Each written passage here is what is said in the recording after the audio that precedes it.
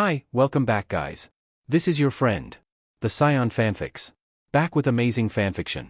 This is the series of What if Deku had Solidify Darklight Quirk? Now before starting, please give this video a like and subscribe to the channel if you want more videos like this. Now let's get into the fanfic.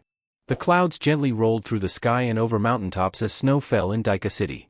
A young boy with a poof of green hair poking out of a green beanie was crouched in the snow, scooping up armfuls and piling them together into a ball. His tan gloves kept the cold out as he worked. He quietly babbled his way through building his creation, his cheeks and nose red from the chill despite being thoroughly bundled up. Izuku, pose for the picture. His mother called from the porch of their home, her yellow plaid scarf wrapped snugly around her neck. Izuku looked over from his spot in the snow and waved to the camera as Inko took his picture. She smiled as she reviewed the photo. "Ah, you're precious. Look at what I made." Izuku pointed at the mounds of snow piled on top of each other, obviously trying to create some kind of animal. "It's a cat. It looks very good. Do you want some coal pieces to give it eyes and a mouth?" At his excited nod she chuckled. "Okay honey, let me go grab them, stay in the yard." Izuku watched her walk back into the house before turning back to his snowcat, adding some final touches before standing and brushing the snow off of his pants and gloves. "Ah, that's a lovely snowman you made." A voice called to him from the edge of the property. Izuku looked over and saw a man in all black with a mask over his face. He smiled at the man. "Thanks, mister. It's a cat." He then watched curiously as the man approached. "Do you like the snow, kid?" His voice seemed to soothe Izuku, lulling him into a sense of security as he hummed in assent. The man's eyes crinkled in a smile. "I have some snow tools back in my house, why don't you come with me, and I'll show you." Izuku thought for a moment. He already trusted the man after only speaking a couple of words to him. "Okay. Mama is bringing me coal for the eyes, so we gotta be fast. Of course, she'll never notice that you left in the first place." The man extended a hand and took Izuku's before leading him away from his house. Izuku looked back at his snowcat and his house, not realizing the horror happening behind the front door. Because he was facing towards his house, he didn't notice the black and purple swirling portal that opened up in front of the two. Deku City news, sports, and weather coverage. Suspected homicide victim found dead in her house. Sunday, 13/2/2231 at 1:13 p.m., a young woman was found dead by police in her home this morning, being reported missing by her employer after her third no-call no-show. Anonymous posters who claim to be in the neighborhood of the crime say that there was no sign of struggle and no suspicious vehicles or strangers. Some anonymous reporters guess it was a domestic abuse gone wrong and the murderer ran, while others believe it was a hate crime due to the woman's child being diagnosed as quirkless 2 weeks prior. The authorities suspect foul play but have not disclosed her condition upon discovery, nor her name or place of work, and have refused interview attempts. More information to come. Quirkless boy reported missing by concerned neighbor.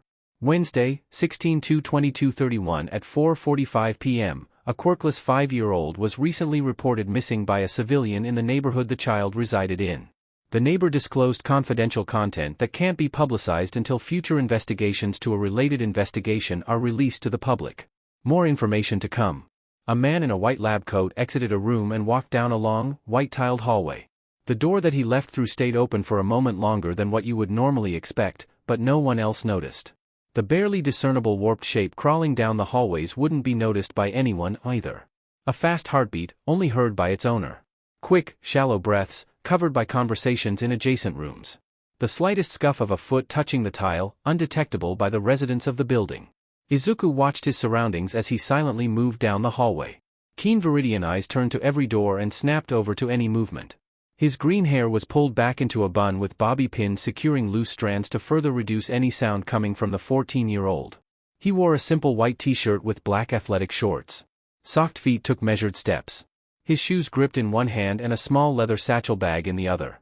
His quirk was doing him wonders, even if he'd only had it for about 5 years at that point. Darklight is what Sensei had called it. He could grab, manipulate, and even solidify the concepts of light and dark. He learned how to bend light around himself and remove his shadow to effectively make him invisible. He did his best to keep it a secret from everyone else because that would reveal his plan. He finally found the courage to get out of this hellhole 3 weeks after his 14th birthday. That would mean it was August 5th now. Sensei thought he had him wrapped around his finger, but he couldn't have been more wrong. Izuku was going to get out and do the exact opposite of Sensei's goal, just to spite him. The hallway was long, winding, and forked, but Izuku had its layout entirely memorized after years of living there. He was raised in a medical lab where most of Sensei's pawns came to do their work. All of the nasty drag, human, and quirk experiments that don't fly legally happened here. He froze just before a doorway as he heard someone about to leave the room. He watched as the woman exited the room, heels clacking against the floor. She didn't even glance at him as she passed by. He slowly let the breath he was holding out and paused for a moment longer before continuing down the hallway. There was a staircase that led upwards, then another hallway into a lounge area, then another staircase to go up another 2 flights. Why did they have to put him 5 stories underground? He understood that he was supposedly high priority, but really? Izuku finally reached the lobby that had one of the only exits in the building. Sneaking through the lobby, avoiding every passerby as he went, he finally reached the front entrance. He crouched just off to the side, waiting for someone to leave the building so he could inconspicuously exit.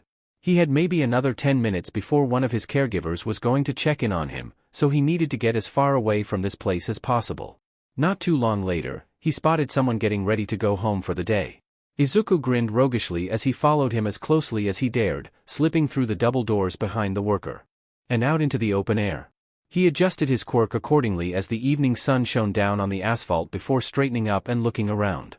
He was standing in a not very populated business district, other shops and restaurants lined the streets, and the occasional car or motorcycle drove past. He noted a sign with a train on it and booked it in that direction, thankful that Sensei's training sessions taught him the art of stealth and speed.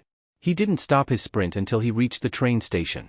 He estimated that it had been about 7 minutes since leaving the building. That would mean that he had 3 minutes until they would notice he was gone and maybe another 5 to 8 before they would realize that he wasn't in the building anymore and sound the alarm. He realized then that he never learned what city he was in, but a quick check told him he was in Sendai. He looked at the train boarding sign and scoured the very long list until he found which one he wanted. Much to his luck, the southbound train would be arriving in under a minute. He knew that he wanted to get to Musutafu because he loved the idea of living near UA and sneaking into the sports festival stands. He would have to move trains at least twice to get there.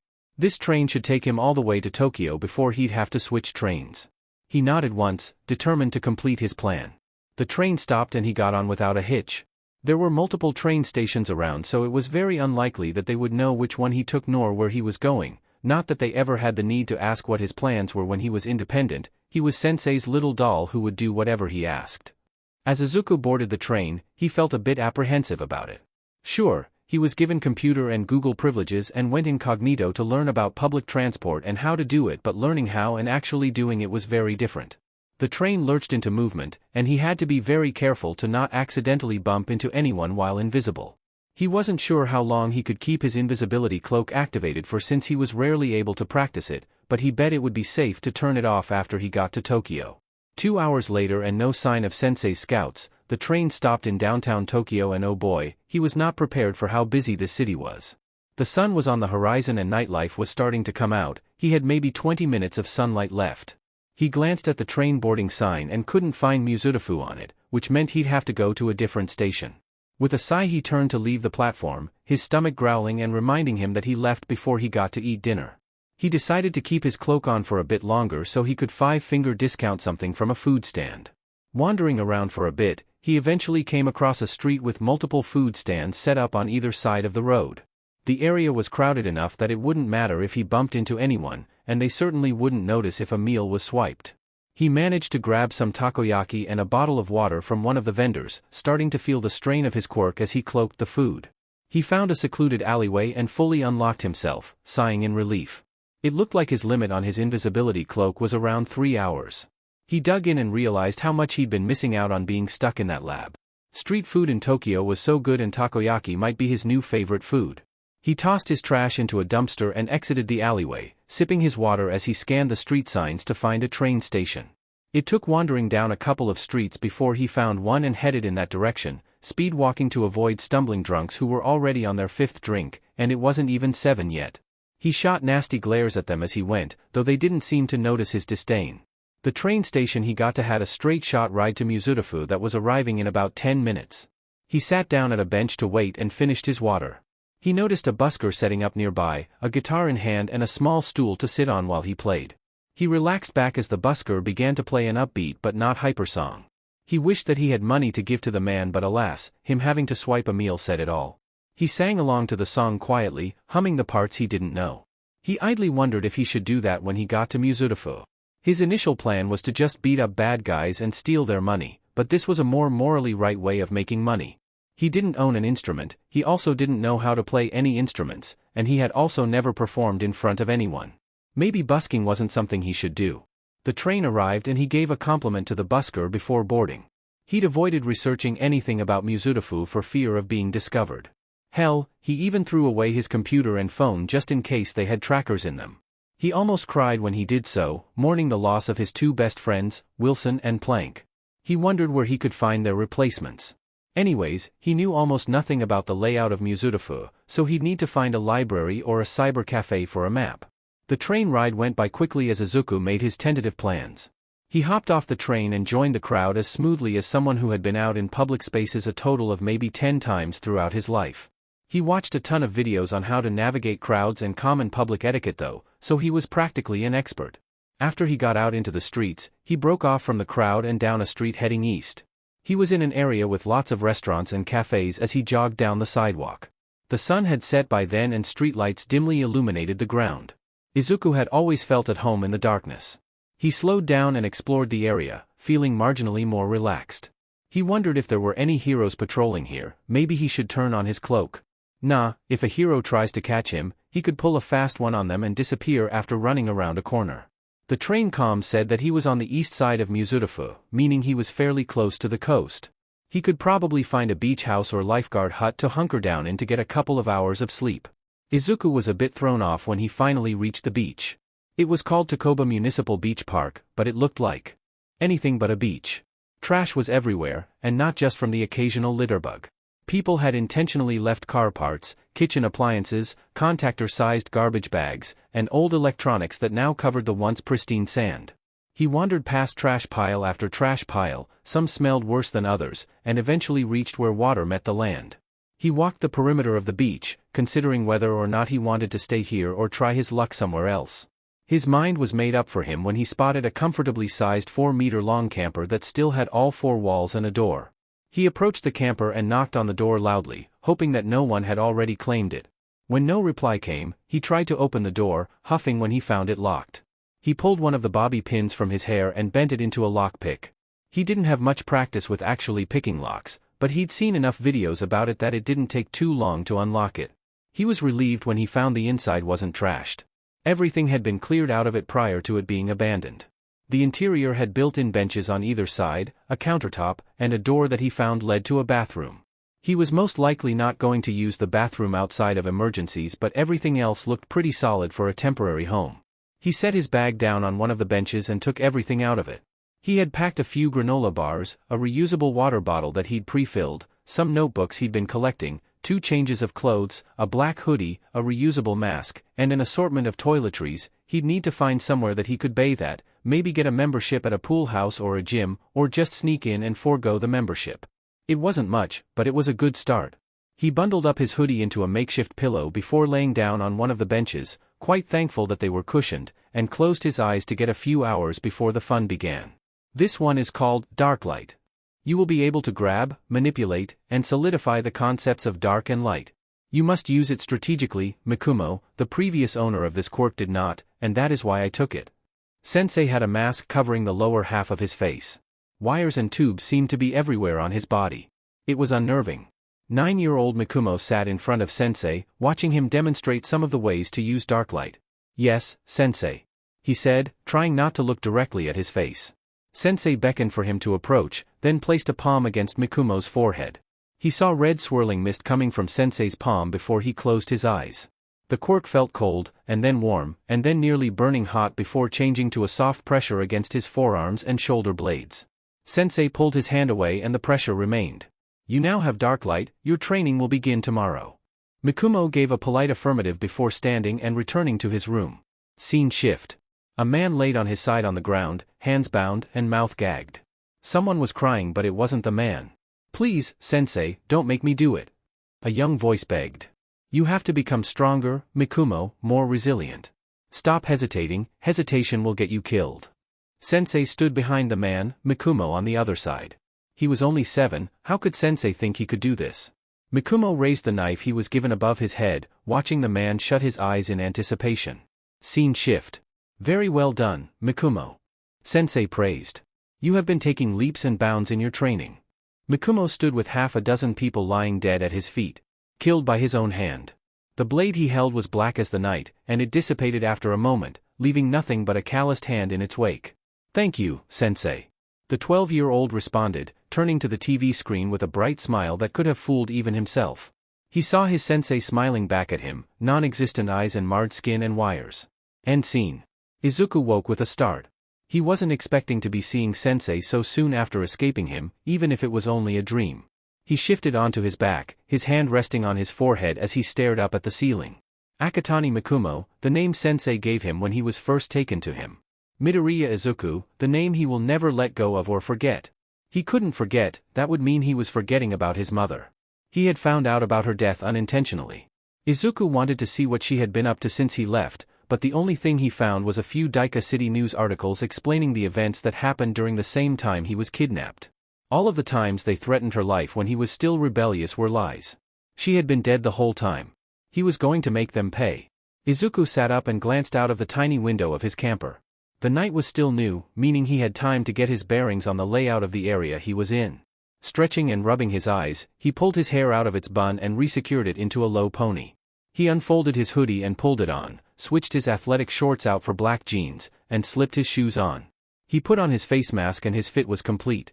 He stepped outside and relocked the camper door before making his way towards the city. Izuku started off wandering around the sidewalks, making his way in a 5-block square. Not really finding anything of interest, he found a fire escape and climbed up to the roof. He stretched his arms above his head, taking a deep breath as the wind hit him. Parkour was one of the activities that his caregivers allowed him to do. They had an indoor gymnasium on the level above his room that he could use with supervision. He took full advantage of all of the amenities, including some aerial acrobatics rigs. Needless to say, roof jumping wasn't too far off from what he'd done before. Shaking out his arms and legs, he crouched down in preparation. It had only been a couple of days since he had last practiced, so he wasn't worried about falling. And even if he did, he could just make some hooks out of darklight to catch himself before he fell to his early demise. Running and jumping to the next building over, he tucked and rolled before popping back up and continuing to the next rooftop. Exhilaration fueled his jumps as he continued on to the next roof.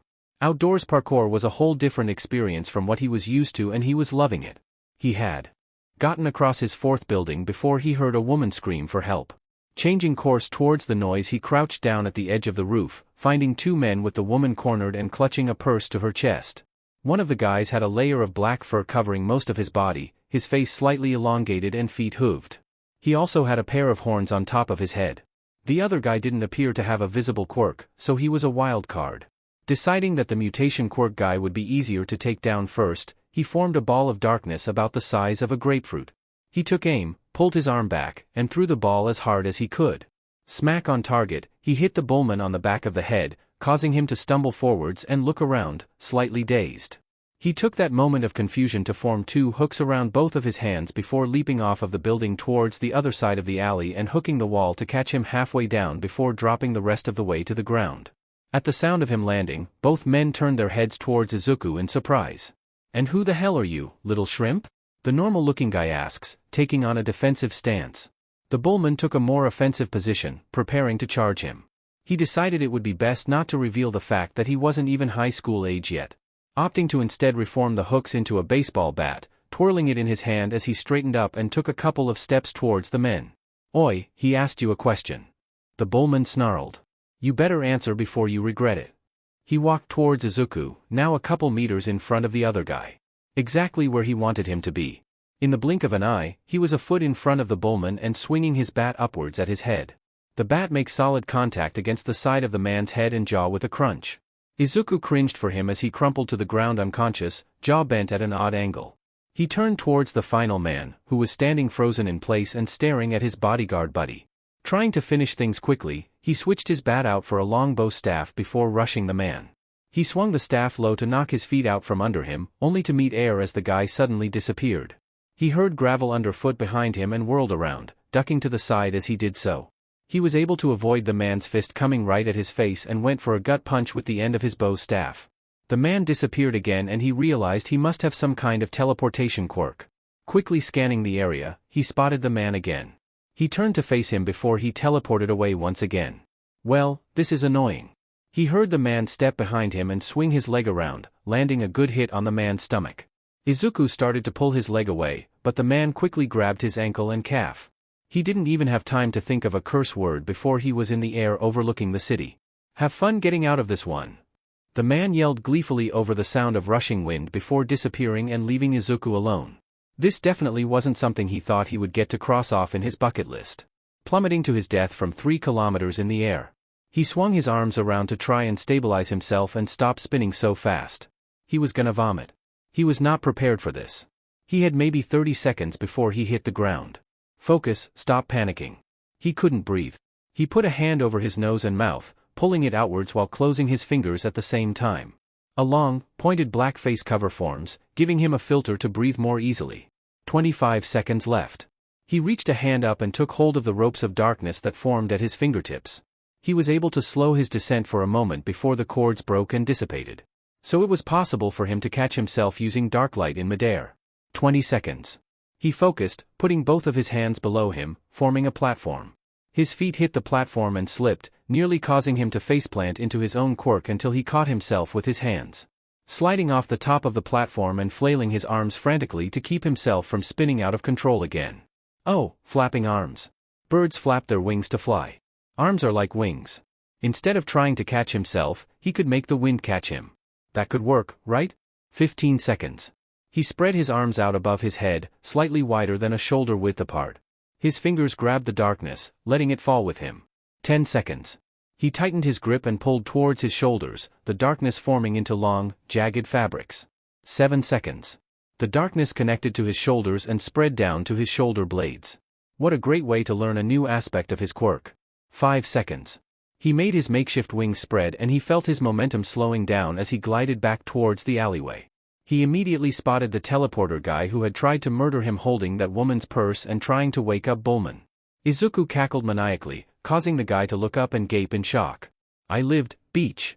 He screeched before folding his wings against his back and planting his feet on the guy's face, pushing off in a backflip while the guy went sprawling to the ground with a shout of pain. He landed gracefully, barely refraining from kissing the ground in relief. He stepped towards the man, who was looking at him like he saw a ghost. There's no way. He muttered as he crawled backwards and away from him until his back hit the wall. I thought you could only make weapons. He folded his arms, grinning despite the fact that the man couldn't see it. You guessed wrong.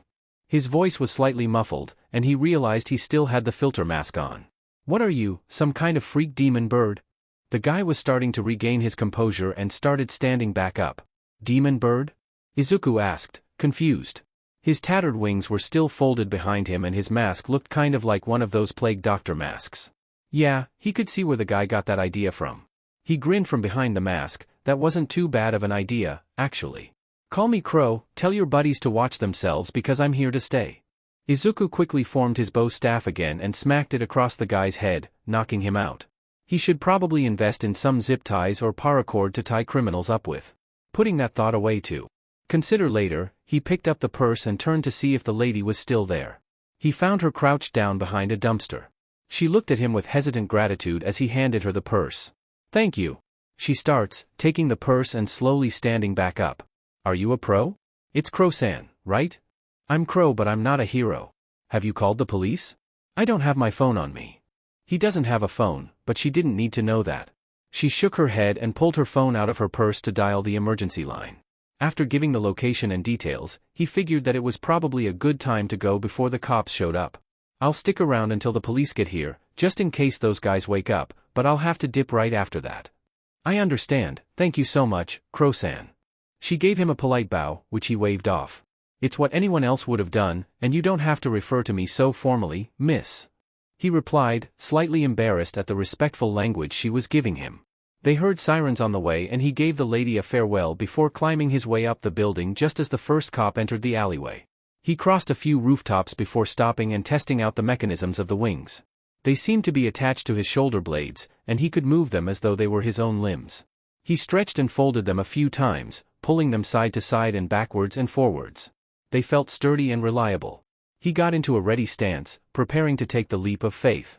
Let's see if he can actually fly or only glide with these things. He sprinted towards the edge of the building and jumped, letting his wings spread wide as he became airborne. Flapping his wings kind of awkwardly, he slowly ascended. Not being able to suppress his grin, he laughed again. How had he never had this idea before? He made one wide loop, soaring over buildings before aiming to land on one. Realizing he didn't know how to land was his first mistake. Already being in the process of landing was his second mistake.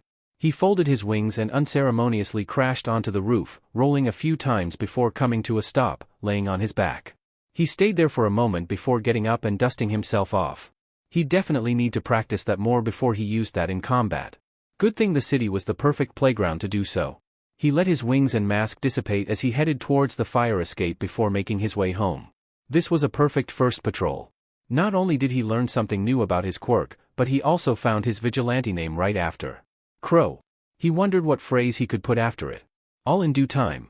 2 weeks had passed since Izuku started his patrols and, while he hadn't noticed a change in crime rates yet, there were more criminals and other undergrounders recognizing his name and signature Black Plague mask and tattered wings. While he did feel a tiny bit bad about it, stealing money from criminals and swiping the occasional food stand takoyaki wasn't the worst crime he'd ever committed. He hadn't been approached or pursued by any of the heroes or police, but he knew that it was only a matter of time before it happened. That was probably foreshadowing, wasn't it? He put on his usual vigilante outfit before stepping out of his camper. He reached his hands up above his head, threading his fingers through darkness before pulling the fabrics down to his shoulders. He felt the darkness connect to his shoulder blades and the sensation of his new limbs, then he formed his pointed black filter mask.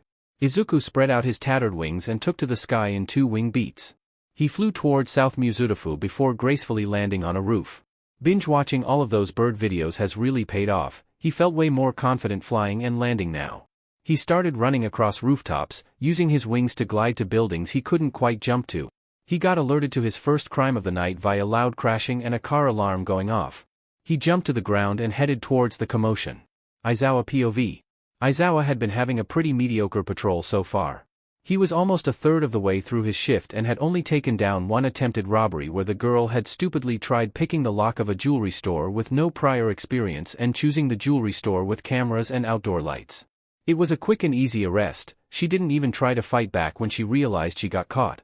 After that, it wasn't until nearing 1 a.m. that he heard a fight happening nearby. As he got to the area, he spotted a man with a lion mutation quirk fighting someone with a hair quirk that allowed her to turn her hair into spear-like weapons. They were on the sidewalk, but the woman looked like she was trying to lure the guy into a nearby alleyway, likely to close the distance and make it easier for her. The lion man managed to grab the woman by the hair, which was a big mistake as he let her go just as quickly as if he had touched a hot iron. She took advantage of that and kicked him square in the stomach, sending him flying into a car parked on the street. The car alarm started blaring and he decided it was time to intervene. She knew how to fight against people twice her size and had a quirk unrelated to that aspect, making her his primary target. The lion man seemed clumsy and only focused on his brute strength and height to intimidate, so he was less of a concern.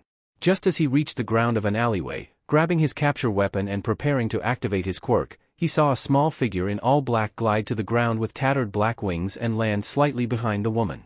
The figure pulled a bat out of nowhere, taking aim and swinging it at the woman. It made contact and she unceremoniously collapsed to the ground. Her hands were bound using zip ties before the figure turned towards the lion, who was only just then standing and staring at the figure in fear. "You're Crow," Aizawa heard the man say. "It wasn't my fault, she started it. Please, I didn't do anything." So, Crow seemed to be such a greatly feared person that a man who was towering nearly a meter over the black-clad figure was cowering in their presence? How had he not heard about this person before? Crow's voice came out muffled and Aizawa couldn't tell if they were a man or woman. "Police, I saw everything that went down. You both instigated, even if she threw the first punch." With that, Crow actually threw the bat like a frisbee and it hit the lion man right on mark. After Crow had finished tying up the lion guy, they pulled out an old burner phone. Aizawa decided to make his presence known so he stepped out, making his foot lightly scuff the ground to get Crow's attention. Immediately, Crow whipped around, phone in one hand and a long staff materializing in the other. He activated his quirk and watched in interest as Crow's wings, staff, and beak mask disappeared. They had another mask on underneath, so nothing was revealed about their identity. Crow remained in that same offensive position, adapting quickly and moving their hand up for a melee attack while glaring daggers at Aizawa. He raised his hands in truce. "You took out those 2 criminals with minimal damage, I'm not here to fight." You're Crow, I heard. He saw Crow slowly rise and relax from their fighting stance. They nodded and clicked a button on their phone before pocketing it. He released his quirk on Crow and watched as they moved their hands around to reactivate the beak mask and wings but not making a new weapon. Once that was done, Crow addressed Aizawa, their voice once again muffled through the mask. What do you want, if not to attack? You a hero or a villain? I'm an underground hero. Eraserhead. He introduced. He saw Crow's eyes widen slightly. So they recognized his name, then. I haven't heard your name before this, who are you? They both straightened up a bit when sirens started approaching. A vigilante, Eraserhead. He saw Crow take a few steps back, keeping their eyes on Aizawa. And I'm not coming with you or sticking around to wait for the police to get here. They spread their wings and turned to fly off. Wait, Crow! Aizawa activated his quirk on the vigilante again. Crow didn't react aside from a slight stumble after landing from a couple meters up.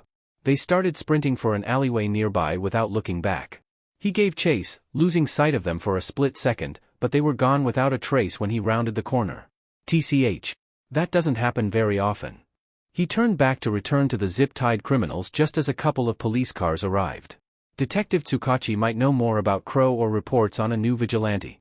He made a mental note to visit his office as he gave his statement of what happened to the police. Izuku POV.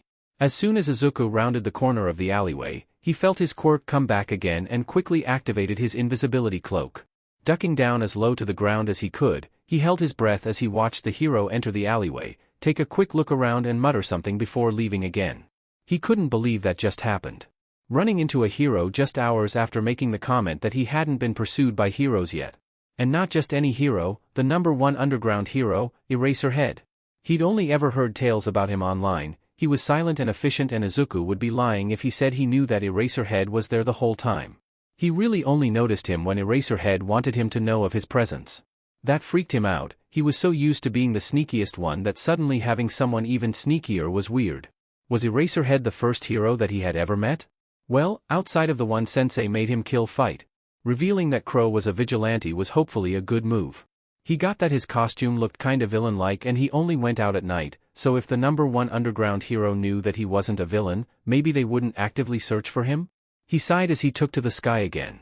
What a mess this will turn into. They probably know he was just a kid now too, since he actually spoke to Eraserhead.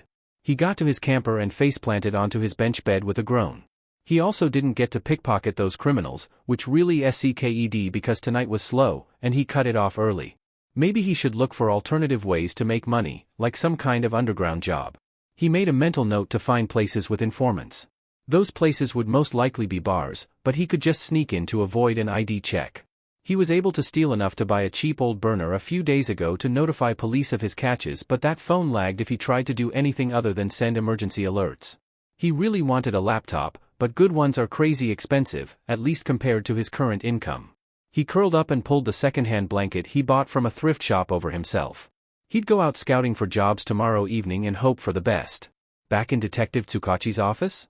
Tsukachi sipped on his fourth coffee of the night, which was a personal record for least amount of coffee consumed before 3 a.m. He was distracted reading up on a chain of reports of similar attacks on criminals and villains. All of the eyewitness statements talk about how this person, who dubbed themselves Crow, was shrouded in black and seemed to control darkness itself. They were described as having a short stature, a black plague mask, and black wings that looked similar to shredded fabric. The plague mask worried Tsukachi, since a certain Yakuza group they had been keeping tabs on also used a similar theme. He didn't have any connections between the two other than the mask, though, so he couldn't make assumptions. He was interrupted from his research by a knock on the door before he saw Aizawa come in. Tsukachi turned towards him as Aizawa sat down and sighed. "What can I do for you, Eraser? You don't usually come in until after patrol." Aizawa rubbed his eyes. "Have you heard about the vigilante Crow? I ran into them earlier tonight, but they disappeared on me." Tsukachi raised an eyebrow. "Disappeared on you, #1 in the underground and an expert capture hero?" Aizawa rolled his eyes. "Yes. Crow took a sharp turn into a back alley and was only out of my sight for a second, but they were gone by the time I reached the corner." Well, according to eyewitness statements, Crow is said to possess the ability to control darkness itself. As in, turn darkness into weapons and apparently wings. When he saw Aizawa only nod, he had to ask, "Is all of this true, Eraser? If it is, it's an incredibly rare quirk that we can trace in the registry. If Crow is registered." He added quietly. Aizawa took Tsukachi's coffee, which neither commented on. Yeah, it's true. When I erased Crow's quirk, I saw their wings, weapon, and mask disappear. And no, I did not see their face, they had another mask underneath. Tsukachi closed his mouth again with a frown. Since you're the only hero to have seen and nearly captured Crow, how would you feel about joining me if a case gets started on them? I know that Chief Tsurigami has mentioned Crow offhandedly before, so it's only a matter of time before he opens up the case and assigns one of us, most likely myself, to it. Aizawa gave Tsukachi a pained look as he took a few big gulps of his coffee. How long has Crow been active for? The detective made a few clicks on his computer before answering. Their first recorded criminal capture dates back to the 6th of August, so almost exactly 2 weeks ago. They reportedly took down 2 criminals. The first one had a bull mutation quirk and was taken down in one strike, while the other had a teleportation quirk. He continued reading the report. The teleporter said that he was able to teleport Crow 3 kilometers into the air and left them to fall to their death. It was less than a minute later that Crow reappeared with their signature wings and mask. The first thing they said since the altercation began was, and I quote, "I lived, beach." They later introduced themselves as Crow after being called a freak demon bird. So, they have a childish sense of humor. Their name is based on an insult? Aizawa commented. Tsukachi nodded. That's what it looks like. A lot of the other reports have them making similar snarky comments to the criminals but flipping on a dime when talking to the victims. He pulled up another report. Crow was always described as polite, respectful, and reassuring by the victims they have saved. Aizawa hummed.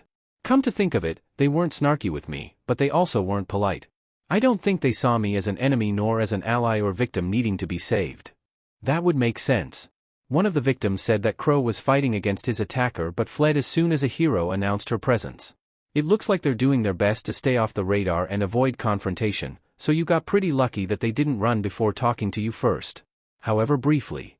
Tsukachi took his coffee back from Aizawa and frowned when he saw that it was almost all gone. They were distracted, likely sending a message to the station because they had a phone out. They didn't recognize me or my quirk, but they seemed to know my name when I said it. Aizawa paused for a moment as he thought. Crow is either not from the Musutafu area or has simply never dealt with the underground before, which, by the way they fight and talk, I don't think the latter is true. Tsukachi tapped his desk, downing the last of the coffee in the cup. That's a small lead. Having only heard of your name despite having experience in the underground. Did you notice anything about their voice? A different dialect, maybe? Aizawa shook his head and the detective sighed. We didn't talk for long enough for me to notice. Aizawa stood and held a hand out for Tsukachi's coffee mug. I'll get you a new one before I leave. He handed the hero his cup. A rare act of kindness from the grumpy cat man? I'm honored. He said with an amused smirk as he got a glare in return. Thanks, Eraser. You and Zashi still on for game night on Friday? I'm tempted to say no because of that comment. You're lucky Hizashi likes you. Aizawa grunted in response as he left to fetch Tsukachi a new coffee. Once he returned the now-filled coffee mug, Aizawa turned to leave. Have a good night, Eraser. We'll figure out this vigilante sooner or later. None have lasted longer than 4 weeks in the past 8 years. Trees turned into vibrant oranges and soft yellows as September rolled along. There was a certain crispness in the air you don't get in any other season. The 5 weeks following Izuku's first encounter with Eraserhead had been a bit stressful. He had been on constant high alert, waiting for the hero to try and catch him. Hell, he even modified his mask to include hearing amplifiers in the hope that it would help him not get snuck up on again. So far, he had been able to avoid any and all contact with the underground hero. On another positive note, he managed to buy himself a used laptop and could now start researching jobs in local underground hotspots. He decided to narrow down his search to just Southside because they were more likely to hire a 14-year-old without parental permission than any other part of Musutafu would. It didn't take very long before he found a fairly popular bar that had been in business for nearly 20 years. It wasn't the bar side that interested Izuku, but the fighting ring that he had found a few videos about. It was owned by some guy with the alias Jiren who seemed like a big deal in the underground. From what he could tell, it was as simple as signing up with a fee for the first time fighting and he would be added to a bracket with the other competitors. If he won his first fight, he didn't have to pay any other fees for signing up as long as he fought at least once a week. The only rules were no quirk use unless it was a quirk fight, no weapons unless it was a weapon fight, and no blows that would be considered fatal or causing irreparable damage. There was a schedule on the bar's website that said when the fights happened and what type of fight it was. Satisfied with his find, he made a mental note to visit the bar after the sun set for the night. For now, though, he had a different task to complete. It was September 23rd, autumn equinox day, and Izuku had been thinking about it since the chill of fall began to set in. The holiday celebrated the changing seasons, and a lot of people held up the tradition of visiting deceased relatives, cleaning their gravestones and paying respects to them. He'd been on his own for almost 2 months and figured it was about time to visit his hometown and talk to his mother again. He found out which graveyard she was buried in, which wasn't difficult because of how small Daika City was. Double-checking that he had what he needed in his bag, he pulled it over his shoulder and made his way to the train station. Daika City was in the Aichi Prefecture, right next to the Shizuoka Prefecture where Musutafu resided. It was only a 45-minute train ride, so he only packed what he would need for a day trip. Locking up his camper, he lightly jogged to the station, noting the way the sky darkened with clouds. He still didn't have much experience regarding train travel, but it wasn't hard to get the hang of. He took one of the open seats and held his bag. Close as more people piled on. Looked like other people had the same idea for the holiday that he did, and everyone was traveling. The train arrived in the city adjacent to Daika City. It was lightly raining outside and Izuku could feel a chill in the air. Deciding that taking a bus the rest of the way was too expensive, not to mention crowded, he ducked into an alleyway to cloak himself before forming his wings. It was difficult to cloak the wings and still keep them solid enough to fly, but that's what practice was for, right? With a single, strong beat of his wings, he launched a good 15 meters into the air with ease. Soaring above the city, he continued his journey west. Flying above the mountains was quite the experience. The view was beautiful, looking at the city from above. It was also freezing being in the air, and he was very antsy about finding a place to land and warm up. He swooped down quickly before lightly landing in a forested park. He uncloaked himself and pulled out his phone to check where the cemetery was before heading in that direction. He tightened the strings of his hood as he entered the cemetery. It was very unlikely that anyone would recognize him, but he wouldn't take any chances. His clothes were slowly getting soaked as it continued to lightly rain. He wandered between the gravestones, reading the names and wondering if he would recognize any of them. He didn't, but he did find who he was looking for. In loving memory of Inko Midoriya. July 4, 2202 to February 10, 2231. She lifted hearts with her quirk and with her smile. She was only 28 when she died, Izuku thought solemnly as he opened up his bag and pulled out incense and a lighter. He noticed that her grave was clean and well kept. He didn't really remember his mother very well, but he knew that she was wearing a yellow scarf when he was taken. She loved spring colors and baking treats. She would let Izuku help her whenever she made cookies or pies, and they would deliver the treats to their neighbors. He hummed in wonder as he placed the incense down. How different would his life be if she had been the one who raised him? He sighed and lit the incense with a steady hand. It wasn't raining hard enough to snuff it out, so he didn't bother making an umbrella with his quirk. "Hey, Mom. I'm not really sure how to start this." He paused, feeling a bit awkward. "I don't remember much about you, but I know that you loved me very much, even when I was diagnosed as quirkless. For that, I couldn't be more grateful."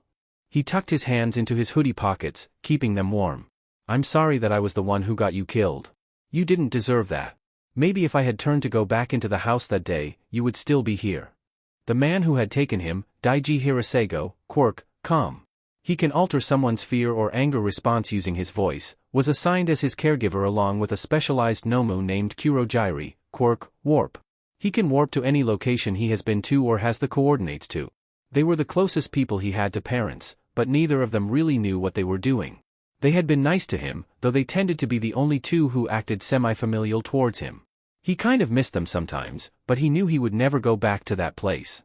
Everyone else treated him like what Sensei was raising him to be. He was Sensei's ace and protege, someone to be respected and not someone who had a personality or wants of his own. Flashback. 2 weeks post-kidnapping. 5-year-old Izuku was sitting on his bed in his new room. It was fairly plain-looking. He had a bed, a soft rug, a wardrobe, a kotatsu in the middle of the room, and a bookshelf and desk. Some nondescript posters hung on the cream-colored walls. Izuku didn't like it. His room back at his mom's house was colorful and filled with superhero posters and figures. He also didn't like when the scary man with white hair told him his new name, Akatani Mikumo. He didn't want a new name or a new room, but they said that his mom would get in big trouble if he went back home. A sharp, professional knock on the door snaps Izuku back to attention. He looked up as the man who brought him here, Hirasego-san, he was told to call him, entered the room with a small lunchbox in hand. "Hey, Akatani-kun, I brought you something to eat," Hirasego said softly as he padded across the room to hand it to him. He felt secure around Hirasego. He was always so nice, and his voice helped calm his nerves. Thank you, Hirasego-san. Izuku took the lunchbox and sat down at his kotatsu before looking back up to see that Hirasego had already turned to leave the room. Excuse me, he said, and Hirasego turned back to look at him. "Sie, can you stay with me?" Hirasego blinked in surprise. "Sure, Akatani-kun, if that's what you want." He sat down next to Izuku. "May I ask why you want me to stay?" "Me and Mama would always eat together," he explained as he took some of his lunch and put it on the lid of the box before handing it to Hirasego. "But I can't do that anymore now. It makes me sad." Hirasego took the lid. "Oh, I see. Well, I can have it arranged that we have meals together then. How does that sound?" Izuku nodded his head with a smile. "That sounds good. Thanks, Hirasego-san." He saw the man smile at him. Izuku watched the incense slowly burn, occasionally sparking when a raindrop hit it. "I miss you, I guess. But I feel like I should miss you more than this, or at least cry about you, you know." He frowned and sat in silence until the incense burned out. "I'll come back on the new year, 'kay?" Giving her gravestone a smile, he shouldered his bag and stood. He heard someone approaching and pulled his hood a bit lower to hide his features. He waited, hoping whoever was coming would simply pass by. "Did you know her, too?" a woman's voice asked. Her voice was soft, but he could tell that she wasn't normally so soft-spoken. He took a step back as the woman knelt down to place a small vase of flowers by her grave. "My parents did." He lied. He felt a small pang of guilt at lying to a woman who knew his mother well enough to visit her grave on a rainy day. The woman glanced up at him, moving her umbrella to see him better. She had short, spiky blonde hair and scarlet eyes. She had a small smile as she looked at him. "I didn't know her as well as I wanted to." She looked back down at the gravestone. "Our schedules clashed too often. But her son and mine were best friends at the daycare." He jolted in surprise. He didn't remember going to a daycare or having a best friend, so this must have been a couple of years before the incident. "Is that how you two met?" He couldn't help his curiosity. Maybe he wasn't as ready to move on from this part of his life as he thought he was. She chuckled a bit. "Nah, it was before our boys were even born. We were neighbors and she had brought me and my husband a loaf of fresh-baked banana bread. We invited her in and learned that we were both expecting, only a few months apart from each other. We bonded after that and made the plan of bringing each other's kids over for playdates, even if they were too young to remember it." Izuku felt a pang of longing. He wondered if he would still be friends with her son if he hadn't been taken away. "What's your son's name?" She looked back up at him. "Katsuki, Bakugo Katsuki. He's got a fiery personality, so much different from Inko-chan's son." She smiled fondly at the memory. Yeah, Izuku-kun was far too sweet for his own good. He would cry if Katsuki fell down and hurt himself.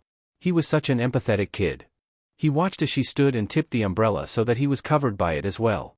He had a mix of emotions that he wasn't sure what to do with. "I'm Mitsuki, by the way," she offered as a way of asking his name. "Mikumo," he replied while giving her a polite bow, trying to hide the bitterness in saying that name. "Thank you for sharing your stories, Bakugo-san." She set a hand on his shoulder gently.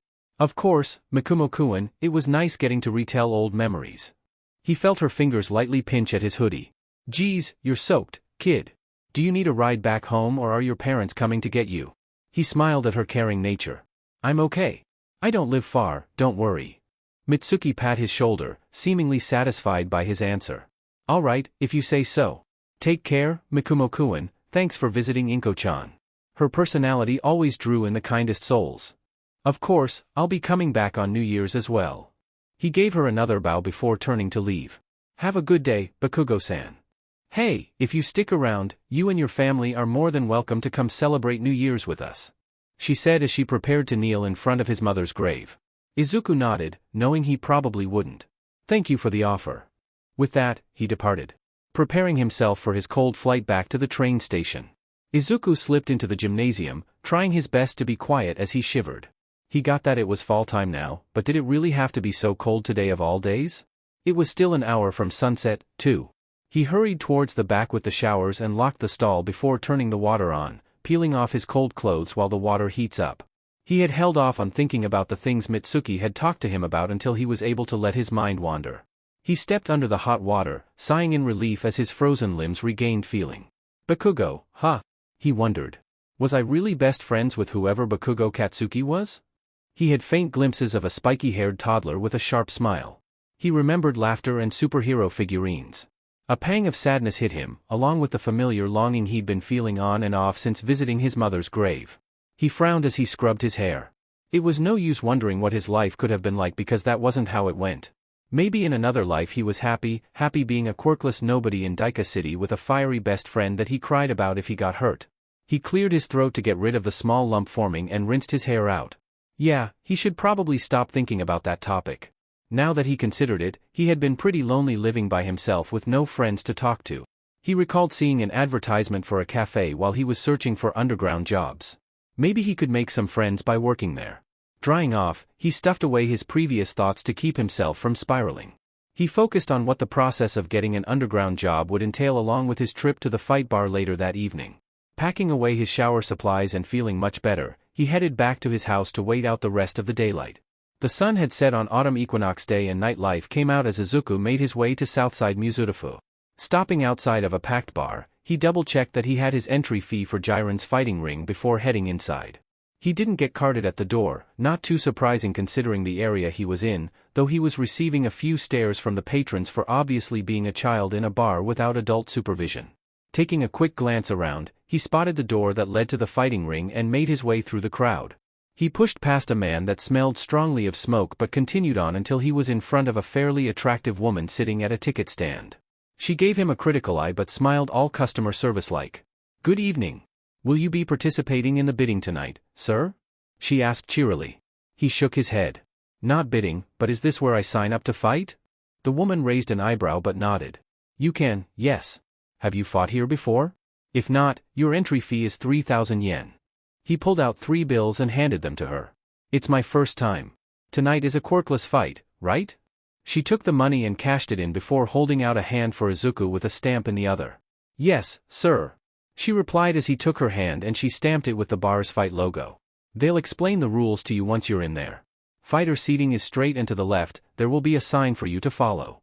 "Thank you, miss," he replied with a smile before turning and heading into the impressively large room. There were 2 floors of seating, and the room could hold at least 500 people in it. "This will be fun," he thought with a grin as he found his way to an empty seat in the fighters section. He'd never gotten to beat people up in front of such a large audience before. He took in the other fighters as they waited for the matches to start. Most of them were pretty averagely built, no mutation quirks due to the rules of quirkless fighting. While he preferred fighting with a weapon, he certainly wasn't useless fighting quirkless.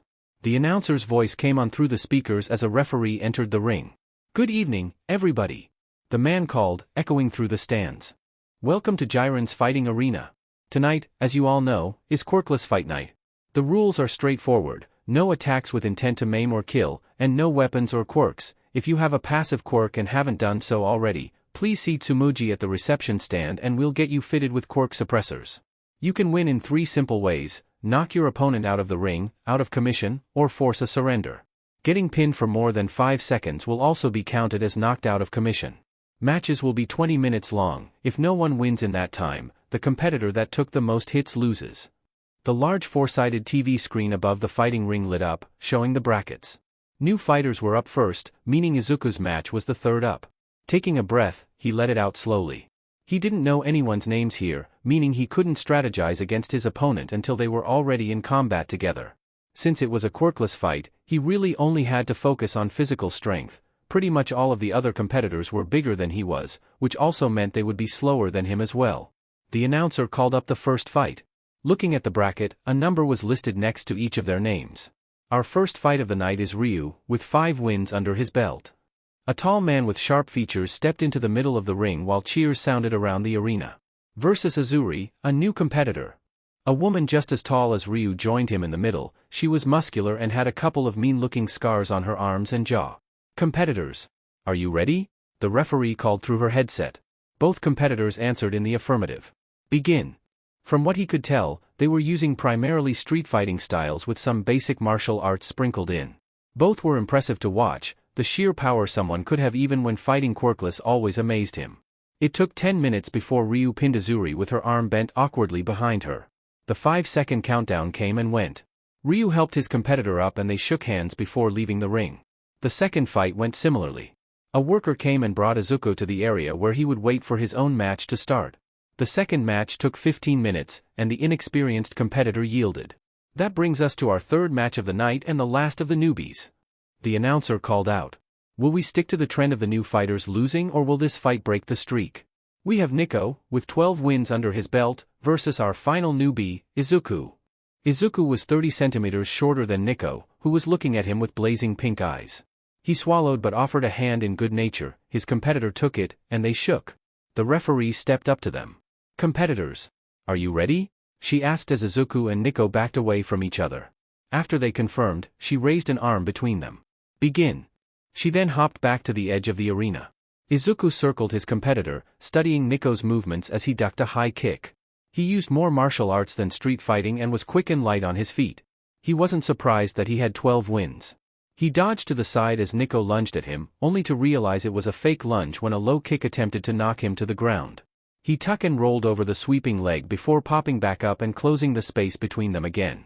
They danced around each other for a bit before Nico lunged forwards again and Izuku recognized the feint for what it was and reacted by also jumping in close. He must have caught him off guard as he kicked his opponent's knee outward, bringing their heads to the same height. He cuffed Nico on the side of his head just under his ear, and brought down his other arm against his jaw to deliver a precise knockout blow.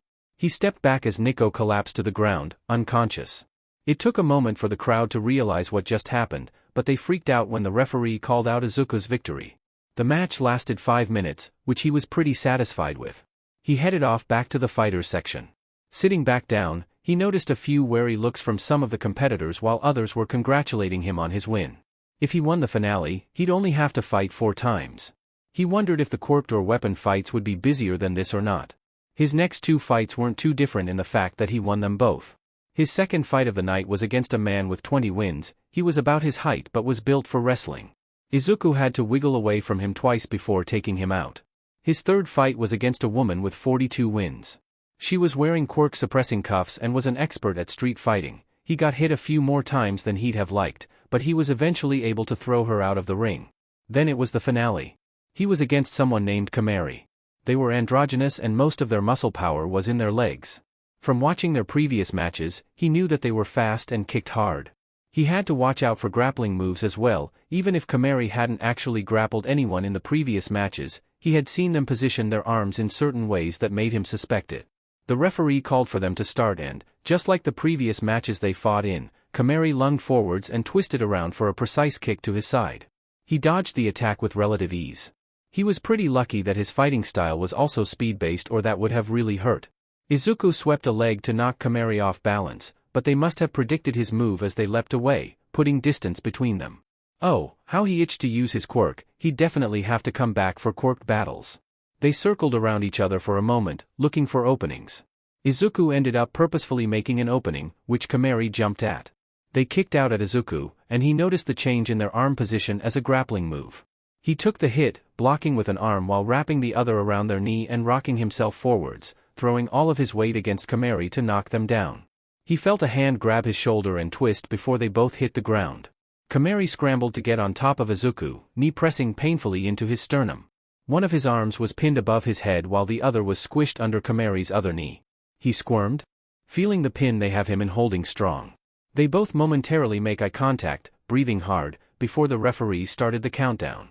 He quickly shifted his weight onto one hip before swinging his leg up as hard as he could, his shoe colliding with the side of Kamari's head and dazed them enough to loosen their grip on his hand.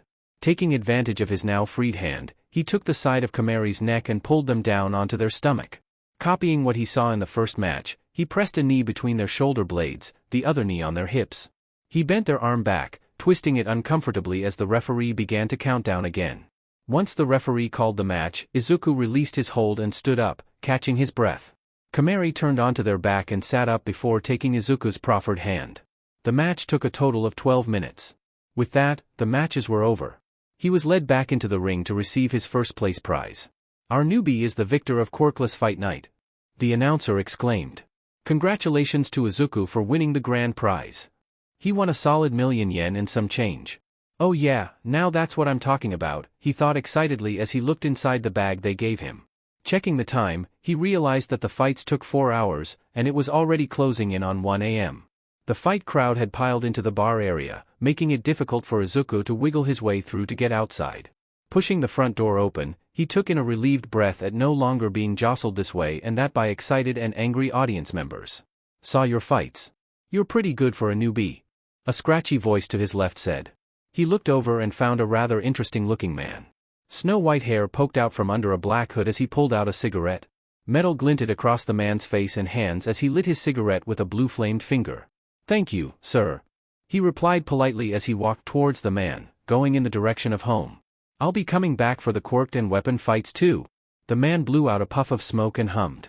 "We might cross each other during the quirked matches." "Izuku, was it?" Izuku stopped a little way from the man and replied in the affirmative. "Name's Dabi," he continued. "A lot of the regulars don't take kindly to newcomers winning their first fights. Be careful out there." With that warning, he snuffed out his cigarette and walked back towards the bar. "Thanks for the warning, Dabi," he called back before jogging to get out of Southside. Already feeling the prickling of being watched as he went. He probably would have been fine whether he was told he would be attacked or not, but it was nice of the guy to tell him anyway. It didn't take long before he got cornered by a group of 8. They were all obviously intoxicated, some still finishing off their drinks. "What's your trick, kid?" one of them asked. He seemed to be the group leader, or at least spokesperson. "Ain't no way you got to take down Kamari without help. Were you set up to do that?" Izuku wanted to roll his eyes. Sore losers couldn't help but try to find an explanation. "No, sir. I just like the thrill," he said while holding the straps to the bag he was given. "Well, you better give us back our bets. Tsumugi said you already had the money so she couldn't refund us." The group was tightening around him, forcing him backwards into an alleyway. "Nah, I don't think I will. I won this pot fair and square." He let one of his hands fall to his side, feeling his quirk ready to activate. "I suggest you leave, before you all regret messing with me." They laughed and pulled out a variety of different weapons. Knives, alcohol bottles, offensive quirks, but the one that actually concerned Izuku was the leader's weapon. A gun. "Come now, don't be that way," the leader said lightly, clicking the safety off and continuing to force Izuku deeper into the alley. "Give us half your prize money and we'll call it even. You can even come back and compete again, how does that sound?" These guys had most likely heard of Crow before, and he thought he recognized one of the people in the group, meaning he couldn't just make his usual weapons without outing himself. He pulled at the minuscule amount of light in the alleyway. It would be rough, but he could probably flashbang them and disappear. Before he could do anything other than plot, he heard Dabi's scratchy voice call out from above them. "Figures it was you who took the loss the hardest, Takeo." Everyone looked up but Izuku kept his eyes on the group as the leader responded. "Who the hell are you? This isn't your business, Chainsmoker." He heard a slight scuffing of a boot before Dabi landed in front of him. "Chainsmoker? That's pretty mean, I'd be offended if it weren't true." His hand lit up, blue flames flickering. "Bet this could jog your memory on who I am." The leader's grip on his gun tightens and his jaw clenches. "Dabi," he growled out. The rest of the group shifted uncomfortably, 2 of them had already dipped back to the bar. "Bingo. What's the verdict, Takeo? Backing off and moving on would be the smartest move, don't you think?" he drawled, burning hand lightly waving around as he spoke. Takeo hesitated, clearly not wanting to let it go, but being roasted like a pig didn't sound all that fun. He huffed and turned the safety back on before stuffing the gun away. "You got lucky this time, number 1. He snarled. "Looks like your guardian angel from hell was here to save you, this time." He turned and left, the remainder of his group following suit. The fire in Dabi's palm disappeared as he turned to look at Izuku. "You probably could have handled that yourself, but I like messing with Takeo. He makes the funniest faces."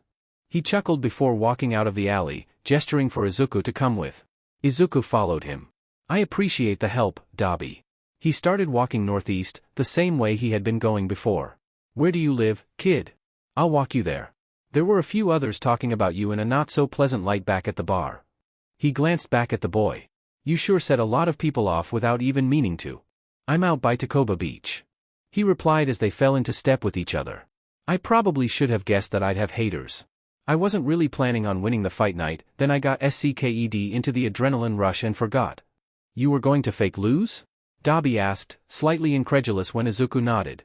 "Give it your all like you did tonight. What the others want. Do you only fight in the quirked matches?" he questioned as they exited Southside and made their way towards the shore.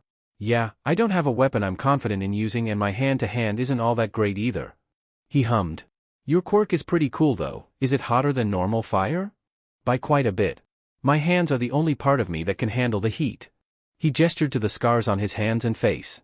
"Quirk accident," he said by way of explaining. "Looks like it must have hurt," he commented and the older man snorted. "You could say that." He paused when Izuku veered into the trash beach. Where are you going, Izuku? He turned around to look at Dabi. My house is this way, he said, pointing a thumb behind him. Dabi looked confused but followed him anyway, only speaking again when Izuku was at the camper and unlocking it with his bobby pin key. DMN, kid. I thought you snuck out of your parents' house or something. You live by yourself? Izuku invited Dabi to come inside.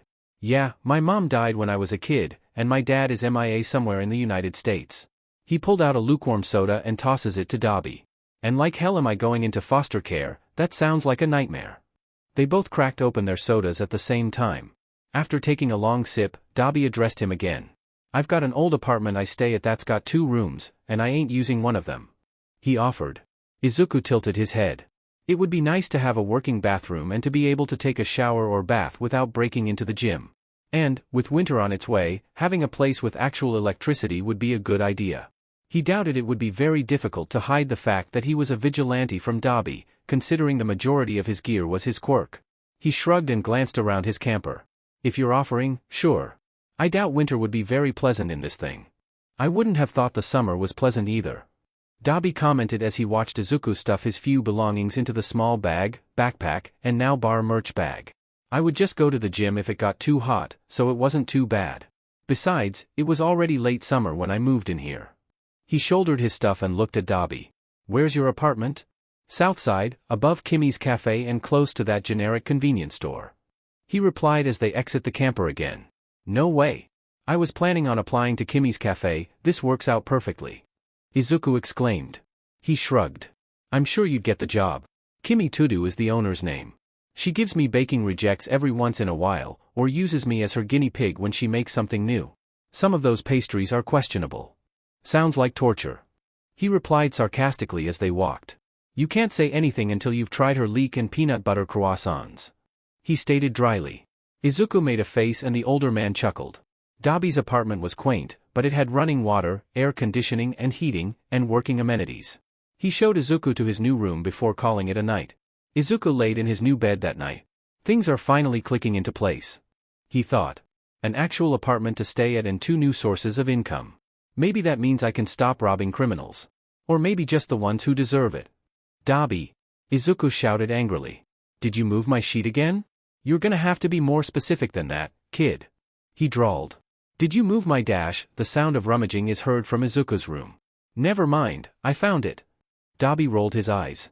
I've only moved your things like once and now you blame me whenever you can't find something. I think you need a new pair of eyes. Izuku came out of his room, hair pulled back into a bun with bobby pins holding back loose strands. He was fastening the last few buttons on his dress shirt before making sure it was tucked into his pants. You touched Wilson too. I can never trust you again. Wilson 2.0?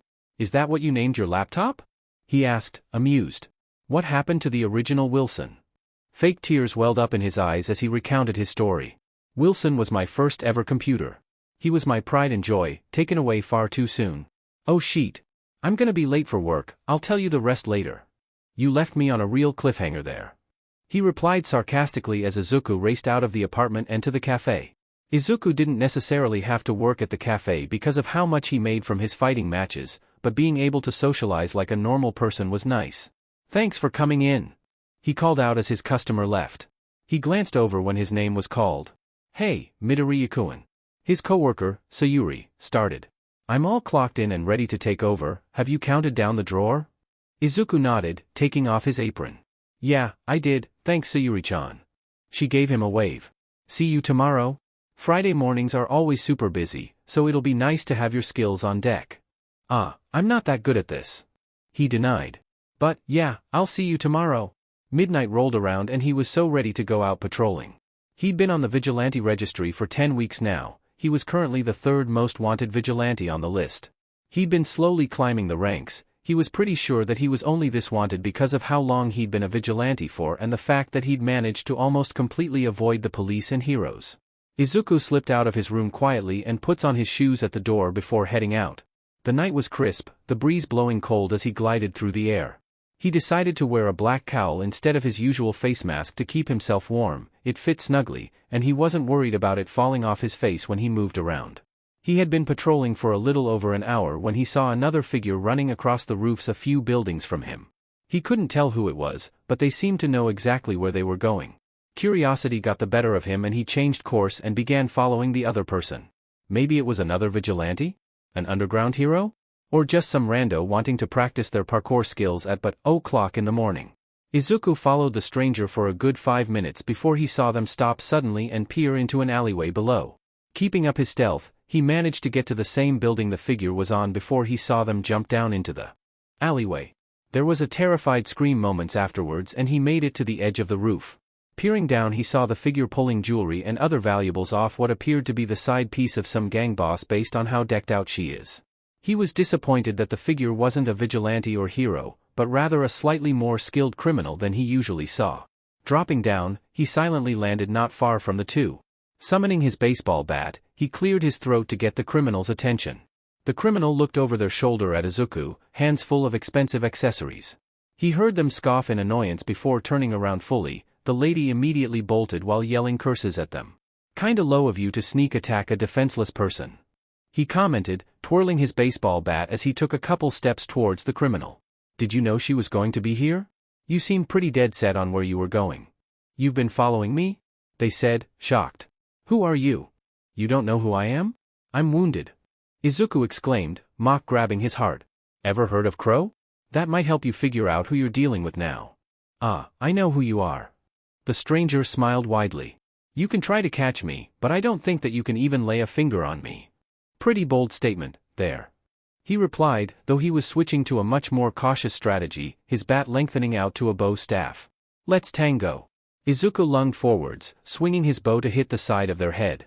He felt his entire body freeze up as the criminal moves their arms out in front of them and clench their fists. What the hell? What did they just do? Before he could think up a counter, the stranger took a step forward and moved their arms as though throwing something. Izuku felt his body jerk to the side, and he was flying down the alleyway. He caught himself with a couple flaps of his wings, landing gracefully a good 5 meters away from his opponent. Was it some kind of telekinesis? No, it didn't feel like he was being squeezed. It also didn't feel like his motor control was being taken over. His muscles still responded to him, but it felt like he was straining against some invisible force. The criminal had already started leisurely walking towards him. "I can see the gears turning in that clever brain of yours. I'm sure you'll figure it out soon." Izuku tried keeping more of a distance, opting to move the bow staff at them like it was a spear, making the staff lengthen. Once again, the criminal reaches just below the bow staff, clenching their fists, and he was frozen again. He stared hard at their hands, noticing that as they moved them, his bow moved with them. He got flung against the alley wall with a thump. He landed and crouched. Invisible strings? No, they weren't moving in a way that resembled a puppeteer. The criminal, who was moving slowly before, suddenly bolted at Izuku. He jumped to the side and swings his bow at them again. The bow made contact with their hand, and he watched in shock as his staff seems to break apart in their hand, his darkness liquefying and dissipating. I was wondering what your quirk was. Guess my theory was correct," the criminal said with satisfaction as they pulled their hand back, remnants of Izuku's bow staff slowly swirling around their fingers. "You have a shadow manipulation quirk." Izuku breathed. "Sheet. This is going to be a lot more difficult than he thought." The criminal smiled widely again. "Correct. I am the villain Yamabito. Though, I consider myself more of an anti-hero than a villain." Yamabito was a well-known name in the underground. They were known to attack local gangs and other criminals and villains, but their methods were too violent and careless to put them in the vigilante category. Not to mention that they didn't care about taking criminals off the streets. Oh, boy. He was definitely in trouble. He couldn't use the light half of his quirk, since it was tied to his civilian persona and Yamabito would expose his true quirk to anyone who would listen. But he also might not be able to rely on his dark half because they clearly have the ability to nullify his weapons. He should really start bringing actual weapons when he went out. "How did you know what my quirk was?" Izuku asked, stalling as he tried to figure out a solution. Yamabito started approaching him again, and he tried keeping his distance, paying close attention to where his shadow was. "The descriptions I hear about you, how your weapons would disappear into thin air was the first clue." They started. "Your little vanishing act you've pulled on the authorities a few times was the other." They walked closer to the wall of the alley, shrouding in darkness and almost completely disappearing. He could turn fully invisible, but the villain didn't need to know that. He was on high alert, keeping tabs on where Yamabito was as he backed away. "I see, you're pretty smart." There were no makeshift weapons in this alleyway. Could he run and get them to chase him into a new alleyway? No, they probably wouldn't give chase since Izuku didn't have anything valuable on him. Yamabito was only entertaining themselves. The villain unshrouded from the darkness. Thanks, I try. They lunged at Izuku again, who successfully dodged and threw a ball of darkness at them.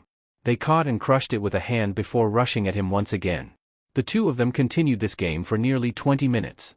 Izuku found that he could, to a certain extent, fight back against the shadow manipulation by pulling and stretching the darkness. It was difficult trying to do, like trying to get denim to stretch. They were both out of breath and his head is really starting to hurt from straining his quirk.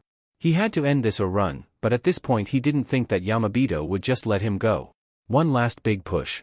They're tired too, he thought as he rushed forwards again. He had to resort to his melee skills, actually managing a few good hits on the villain throughout their fight. He felt the now familiar activation of Yamabito's quirk as they take hold of his shadow, freezing him in place and throwing him against the alley wall and releasing him. Before he could push away from the wall, he was frozen again, and the villain was in front of him. He saw the glint of metal before a searing pain erupted across his collarbone and neck. Izuku hissed and grabbed at his own shadow, stretching it before it broke and he was free again. Stumbling back into the middle of the alleyway, he pressed a hand against his collarbone. It wasn't as deep as it could have been, thanks to his clothes, but the serrated knife that they used was going to be a beach to heal from. Yamabito was already preparing to jump at Izuku again, grinning viciously. He readied himself, annoyed that he might actually lose to a singular person. The villain lunged, knife fully brandished. He tensed up, ready to counter their quirk, but then Yamabito was being wrapped up in a familiar-looking gray material. Sheet, is this worse than almost dying to a villain? He thought helplessly as he felt the capture scarf of none other than Eraserhead close around his torso in a vice grip. He watched as the hero landed lightly between the two, keeping his eyes trained on Yamabito. Izuku gasped in pain as the capture weapon tightened uncomfortably. He could barely breathe. Was he trying to strangle him to death? He glanced down, seeing his hand still covering his injury as blood slowly seeps into the scarf. There was no way he could get out of this, not with his currently raging migraine from quirk overuse. He already had to get rid of his wings and plague mask in favor of focusing on countering Yamabito's quirk. Deciding to just wait for the right moment, he saw down and watched as Eraserhead fit quirk suppression cuffs on the villain before turning to look at Izuku. Didn't think it would take a lengthy villain fight to finally catch you, but here we are. He grunted. Izuku didn't reply. Without his plague mask his voice isn't muffled anymore, which he'd learned actually confused the authorities into questioning how old he was and what his gender was. He wasn't going to give that information up without a fight. His ribs were starting to ache from the constriction as the police finally arrived and took Yamabito away. Eraserhead hauled Izuku to his feet and walked him over to an ambulance with EMTs ready and waiting. I guess he noticed I was injured. I could probably use that to my advantage. Izuku thought as he was made to sit down on the gurney. He immediately tried fighting back when one of the EMTs approaches him with a syringe. Eraserhead held a hand up to the EMT. If they don't want numbing, that's fine. Just do what you can. He was constantly facing Izuku, and he could feel his quirk occasionally turning off then back on. So, he can't continuously use his quirk, then? The EMT put the syringe away, instead grabbing a pair of scissors to cut away a part of his clothes. You're Crow, correct? Eraserhead asked, obviously already knowing who he is. Izuku nodded, watching as the EMT asked the hero to let him go so they could treat his wound. He felt the capture scarf release him and he took a relieved breath when the pressure lifted from his chest. He actually physically growled when one of the workers moved to pull his hood down. Green hair was way too identifying. Finally, they had his clothing partially cut away to reveal his left shoulder all the way up to his neck. He held his shirt against his chest, so it didn't fall down any further. He was thankful for his cowl hiding most of his features as one of the EMTs tucked the cut part of his hood into it, respecting him wanting it to stay on while still getting it out of the way. They started working on the cut and Izuku made sure to keep his left arm from moving. He had to sell his "I'm hurt, underestimate me" act. Detective Tsukachi will be coming by soon to ask you some questions. Eraserhead continued after a moment, as if trying to distract Izuku from his injury. You will have to answer them vocally. We're going to bring you to the station after your treatment. He was purposefully not mentioning the fact that they were going to take off his hood and mask when he got there. They probably hadn't done so yet because they were prioritizing his injury that needed his cooperation to take care of. Izuku nodded and the EMTs scolded him for moving around while they were giving him stitches. Eventually, they finished up with a clean square of gauze secured with medical tape. They were probably avoiding pushing Izuku's boundaries by making him lift his arms to wrap bandages around his shoulder and torso to properly secure the injury.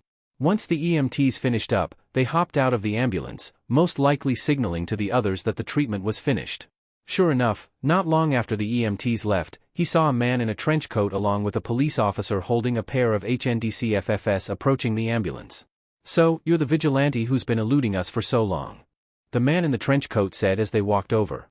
Izuku noticed Eraserhead turned to look at the man and seized the opportunity that gave him and activated his invisibility cloak.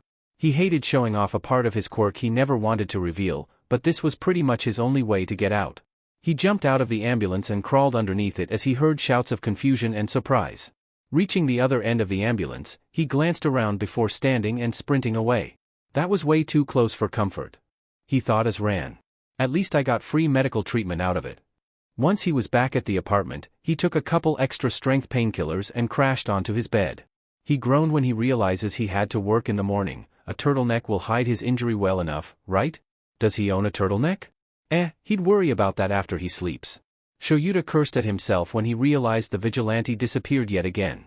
How did they do it? It was just like the first time he met Crow, but weren't people looking right at them this time? Crow just disappeared into thin air. Tsukachi explained, shocked. Were we wrong about their quirk? Can they do more than just manipulate darkness? The hero sighed deeply, rubbing his eyes after taking off his goggles. It can't be a light manipulation quirk because they can make solid objects, but it also can't just be dark manipulation because they can disappear from a brightly lit ambulance.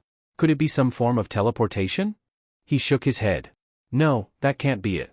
I'm too tired for this. Crow's quirk has something to do with their body. Could they be changing their physical form?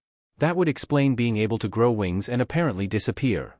Tsukachi suggested as the two of them hopped in his car to head back to the station. What about their weapons? I've seen Crow throw objects they made using their quirk. Shoyuta sighed again. We can sift through the quirk registry. Again. Did you get any more identifying features from them? He looked over at Tsukachi. Yeah. Crow's eyes are green, I saw them pretty clearly in the ambulance. I also noticed that they kept a hand their clothes to keep them covering their upper body. He responded. Well, that's something at least. We should set up day patrols to watch for civilians with bandages on their neck. The detective replied. Shoyuta nodded in agreement before stopping. Am I going to be one of the day patrol heroes? Please say no.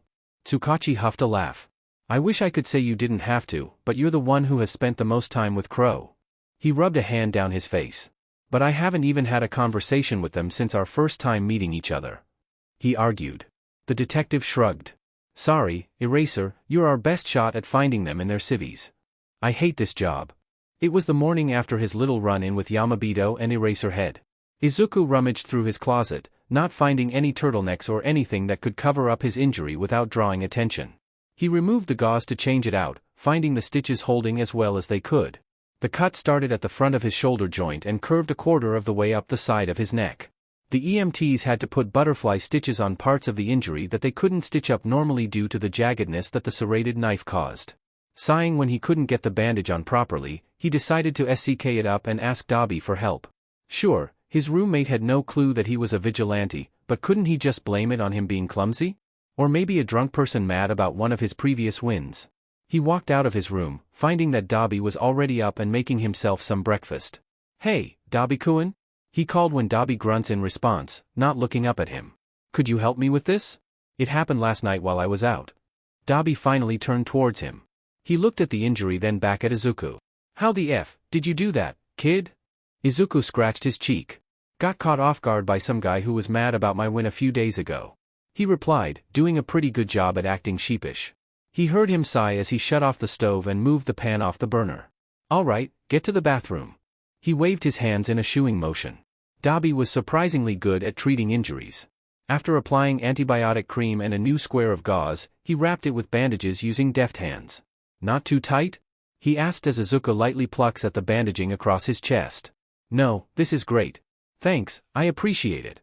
He replied as Dabi packed away the first aid kit. Actually, I have one more request. What now? He said, mildly irritated at being taken away from his breakfast for so long. Do you have any turtlenecks or something? I have to go to work in an hour and don't want everyone asking questions. Dabi hummed, thinking, before walking out of the bathroom. I might. He replied over his shoulder. Izuku followed him and waited in the doorway to his room as his roommate neatly sorted through his closet. He turned back, holding a light blue long sleeve. Think this'll work? He took the turtleneck and awkwardly pulled it on, trying not to lift his left arm up too high. He messed with the collar, making sure it was high enough up his neck. Can you see anything? Nope.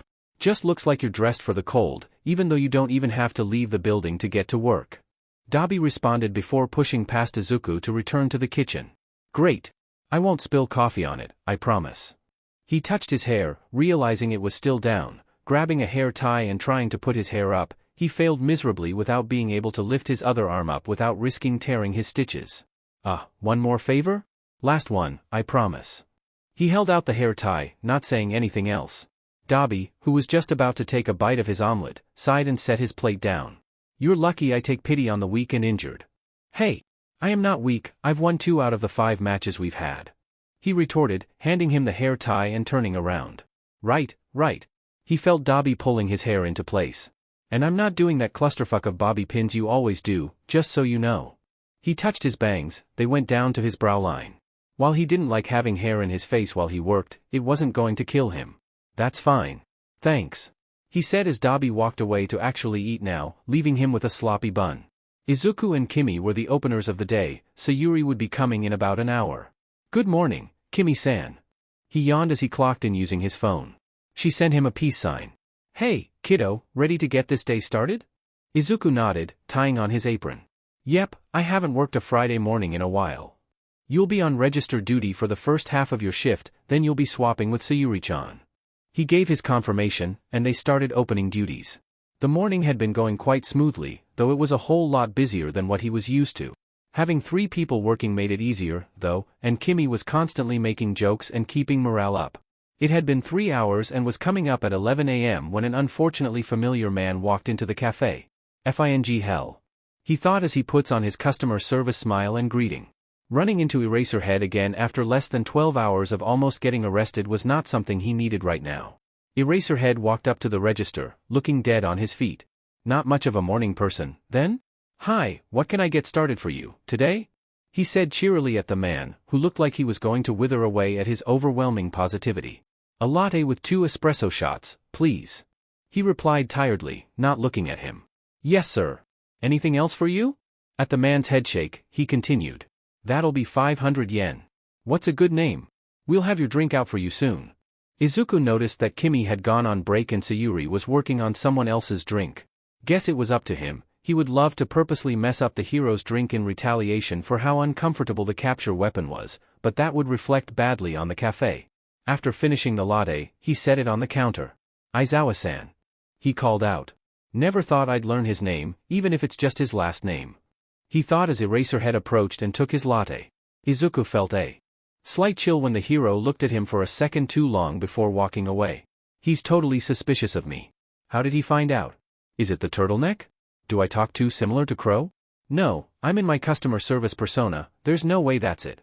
To his mild annoyance, he saw Eraser take a seat at a booth overlooking the entire cafe.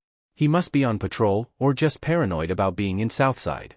Izuku noticed that the hero would occasionally look his way, which he did his best to ignore. A customer came up to him about 20 minutes after Eraserhead's arrival. Hey, I'm so sorry. My son knocked over his chocolate milk, can I have a towel to clean it up? She asked politely. No worries, miss. I can take care of it, where is the spill? When the parent pointed it out, he went into the back and brought out cleaning supplies. Walking past Eraserhead, he avoided looking at him. The spill was basically the kid's entire cup, and it was everywhere. Sighing, he worked on cleaning it up. Spoiled milk soaked in wood was not a pleasant smell. Izuku thought he got it all but decided to show off his civilian side. He lit up the palm of his hand to act like a flashlight, checking for any spots he might have missed. After finishing up, he headed back, this time letting himself glance at the hero again. He was looking back at him but switched his focus somewhere else. Score? Did using his light side work and throw him off his trail? He hoped so as he watched Eraser leave a few minutes later. Aizawa POV. Aizawa was kind of annoyed at having to scour Southside to find Crow. It was like finding a needle in a haystack. As he was walking down the streets, he noticed a fairly bustling cafe. Realizing it had already been 3 hours since his last cup, he decided to stop by. Maybe he'd spot someone in the crowd? He barely glanced at the barista when he takes his order, but he did look up when his name is called. After walking up and taking his drink, he looked at the teenager who made his drink. Fluffy dark green hair, freckles. Wait. viridian eyes, and a light blue sweater that covered most of his neck. His name tag said Midoriya on it. He'll keep it in mind. That was when he realized he was looking at the boy for a moment too long and turned to find a seat. As he drank his latte, he watched the crowd. No one else seemed like who they were searching for except for the barista. He looked over at the counter and noticed that the teen was also looking at him before turning his attention to a customer that had walked up. Midoriya went in the back and returned with a mop and wet floor sign. He didn't look at Aizawa as he passed by. He stopped at a spill he had heard earlier but didn't bother to look at. As he continued people watching, a light turning on caught his attention. The barista was using what was probably some kind of emitter-type quirk to make a light from the palm of his hand. Maybe he wasn't who they were looking for, then. Crow was not rumored to manipulate light, unless they can control the entire light spectrum and only focus on the darker side. He saw the teen glance at him as he headed back to the counter. Aizawa decided it was time to head out after being in the cafe for half an hour. Aizawa ended up finding a few other suspicious people, but the only name he had was Midoriya. Coming into Tsukachi's office, he saw the man tiredly scrolling through something on his computer while sipping his coffee. "Find anyone interesting?" the detective asked when Aizawa sat down. "I saw 4 potential suspects, but I only got one name," he responded, rubbing his eyes. "Look up Midoriya, would you?" A few seconds of tapping around as he searches. "There are a few results for Midoriya in the quirk registry. Are any of them the person you saw?" he asked, turning the screen for him to look at. Skimming the short list, none of them looked like the barista. No, he looked back through it, stopping on a young woman. She had straight green hair and green eyes. She looked similar to the teenager that I saw. Tsukachi glanced at who he was pointing at. Midoriya Izuku. He clicked onto her profile. From Daika City, her quirk is called Attraction of Small Objects, which is basically a mild form of telekinesis, and it says she died all the way back in February of 2231 at 28 years old. He read out. "Does she have any living relatives? I'd have to get special permissions to look any deeper into her information." Tsukachi explained as he started typing on the computer. "But I can look into how she died. Maybe there are news articles?" Finding his way to Daika City news, sports, and weather coverage, he looked up her name. An article appears with a few older ones attached. She died during a home break-in gone wrong. Clicking out of the news station, he found an interview recorded by what looked like a high school student. It was dated 2 months after Midoriya Izuku's death, around when school would have started up again. Most of the interview was fairly standard for a teenager, but one part did stick out to the two of them. "Thank you so much for sharing your experience with Midoriya-san, Ria-san." Ria smiled. "Of course. I wanted to get some of her story out there. She was always the kindest neighbor, and her son was like a mirror image." "That's very sweet. Do you know where her son is now?" the interviewer asked, a certain spark in her eye at the mention of a son, like he had never been mentioned before. "Oh, you don't know?" Ria asked. "Little Izuku went missing the same night that Inko-chan passed." "Went missing? Has he been reported missing?" Ria looked at the interviewer sadly. "His investigation only lasted 2 weeks before it closed." "When did this investigation start? If he's been missing for nearly 2 months, why didn't his case start sooner?" "He was diagnosed as quirkless, had the extra toe joints and everything," she explained. "The authorities here took his case after all of the neighborhood reported him missing and nagged them about it, but the case didn't officially start until a month after the incident. He was declared dead not long later, but I think that they just didn't want to bother with people they see as less than." She made air quotes at the end. "That's terrible. If Midoriya-kun is still out there, I hope he's doing well. I think that we are out of time, thank you." "What did she say his first name was?" Aizawa asked after the video ended. After a moment of scrolling through the transcript. "Izuku, his name was Midoriya Izuku. Do they not have any other relatives?" The barista Midoriya definitely had a quirk. Tsukachi shook his head and Aizawa leaned back against his chair, crossing his arms.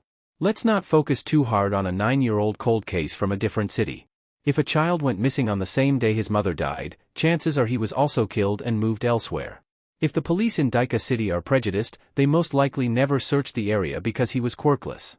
Aizawa sighed. "So, the barista could be using a fake name, then." "It's possible.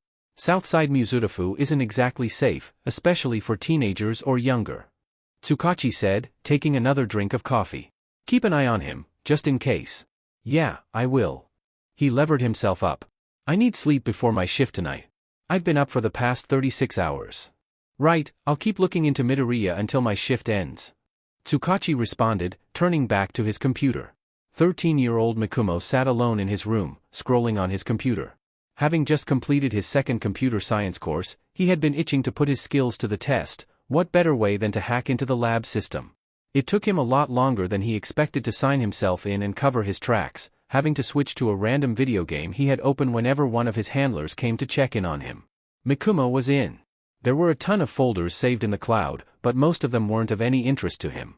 He did, however, find a file titled Scouts, which, if he was remembering correctly, was what Daiji was before he took Mikumo to Sensei. Double-clicking into it, there were 7 folders with someone's name on them. Daiji Hirasego was one of them, meaning that the other 6 were most likely Scouts as well. After opening Daiji's folder, large red letters in the top right of the page said, Top Priority. He saw basic information about him, along with who his target was, Midoriya Izuku. It looked like Mikumo was the only one listed in the Targets section. His basic information was also listed. It looked like he was a top pick because of how young he was when Daiji found him. He skimmed the information before moving on to the next folder. 5 of them had adult targets and the 6th was a kid. They were all diagnosed quirkless. The kid was also listed as high priority, and he was seeing a trend. The scout's name was Mifune, and it looked like he found his target barely 2 weeks into his job. The kid was diagnosed as quirkless at age 6 and Mifune found him when he was almost 8. Checking the dates, Mikumo was about 5 years younger than him. It seemed that the scout took almost 2 years planning how to bring the kid to Sensei, but Daiji got Mikumo before he could make a move. Why? It didn't take Daiji more than a couple of weeks to take Mikumo in. The kid's name was Shimura Tenko and, from a quick search, his grandmother was a popular pro hero. She was said to have died in combat, but none of the news articles said who did it. After clicking around in separate folders in the database, he found a profile on Shimura Nana. Her quirk was called Float, but there was an extra note saying that she also had one for all. She has more than one quirk, just like Sensei. Are they related? He thought in wonder. Wait. It said that she fought Sensei, and he killed her? Maybe that was why Mifune took so long to come up with a strategy. Mikumo hummed in thought and took one more look through the 7 files. It looked like all of the scouts who found adult quirkless people were marked as completed. Mikumo and Shimura's were marked as in progress. Curiously, he couldn't find any other mentions of Shimura Tenko in the lab's database. Did they forget to mark it as complete? Deciding that was enough snooping around for the day, he logged off just as Daiji brought in lunch. Izuku yawned as he washed dishes and put away leftover pastries. He kind of liked closing the cafe by himself. It was a pretty slow Thursday night, likely due to the unexpected cold front in early February, and he had sent Sayuri home a couple hours earlier. It felt like 2241 rolled around so quickly. He'd managed to visit his mother again on New Year's but decided to avoid running into Bakugo again, not wanting to politely decline her previous offer of a dinner with his family. Might as well just eat with a gravestone because there was no way he'd be going back to the lab or flying to the United States. It had been 3 months since Eraserhead had first come to the cafe, and he kept seeing the hero drop by every now and then. He seemed to be leaving Izuku alone, though, so maybe he just switched to the day shift or something? Did he live in Southside? He pondered the likelihood of the #1 underground hero living in a low-income area of Musutafu as he locked up and stepped out into the chilly night air, pulling his hood up to block out the wind. It was already 8:15 p.m. and he needed to buy ingredients for dinner tomorrow. He and Dabi decided to start having dinner at the same time and alternate who cooks. It was a good life skill to have, but Dabi almost always made some form of soba. Izuku liked soba and all, but how could that man eat it nearly every day and not get sick of it? Walking into a 24-hour grocery store, he pulled out his phone to check the list he had made. He was about halfway through his grocery list when the bell of someone else coming into the store chimed. He only half paid attention, always staying on guard because of where he lived. Footsteps made their way into his aisle, and he stepped a bit closer to the shelf to be polite. He hadn't moved out of the way enough, it seemed, because whoever was in his aisle bumped into him while walking to the other side. Miffed, he glanced over at the other. He frowned when he saw some guy with his jacket hood up. The man turns his head to glare challengingly at Izuku. "Mind your business, NPC." He growled. And that was his cue to leave. He was not going to be in the same store as someone unironically using video game jargon. Another man walked into the aisle as he was leaving. "Did you find what you were looking for, Akatani?" He froze in his tracks. Akatani? Could the name just be a coincidence? Sensei was still all the way in Sendai as far as he knew. Izuku covertly turned back around, faking looking at something at the end of the aisle. The guy who bumped into him, Akatani it seemed, had pale blue hair, blood-red eyes, and chafed skin. The other man was tall and had long ashy blonde hair pulled into a bun. He was on the older side, but under they both talked like they'd known each other for a long time, maybe father and son? Noting down their appearances, he decided it was time to check out and go home. Walking into the apartment with 3 bags of groceries, he locked the door and kicked off his shoes. "Welcome back, kid," Dobby called out from the lounge. Setting the groceries on the counter, he walked into the lounge. Dobby was spread across the couch, his legs hanging off the shoulder as he scrolled on his phone. Dobby glanced up and sighed. "What's bothering you? You have that look on your face." Shooing his legs out of the way, Izuku sat down on the couch, not bothering to argue when Dobby laid his legs across his lap. He lightly tapped on Dobby's shin, thinking about how to phrase it. "You go out to the bars fairly often, right?" At his grunt in confirmation, he continued. "Do you recognize the name Akatani?" "Why?" he asked, bored. "He was rude to me, and I want to keep an eye out for if he pops up on the Fight Club roster." He lied smoothly. "You have a vendetta against someone who was rude to you?" He snorted. "Yeah, I think I've heard the name Akatani before." He jumped at the chance for information. "Really? Where?" "Chill. I don't know much, but I've heard through the grapevine that a tiny gang called the League of Villains was recently taken over by some guy named Akatani Tamura. The League of Villains, he was pretty sure he'd heard of them before, but they fluctuated in size and activity and usually didn't do more than petty crimes that could barely be called villainous." "Huh? Okay. Could you keep me updated if you hear anything else?" Dobby glanced at him suspiciously. "I'm not going to actively seek out information for you, I'm not a broker." At Izuku's pleading eyes, he sighed again and moved his legs out of the way for him to stand. "Fine. Now, go put away your groceries." Izuku beamed as he headed back to the kitchen. "Thanks, Dobby-kun." "Sure, whatever." He grunted, returning to his phone.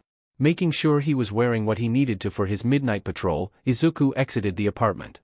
He stopped at the downstairs door that led outside, deciding it was a good idea to put on his beak mask and wings before he went out into the freezing night. Why was it -15°C this late into the winter? Wasn't February supposed to be when it started warming up again?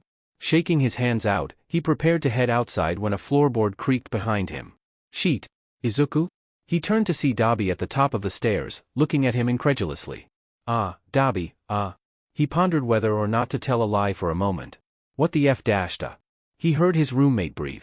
"Your crow? How? It just kind of happened? My quirk works really well for fighting crime."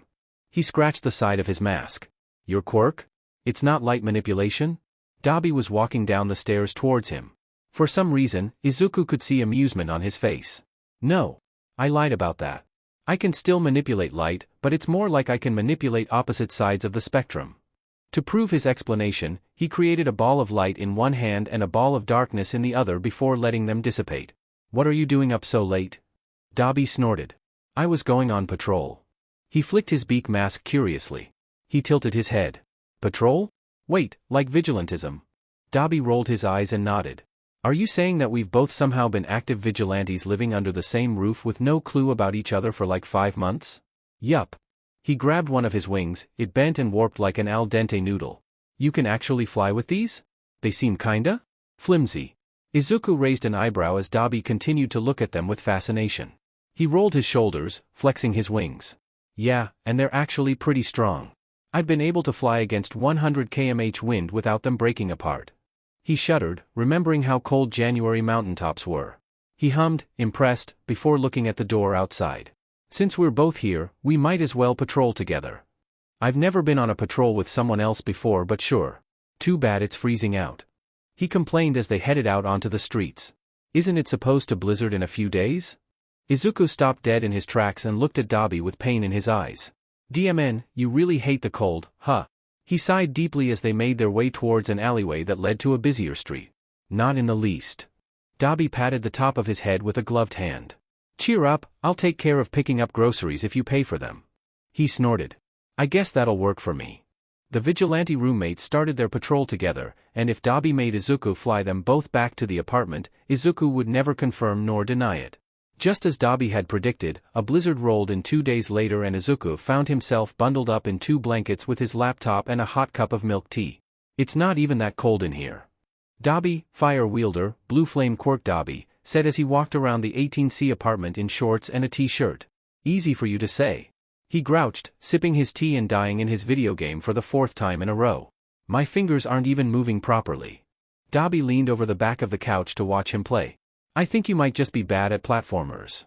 He walked back to the kitchen after Izuku shot him a death glare. I'll make something hot for dinner tonight, how's that sound?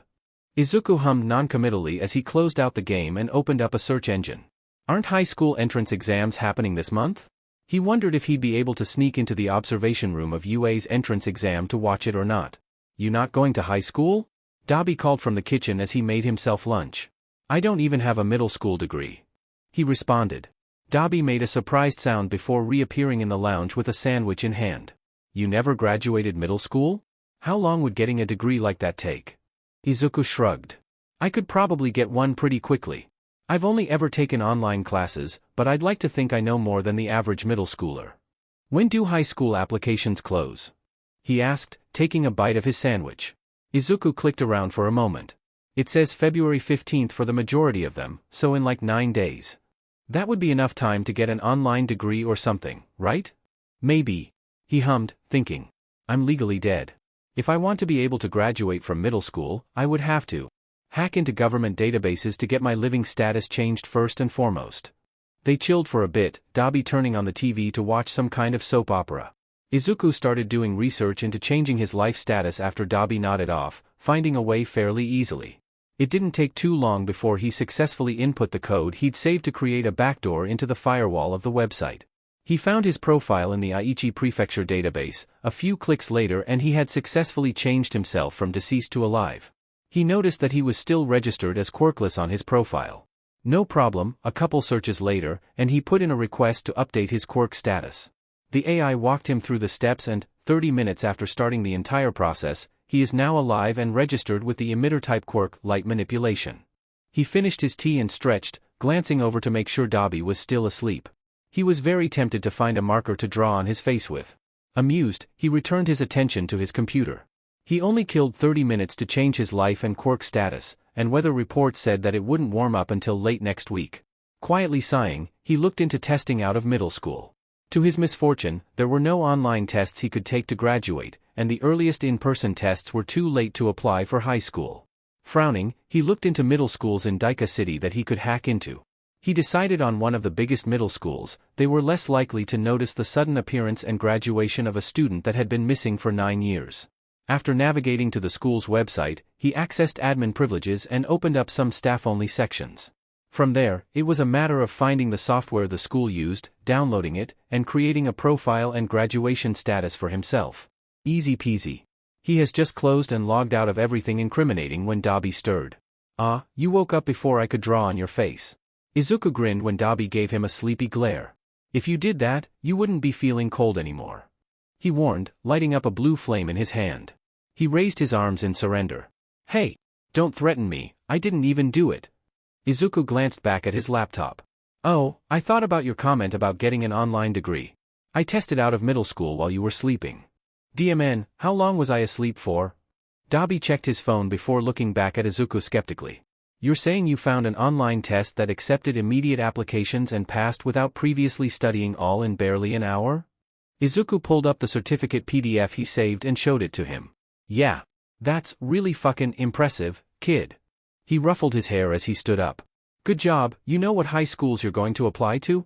I was thinking about some that specialize in maybe computer science or medical technology. He pondered. Not thinking of UA? They've got a pretty good support program. Dabi asked, stretching and cracking multiple joints. He hummed in contemplation, pulling up UA's website to go through it. I don't know if making support gear is something I want to do, but I could probably apply to all of the programs and see which ones accept me. He nodded. It would be easier to go to a local school, plus you make my life more carefree by continuing to take on half the bills and rent. Izuku snorted. Glad to see it's only my money that's appreciated in this house. He opened up the applications menu. Thankfully, the application itself had the option to select multiple departments. He submitted it and moved on, ending up filling out applications to 4 different schools. Monday rolled around and Izuku received notifications that all of his applications were processed, and he was approved for the entrance exams.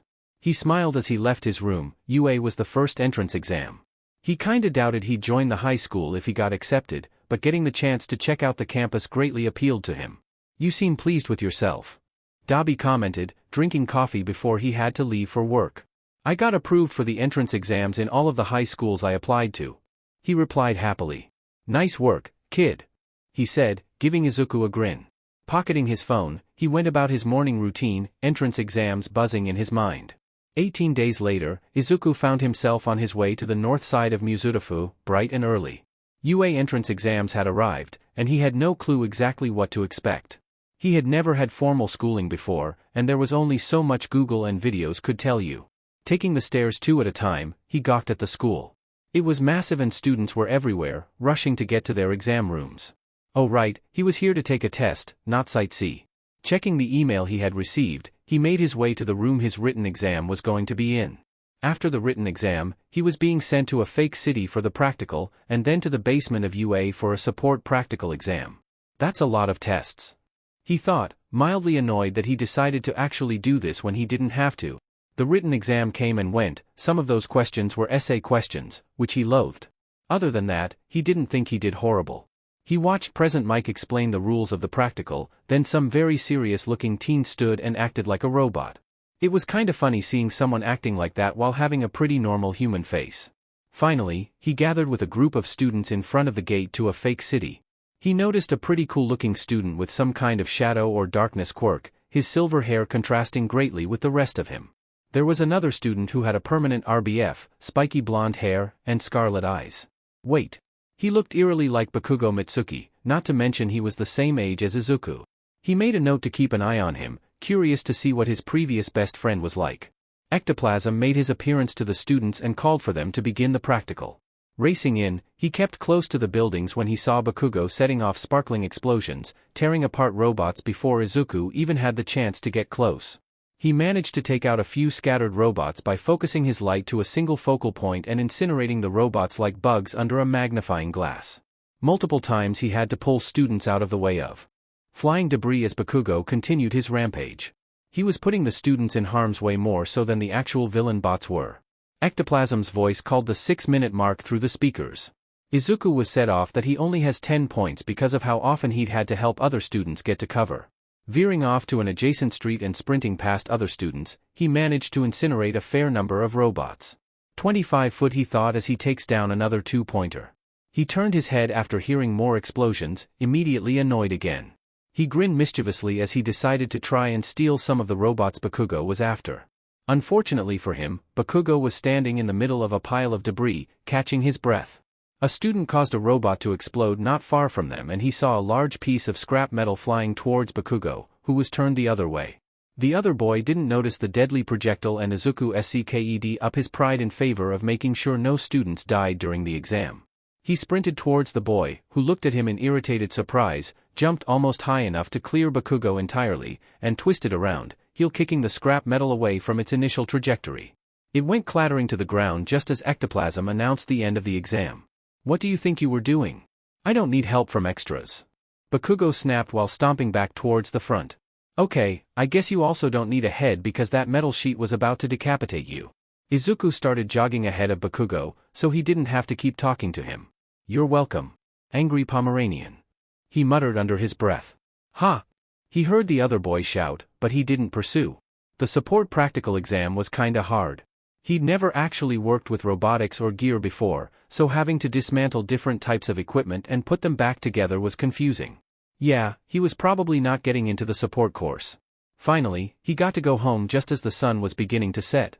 He was tired, especially since he was made to see Recovery Girl over a small cut on his eyebrow and burns on his hands from using the light side of his quirk so many times.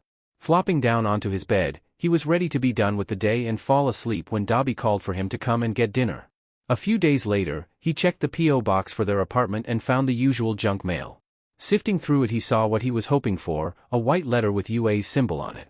He ran back up to the apartment, dropping the junk mail on the counter, and sat down on the couch. Dobby glanced over. "Is that it? That was fast, you only just took that exam like yesterday." "The test was on Friday, it is now Monday, that is not yesterday," he said absent-mindedly as he tore the letter open and looked at the contents. There was a letter along with a black cookie-sized disc. Furrowing his brow in confusion, he pulled out the disc. "What is this thing? Looks like a speaker to me, put it on the table," he suggested, and Izuku did so. "Hello, little listener," came Present Mic's cheery voice as a projection of the hero flickered on. Izuku clapped his hands together. "Oh. It's Present Mike. He's such a cool hero, I got to see him during the exam. Shut up, you're missing everything he's saying.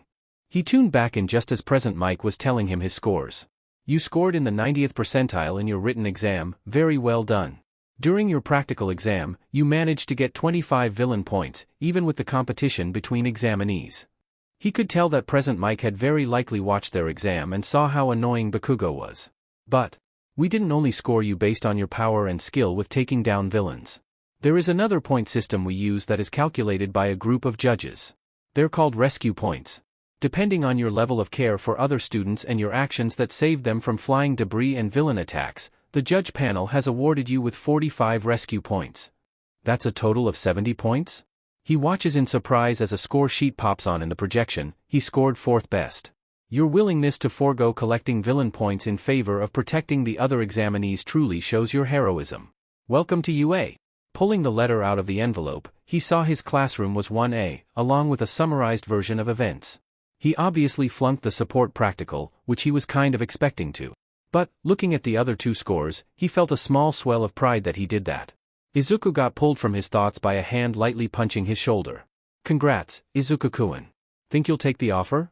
If he did accept, that would seriously dampen how often he went out on patrols. On the other hand, he'd be working on becoming a legal hero. One more thing to spite Sensei with. He thought. Yeah, I think I'll give it a shot. It was back to a normal routine for the next month or so before school was set to begin. Izuku saw Eraserhead a couple more times during patrol but would disappear before he was seen by the hero. He and Dabi wouldn't go patrolling together very often, but it was honestly pretty fun when they did. He got to annoy the other vigilante more than he does in their own apartment. April rolled around and with it came orientation day, and he found himself strolling through the gates of UA. Izuku was excited about living in Musutafu so he could sneak in to watch the sports festival, not to participate in it in only a few weeks. He slid open the door to 1A and walked in to find his seat. Most of the other students were already there, and he recognized a few of them including spiky-haired Pomeranian boy. Sitting down, he ran through what he was supposed to do as a high school student. I should probably just follow what the other students do, be the sheep. Izuku watched with mild curiosity and confusion as who he assumed is their teacher inchworms into the classroom wearing a poofy yellow sleeping bag. Shit, that's not good. He thought as their teacher stood and scolded them for taking so long to quiet down. Eraserhead was his homeroom teacher, and he looked directly at Izuku for a moment too long again before moving on to telling them to put on gym clothes and hit the field.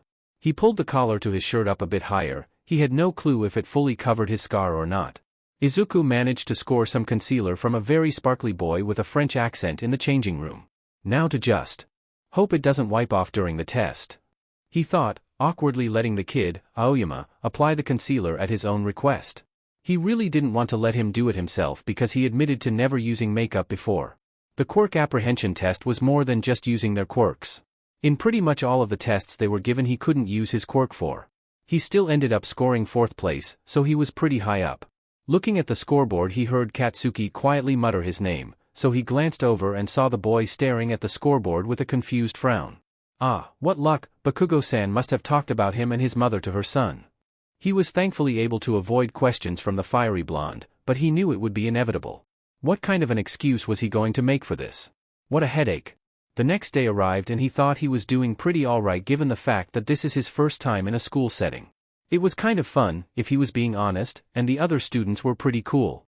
He couldn't remember any time where he was surrounded by kids his age. How weird. Heroics came along and All Might announced the battle trial. Izuku was paired up with a boy named Kurwaro Shurhai. He felt a bit of a kindred connection with him, sharing a love for the dark and mysterious. They stood next to each other, both dressed head to toe in black. Izuku's own hero costume was tactical in nature, slightly baggy pants with pockets and a hip holster strapped to his belt and thigh. 2 belts, one with utility features and the other supporting the hip holster. A sheathed knife sat on his torso, secured with thin black leather straps wrapping around his ribs. He had a sleeveless athletic shirt with the collar going halfway up his neck and, finally, his overlayer was a cropped hoodie that didn't close at the front and was secured with a silver chain at the neckline. What's your quirk, Kurwaro-kun? He asked after a moment of silence. It's called black. I can become one with dark things and shadows. Kurwaro responded, giving him a glance. You are the opposite of me, I saw you at the practical exam. Izuku smiled and tilted his head. Yep. My quirk is light manipulation. I can move and pull light to myself as well as remove it elsewhere.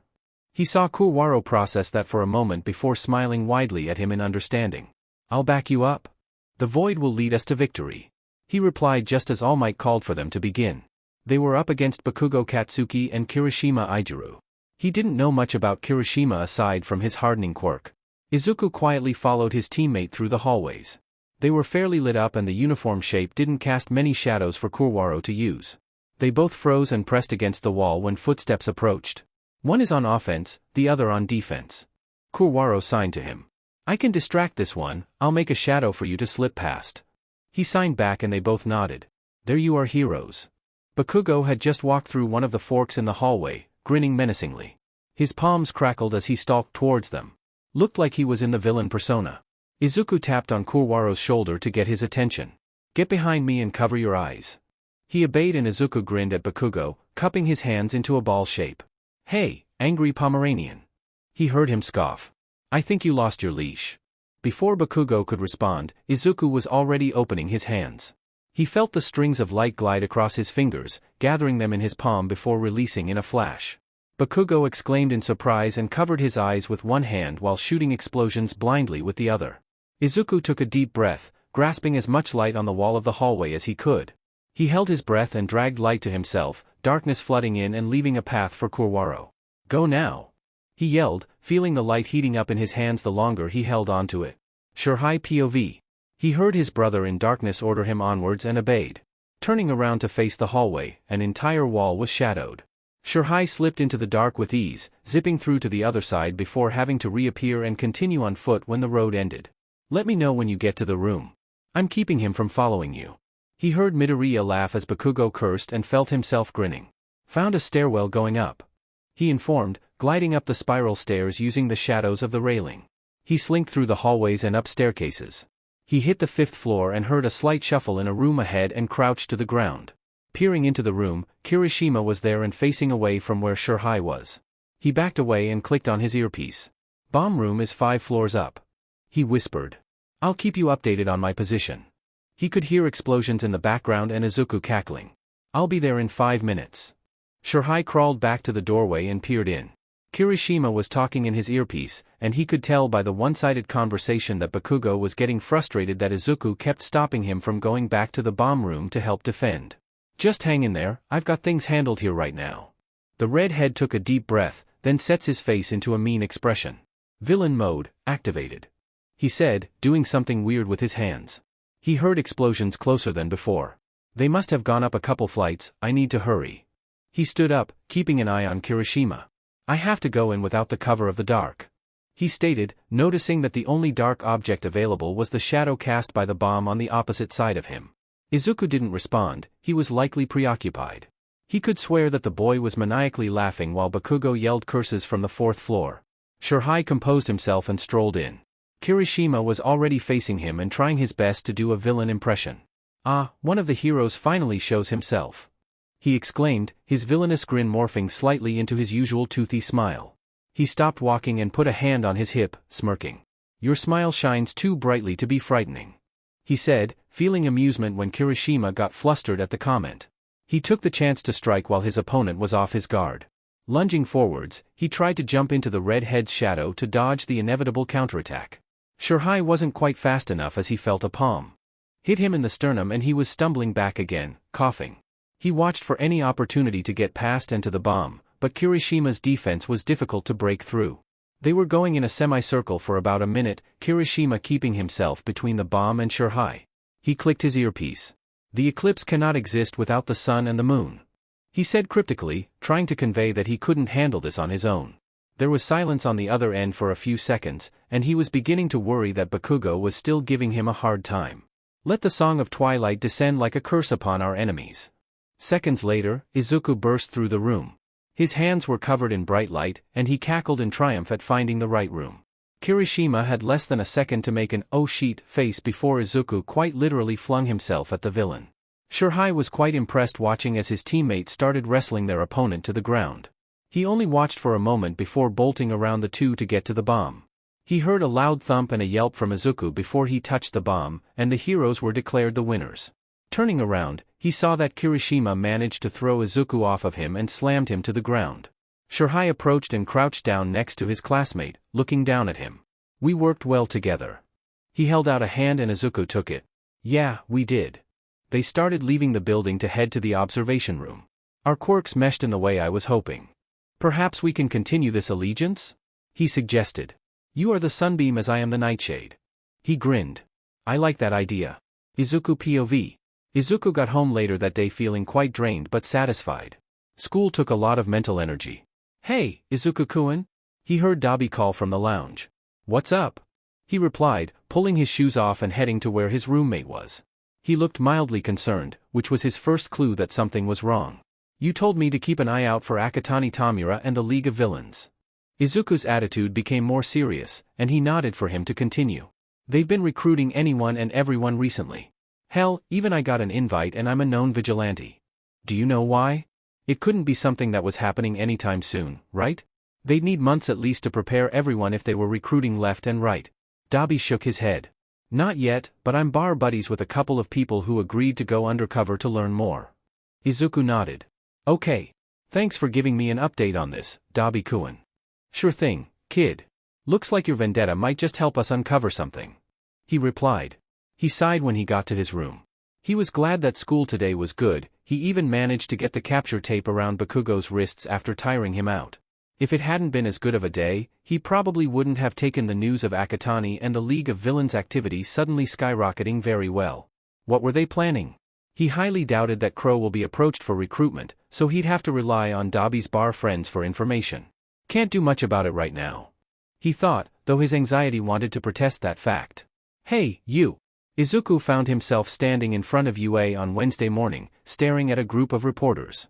How are All Might's classes? The lead reporter asked him, shoving a microphone in his face. He waved his hands around, backing away slowly. Excuse me, I have to go to the nurse's office. The reporter expressed her confusion just as he turned and bolted into the school. He spotted Kurwaro leisurely walking down the hallway ahead of him. What's with the All Might paparazzi outside? He asked after catching up to his new friend. Kurwaro glanced at him and shrugged. Leaked info, I conjecture. Izuku hummed. I guess the #1 hero working at UA would be a pretty big deal. Could a student have been the leak? Teenagers kinda SCK at keeping secrets. He nodded in assent as they walked into class together and took their seats. Eraserhead came into class not too long later, looking more annoyed than bored. Good work on yesterday's combat training. He started reviewing his notes on everyone's trials, starting with Izuku's battle. Bakugo-kun, you are a skilled combatant, but you need to work on your pursuit and capture. Midoriya-kun, you handled the game of cat and mouse well, and utilized the capture tape you were provided, though you didn't need to act like a wild animal during the chase, but you still did good. Kirishima-kun, your defense was rock solid. If Kurwaro-kun's backup hadn't arrived, you could have won that battle. Kurwaro-kun, your use of code language in front of an enemy is a useful skill to have, however, you need to practice quirkless combat so you don't have to rely on your quirk for evasion. Izuku was amused that Eraserhead didn't like him acting feral, but he knew that wasn't something he was going to change. He finished going through the other students before continuing on with homeroom. Now, let's get to homeroom business. Class representatives. A class rep? What do they do again?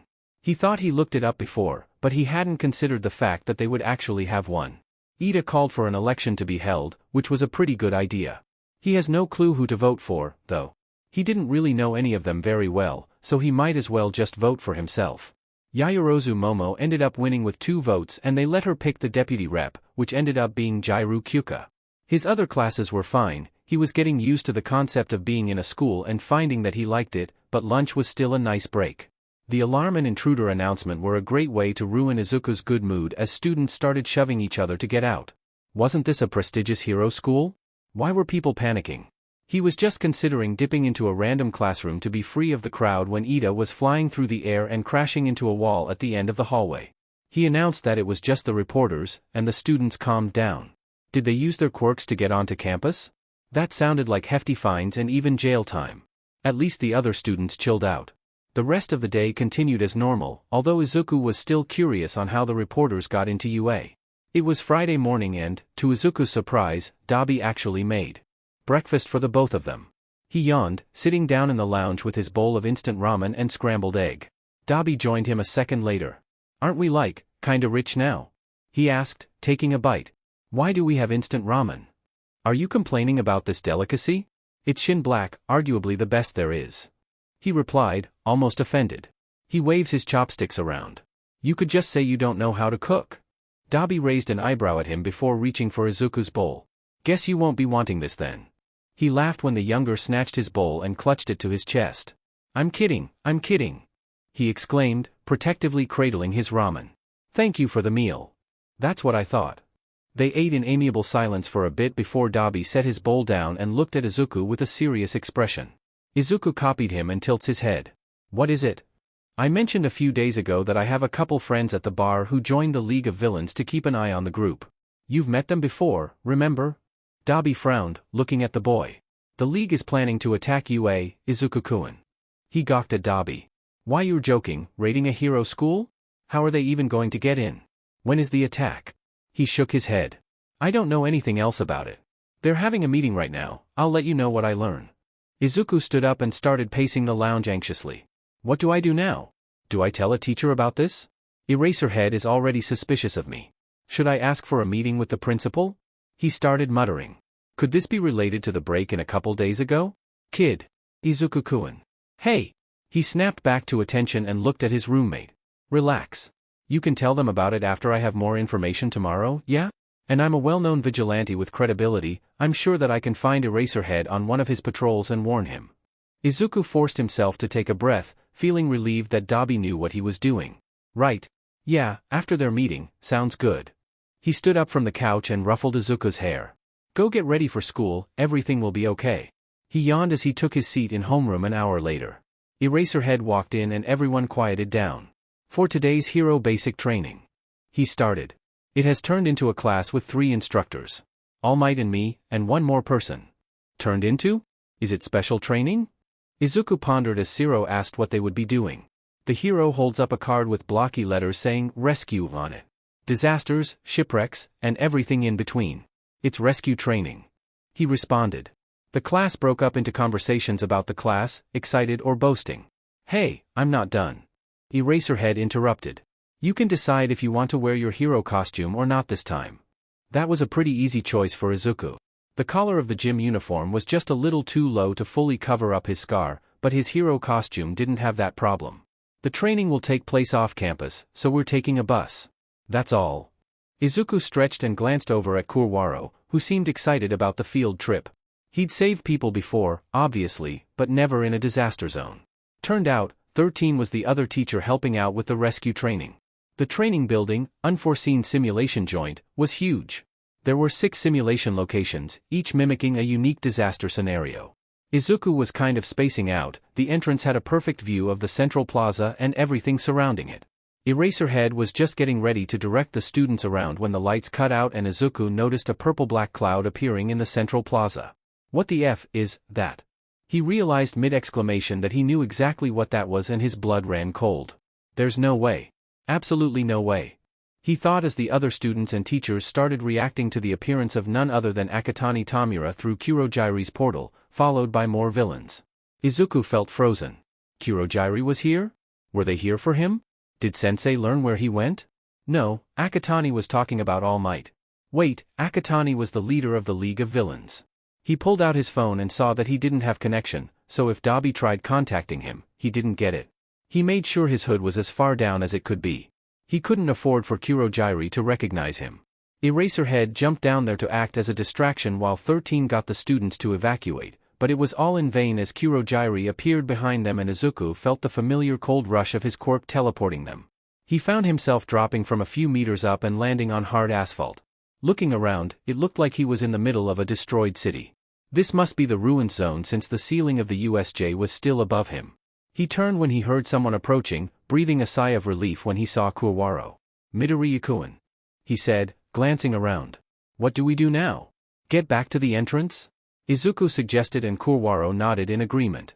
They made their way towards where they thought the front of the USJ was supposed to be at. It wasn't long before they encountered their first obstacle in the form of 2 villains. They didn't appear to have combat-oriented quirks, but they were definitely aggressive, and one had a crossbow aimed straight at them. Izuku drew his knife and hurls it at the crossbow villain, but his buddy knocks it off course easily. How disappointing for hero students. The villain laughed before releasing a bolt at them.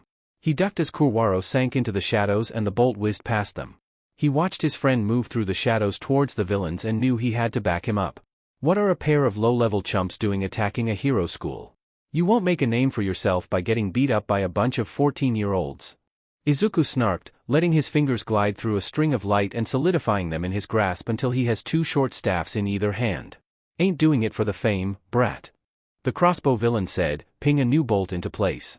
It's all about the money.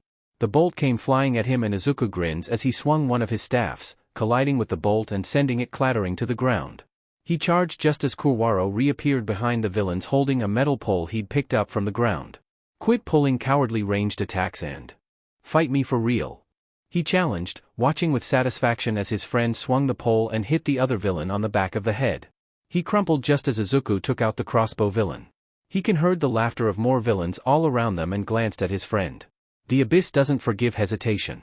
We must advance before it's too late. Kurwaro said, and they both started running for the edge of the ruin zone. They were ambushed 2 more times, taking out 7 more villains in a similar manner as the first time. Izuku's hands were already beginning to burn from wielding the light side of his quirk. Another group of 2 villains appeared and looked at them warily. He recognized them as Dabi's drinking buddies and the ones who snuck into the league's ranks. Kurwaro was about to dive into the shadows once again before Izuku grabbed his shoulder. Wait, I know them. He received a funny look from his friend, but he was already approaching the 2 people. Ita-san, Aoki-san. They both physically relaxed and met Izuku halfway. He didn't know them well, but Dabi introduced them when they started their investigation into Akatani and the League. Midoriya-kun, I'm so glad it's you and not one of the other students. Ita said, rubbing his face with a hand. What happened?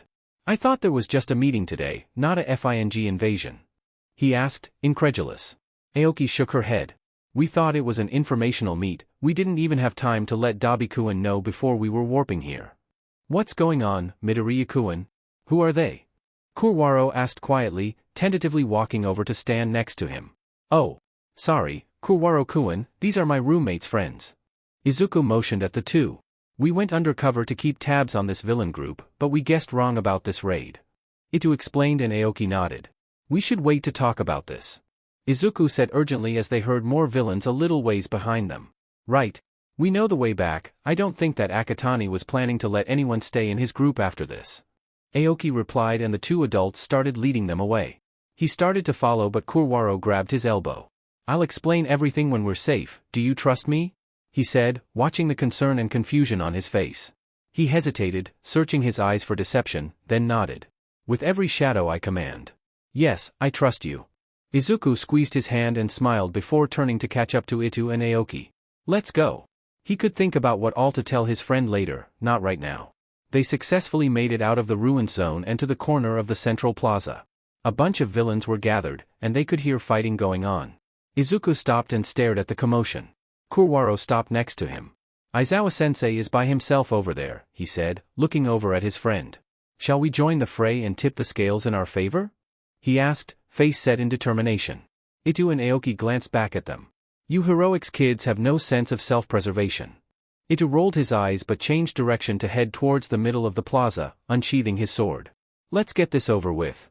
Aoki activated her quirk, and her nails and teeth sharpened and elongated.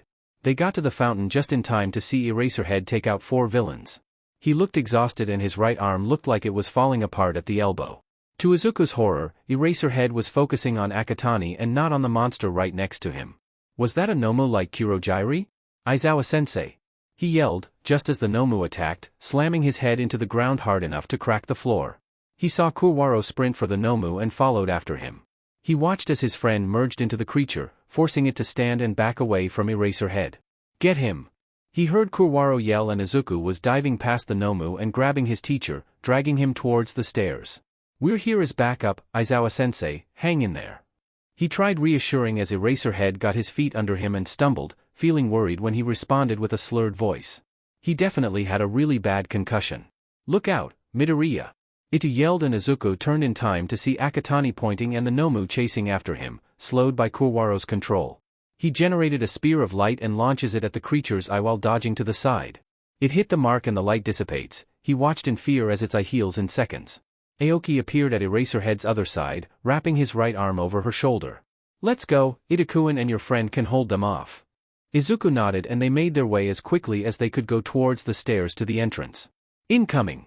He heard Ita call out from behind them, then the sound of a collision and grunt of pain. "Aoki-san, can you take him? I have to help them." Aoki immediately shifted to take more of Eraserhead's weight and Izuku turned around and formed a bow staff made of light.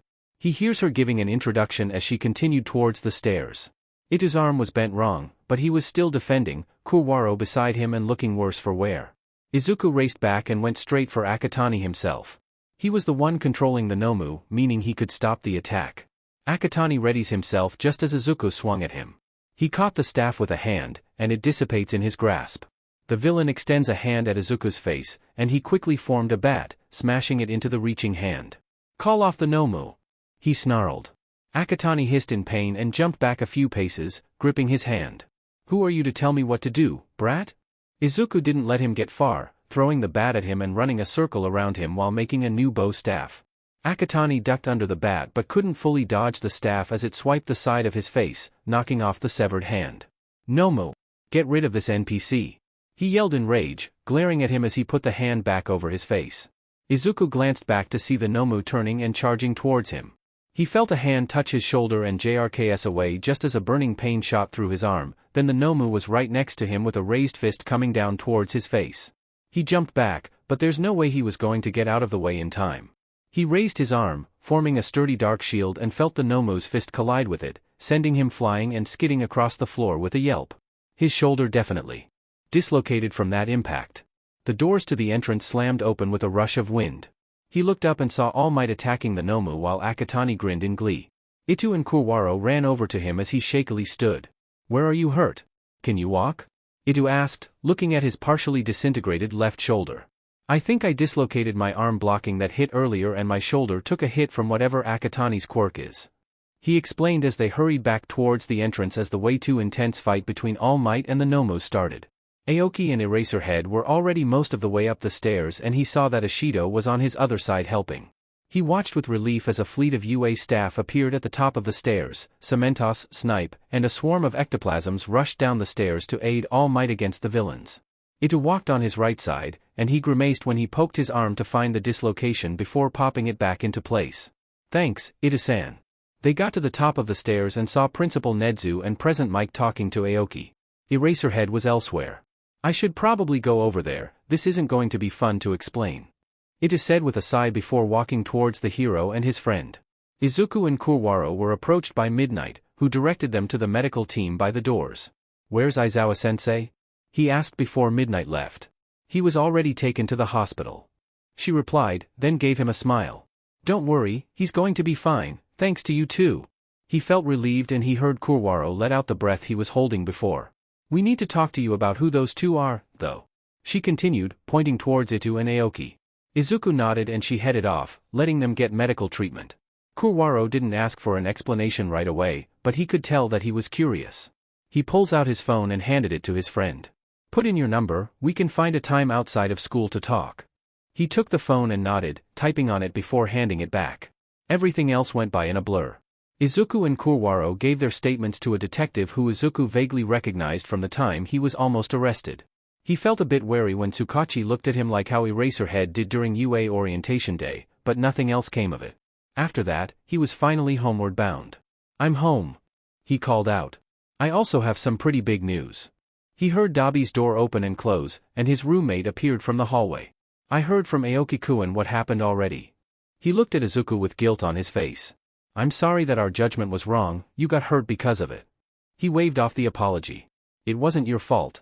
No one expected the attack to happen so soon after they started recruiting. Come and sit down, I know there's more you want to say," Dabi said, guiding the younger into the lounge. Izuku sat down and paused, worrying his lip between his teeth. "I knew someone who was there. One of the villains." He started, glancing at Dabi as he sat down next to him. "Go on?" he replied. "I never really told you about how I grew up and why I was living in a camper on the trash beach." He cleared his throat. "Truth is, I was kidnapped when I was 5. Because I was quirkless." He saw Dabi furrow his eyebrows in confusion. "But you do have a quirk?" Izuku nodded. I do now, but I didn't used to. I know you've heard the rumors about the boogeyman still being alive, right? Dabi blinked but nods. He can give and take quirks, that's how I got mine. I was supposed to be his successor of sorts, and he tried so hard to brainwash me into doing what he wanted. He leaned back against the sofa and sighed. It didn't work, obviously, but I think he had a backup successor. Dabi was quiet for a moment before coming to a conclusion. Akatani Tamura, that's his next successor. He said, eyes widening. I think so. He replied, rubbing his sore shoulder. Did you somehow know? Is that why you were so interested in him? Dabi questioned. Yeah. My name, the one that Sen, the boogeyman gave me. It was Akatani Mikumo. Izuku said quietly. Akatani. Who was the other villain you recognized? It wasn't Akatani Tamura. He shook his head. His name is Kurojairi. He's kind of a specially modified human with multiple quirks mixed into one. He frowned, wondering if he was in pain in that state. He was created to be my caretaker. Izuku looked over at Dabi with a serious expression. I have to save him, Dabi-kun. I've seen who he really is, he's still human. I don't know what I can do about it, but I'll help you however I can. He replied. Thanks, Dabi-kun, I appreciate the support. They sat for a moment before Izuku stood. Well, it's my turn for making dinner tonight. I hope you're prepared for something that isn't soba. He grinned. Dabi scoffed. You're soba seks, anyways. Izuku laughed as he walked into the kitchen. He pulled out the groceries he bought the other day, his mind full of the events a few hours earlier. Kurojairi-san. I know you're still human in there. He recalled seeing Kurojairi's profile when he hacked into the lab files. I'll save you, Shirakumo Oboro. Little did Izuku know, but he wasn't able to hide his identity as effectively as he thought. The weekend was pretty quiet. Izuku had texted Kurwaro late last night asking to meet up and was sitting in a cafe close to UA the next morning waiting for him to arrive. He decided to tell him about being an orphan and a vigilante, stretching the truth just a tad to keep his friend safe just in case. He saw Kurwaro walk in and raised a hand to flag him down, and he watched his friend beeline for him and sit down at the table. Kurwaro-kun. He smiled. How are you doing? I know you exhausted your quirk yesterday. I walked too close to the void, but the darkness has returned to my soul again. He replied smoothly. How are Itu-san and Aoki-san? My roommate said they got a slap on the wrist for playing hero but didn't get charged with vigilantism for their actions. He explained, relieved that they didn't get arrested because of him. Kurwaro nodded in understanding before giving him an expectant look. Right, so, I guess I should start with the fact that I'm an orphan. Izuku started, scratching his chin. I moved here last year and was living on my own in a broken-down camper until my current roommate found me. I compete in an underground fighting ring, which was where we met. He laughed when Kurwaro's eyes widened. But his friend just grinned back and nodded for him to continue. I moved into the extra room in his apartment after he found out where I was living before. We live in Southside, so we hear a lot of things going on, not to mention that. Well, we're both vigilantes. Revelry in the dark. Kurwaro said, leaning back and crossing his arms, waiting for him to keep going. My roommate goes to the local bars, where he met Itu-san and Aoki-san. I actually met Akatani Tamura, that lead guy with the hands on him, before the attack happened, and I told my roommate about it because there was something weird about him. It kind of continued from there. They joined the League of Villains to keep tabs on Akatani and learned they were going to attack UA the day before they did, but didn't know it was happening until they were already walking through the warp gate. Kurwaro hummed, processing the story. Why are you a vigilante if you're also a hero student? I didn't want to wait to be a legal hero to help people in need. He explained easily. It wasn't a lie, but it wasn't the full truth either. Aizawa-sensei has almost arrested me like 3 times now. He snorted at the face his friend made. You didn't stop after learning he was our teacher? He asked with an incredulous laugh. Does he know who you are? Probably, I'll deal with it when it happens. Izuku sighed deeply before switching tunes. This is the first time we've hung out outside of school, want to grab something to snack on. They got up together at Kurwaro's ascent and ended up spending a couple hours at that cafe. When Monday rolled around, Izuku was surprised that Eraserhead was well enough to come to homeroom despite looking mummified. He had a flashback to what he looked like when Izuku had pulled him to safety and suppressed a shudder. Near the end of homeroom, Eraser called him to his desk. Just when I thought I was safe. He thought bitterly as he approached his teacher. Yes, Aizawa-sensei? Clear your schedule after school on Friday, I want to speak with you. He explained shortly. Oh, okay. He replied, feeling his stomach dip with anxiety. The bell rang and he headed off to class. When he got home that afternoon, he immediately flopped down on the couch with a groan. "You good, kid?" Dabi asked from the kitchen. He whined something unintelligible into the couch cushion. "Yeah, I don't speak that language." He felt a hand tapping his head. Izuku pushed himself up to sit like a normal person before frowning at Dabi.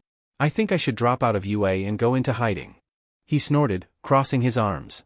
"Oh, yeah? Your teacher know who you are now?" He sighed. "I don't know. He told me to make sure I was free on Friday. What if he arrests me? What if I get expelled? The whole reason I moved to Musutafu was so I could sneak into the sports festival, but if I get arrested and expelled, I can't do that." Dabi raised his eyebrows at him. "That's your biggest concern?" He huffed a laugh and shook his head. "Izuku-kun, you might be the number 2 vigilante in Shizuoka, but you're still only 14 and you saved Eraserhead's life last week. I don't think you're going to get expelled, and they're probably going to try and reduce your charges to just fines and community service or something. What if they ask me about my past? I was legally dead before. What if they saw my profile while that was still true?" Dabi shrugged. "Detective Tsukachi is on your case, right? It would be a pretty good time to warn them about what All for One and his protege are up to." Izuku hummed, contemplating. "I guess so, but I don't really know his ulterior motives except that he really wants to find his younger brother. He learned about the quirks All for One and One for All through the lab database, and Sensei later told him about his younger brother and how his quirk can be passed on from person to person. He never told Izuku who had One for All now, and the lab database didn't say either, which was quite frustrating. He only learned recently that it was his younger brother's quirk that nearly killed him over 5 years prior. That's at least a lead that they don't know exists." He replied. "Just be honest. If you have to talk to Tsukachi, it isn't worth it to lie to the human lie detector." Right. Thanks, Dabi-kun." Izuku was still feeling pretty worried about being found out, but he wasn't going to risk missing out on the sports festival just to keep being a vigilante. The end of the school day on Friday arrived and Izuku found himself sitting in Eraserhead's office. He'd always been a pretty good actor, so pretending he wasn't internally screaming was pretty easy. "Okay, kid, I'll just cut to the chase," he said, watching the younger for any reactions. "I have been keeping an eye on you for almost a year. We are suspicious of you being a vigilante." Izuku blinked. "Yeah, he really did cut to the chase, huh? Oh, I remember seeing you at the cafe I work at." He cleared his throat. "Why do you think I'm a vigilante? Before I answer any of your questions, will you come down to the station with me so you can talk with Detective Tsukachi? I am not your teacher right now. I am a hero investigating a suspect." He was expecting that, but Eraserhead making sure he knew that he was in hero mode right now really doesn't help his anxiety. He decided to just agree and get it over with. It was a pretty awkward car ride and Izuku spent a lot of it texting Dabi and Kurwaro about what was happening. Dabi sent reassurances that it would be fine while Kurwaro made a couple of joking comments about being arrested by their homeroom teacher. Eraserhead left him in an interrogation room while he went to fetch Tsukachi. He tapped on the metal table and glanced over at the one-way mirror. He wondered if there was anyone behind there. He could probably use his quirk to manipulate the mirror. He made a mental note to test that out later. Tsukachi and Eraserhead came in and sit across from him not long later. "Okay, Midoriya-kun." Tsukachi started. "We talked on Friday, so you already know that my quirk is called Lie Detector, so I will know whether or not you're lying. Do you understand?" "Yes, Tsukachi-san," he replied, sitting still with his hands in his lap. "All right, you have been a suspected vigilante since May of last year. Your records listed you as deceased up until February of this year, where you also changed your quirk status from quirkless to having a quirk. Can you please explain what your quirk is?" he asked, pen and notepad in hand. Izuku cleared his throat, trying not to fidget. "My registered quirk is called Light Manipulation. I have the ability to create and control the concept of light. Can you elaborate on why you specified it as your registered quirk?" Tsukachi scribbled something in his notepad. DMN it. Of course that wasn't getting past a detective. He hesitated, worrying the hem of his shirt. "My true quirk is called Darklight. I can grab, manipulate, and solidify the concepts of dark and light." Dabi said to be honest, they already knew he was a vigilante so might as well try to stay on their good side, right? He wrote something down before looking back up at Izuku. "So, you are able to create weapons using your quirk?" When Izuku answered in the affirmative he continued. "Are you the vigilante crow?" Izuku swallowed and glanced away. "Yes, sir," he replied quietly. He looked back over when Eraserhead sighed. "Why did you become a vigilante, kid?" "Out of spite, mostly," he replied, picking at his nails after he realized he'd partially torn his shirt. The two adults exchanged a confused glance. Can you please elaborate, Midoriya-kun? Tsukachi asked. Well, he had tried thinking of a good way to start this before. You probably already know that my mom was killed the same day I disappeared, right? The people who killed her were the same people who kidnapped me. Tsukachi wrote in his notepad while Eraserhead looked more unhappy than usual. Have either of you heard of All for One? He's more likely to be known as the boogeyman who can give and take quirks. Izuku glanced up at the two, watching for their reactions. He's real? Eraser muttered, almost like he was talking to himself. He nodded. He has a lab in Sendai where I was raised as his successor of sorts. He gave me the name Akatani Mikumo, and then a quirk when I learned everything there, the normal things like math and science, coding, gymnastics, and how to fight. He frowned, noticing he made his fingers bleed from picking at them. I had to kill people there. He heard Tsukachi breathe truth and assumed it was to Eraserhead. So, you used to be quirkless until All of One gave you a quirk? Tsukachi double-checked. Yeah, I have the extra toe joint and everything. He replied, pressing his shirt on his finger. He's the cause of that Nomu at the USJ incident, too. Eraser straightened up at that and the detective lightly tapped his pen on the notepad. Will you elaborate on that, Midoriya-kun? Nomu are human experiments. Sen, All for One would give them quirks after their bodies were modified to accommodate them. He paused, watching Tsukachi's pen write down what he was saying. That one was a low-end Nomu, not capable of thought and just a soldier who did whatever their commander asks. Are there more? Eraserhead asked. You know the guy with the warp quirk? He's a high-end Nomu, he's sentient but brainwashed into obedience. Izuku looked at both of the adults with a determined expression. I have to save him. He's been a Nomu for longer than I've been at the lab, and I've seen bits of who he really is. Reversing human experimentation that severe is not an easy process, if it's even possible. Tsukachi replied. Can you give us any names of the people in the lab? Eraserhead asked. Izuku sighed, he knew that Kurogyri might be too late to save, but he still had to try. Yes. Daiji Hirasego was my other caretaker and the one who found me. His quirk allows him to change emotions using his voice. Kyudai Garaki is the lead scientist in charge of the Nomu experiments. Kurogyri was one of his first creations. They used a teenager named Shirakumo Oboro, something about his quirk being dash. He stopped. Eraserhead interrupted him. Shirakumo Oboro? He asked sharply and Izuku shifted uncomfortably and nodded. Sen's All for One found him in critical condition after a villain attack. The medical team at the lab revived him then turned him into Kurogyri. He noted that he had picked another finger to bleed again. Why is talking to authority figures as Izuku so hard but not when he was Crow? He watched in confusion as Eraser put a hand over his mouth and leaned back. He'd never seen his teacher show this much emotion before, it was off-putting. He's alive, he breathed. How do you know? I hacked into the lab database and looked through their files. Izuku replied easily. Is that how you changed your living status? Tsukachi asked, glancing at Eraser with mild concern. He nodded. Yeah, Akatani Tamura was in the database as one of the quirkless kids being scouted. I guess he was a sort of backup plan, in case I didn't work out. The detective finished writing something in his notepad before putting them both away. All right, Midoriya-kun, Aizawa-kun and I are going to talk in my office briefly, just sit tight. Izuku watched the two men leave before pulling out his phone to update his friend and brother. Over in Tsukachi's office? Aizawa didn't immediately sit down, instead opting to pace the small office. Oboro is still alive. And he was turned into that thing? Midoriya-kun said that he was still alive and was revived before the experiment took place. If that's true, then it might be possible to reverse whatever they did to him, if we can catch him. Tsukachi reviewed over his notes of the interrogation. And everything he was saying about All for One was true? Aizawa asked, still pacing. And here I thought just finding Crow would be the worst of our worries. It all rang as true, he hasn't lied a single time during the interrogation. Tsukachi said with a sigh. If he's still being searched for by All for One, then he's not safe living on his own. Aizawa sat down in a chair, frowning. His UA profile has his address set to a P.O. box in Southside, meaning he hasn't had a secure living situation since escaping. UA has a vigilante reform program for teenagers, and we have empty rooms in the teachers' dorms. Is there a chance that the villains can get onto campus again? The attack on the USJ happened barely a week ago.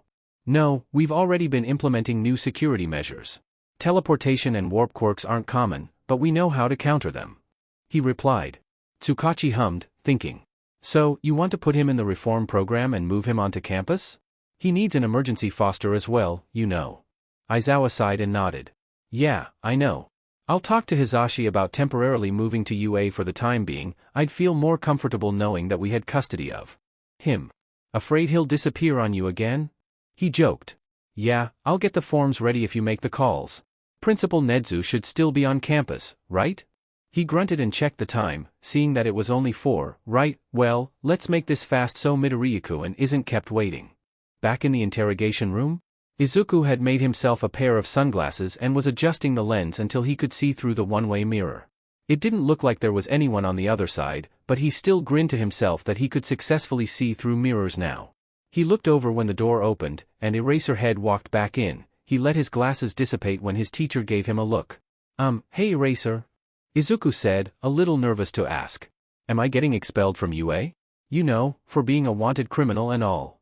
Eraserhead shook his head. No, we're actually putting you in a vigilante reform program and moving you onto campus.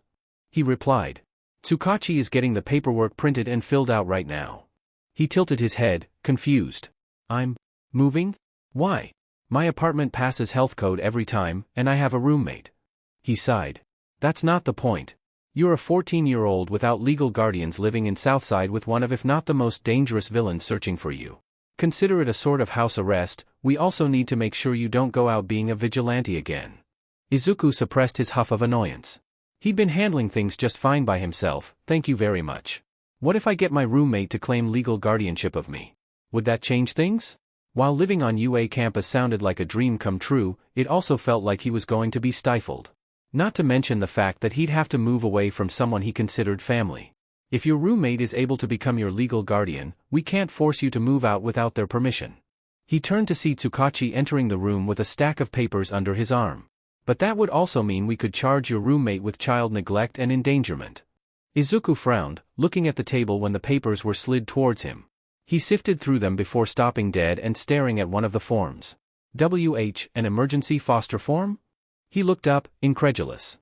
Eraserhead raised his eyebrows. Yes. Like I mentioned earlier, you're a 14-year-old without legal guardians. Who would be fostering me? It's not someone I don't know, right? He felt a tick of annoyance when Eraserhead just kept looking at him without answering. And then, holy shit, it's you? He rolled his eyes. And my husband. The staff dorms have family housing, so we're going to be moving on to campus as well. But you're my homeroom teacher? My arch nemesis? Kind of? Why you? He stammered. Arch nemesis? He shook his head with a sigh and Izuku could swear he almost laughed. I've been on your case since the start, it's easier to keep an eye on you this way. Plus, we didn't think it would be a good idea to have someone you didn't know living with you in a new environment right off the bat. Tsukachi added in. Izuku suppressed a laugh, knowing that was exactly how it was with Dabi and the apartment. A pen is handed to him, and Tsukachi showed him where to sign each form. Wait, so, what about my charges? He asked, glancing at the forms again. Because you willingly accepted starting the vigilante reform program, and you didn't lie during the interrogation, a lot of your charges are going to be dropped. The detective explained. The only ones that are going to stick will be fines from the city and community service for theft. That was understandable. He sighed and signed the forms. When do I have to move? I'll be accompanying you to the apartment and escorting you to UA. Eraserhead said. I'm moving right now? He gawked. I thought I would at least have the weekend to prepare. Not our fault you became a vigilante, problem child. These are consequences. Izuku gave Eraser a glare, who returned the look with an amused smirk. Izuku sighed again. Why couldn't he have suppressed his bored impulses? Was the winter really that boring? Yeah, it was. Tsukachi gathered up the paperwork. Right, Aizawa-kun will get you signed out and you should be good to get your things. He frowned but nodded. Yeah, okay. Thanks for dropping the charges. Of course, Midoriya-kun. You did a lot of good things out there, even if it was illegal. The detective gave him a small smile before leaving. All right, kid, let's go. Eraserhead stood and motioned for Izuku to follow. He definitely had to call Dabi to warn him that the #1 underground hero was coming to their apartment. When Aizawa first walked into his class, he knew it was going to be a nightmare. Firstly, 2 students were actively arguing, 2 were the angsty emo type, they took too long to quiet down, and, worst of all, Midoriya Izuku was staring at him with a shocked expression that he quickly schooled to neutral. He noted that Midoriya covertly adjusted his shirt collar. Suspicious X1. The next day, he was reviewing their battle trials and noted that Midoriya was very efficient in combat and evasion. He also noted how he taunted Bakugo and laughed in his face during their altercation. Suspicious X2. Another strike happened a few days later. It was Thursday, and he was in his sleeping bag behind his desk, waiting for the time to start homeroom. Aizawa wasn't really a tea drinker, and he tried to ignore Aoyama and Ishido's gossip, but then Aoyama mentioned Midoriya's name, and he tuned in. Apparently, when the students were changing into their gym uniforms for the quirk apprehension test, Midoriya asked Aoyama for concealer. Aoyama didn't trust Midoriya to use his concealer properly, so the kid let him cover up a freaky-looking scar on his neck and collarbone. Suspicious X3. He was pretty much convinced that Midoriya Izuku was Crow just from that discovery, but his registered quirk was light manipulation, and he was also very young, so he held off on a confrontation until he had more evidence. And then came the memory that was a bit hazy from the fog of pain and blood loss. He convinced the villain spy, Aoki, to turn them around so he could help them in the fight. He didn't have enough strength to physically fight, but he could at least erase quirks. He was a moment too late on erasing Akatani's quirk, and he disintegrated part of Midoriya's shoulder. The Nomu charged at the kid, and Aizawa could swear he saw a dark shield form just before the Nomu punched Midoriya, sending him flying. Suspicious X4. Aoki made him head to the entrance of the USJ after telling him he was losing too much blood to keep standing there. He spent the weekend in the hospital recovering and called Tsukachi after he was released to give him the info he gathered over the past week. "Is there any way you could convince him to come talk to us at the department?" Tsukachi asked. Aizawa thought about it for a moment. He had the address of a P.O. box but not a home address for Midoriya, so if he fled it might be difficult tracking him down. "I'll see what I can do." Now, present day, Aizawa found himself driving southside with Midoriya in the passenger seat. It was awkwardly silent for the first half before Midoriya spoke up. "How'd you find out who I was?" He saw Midoriya looking at him in his periphery.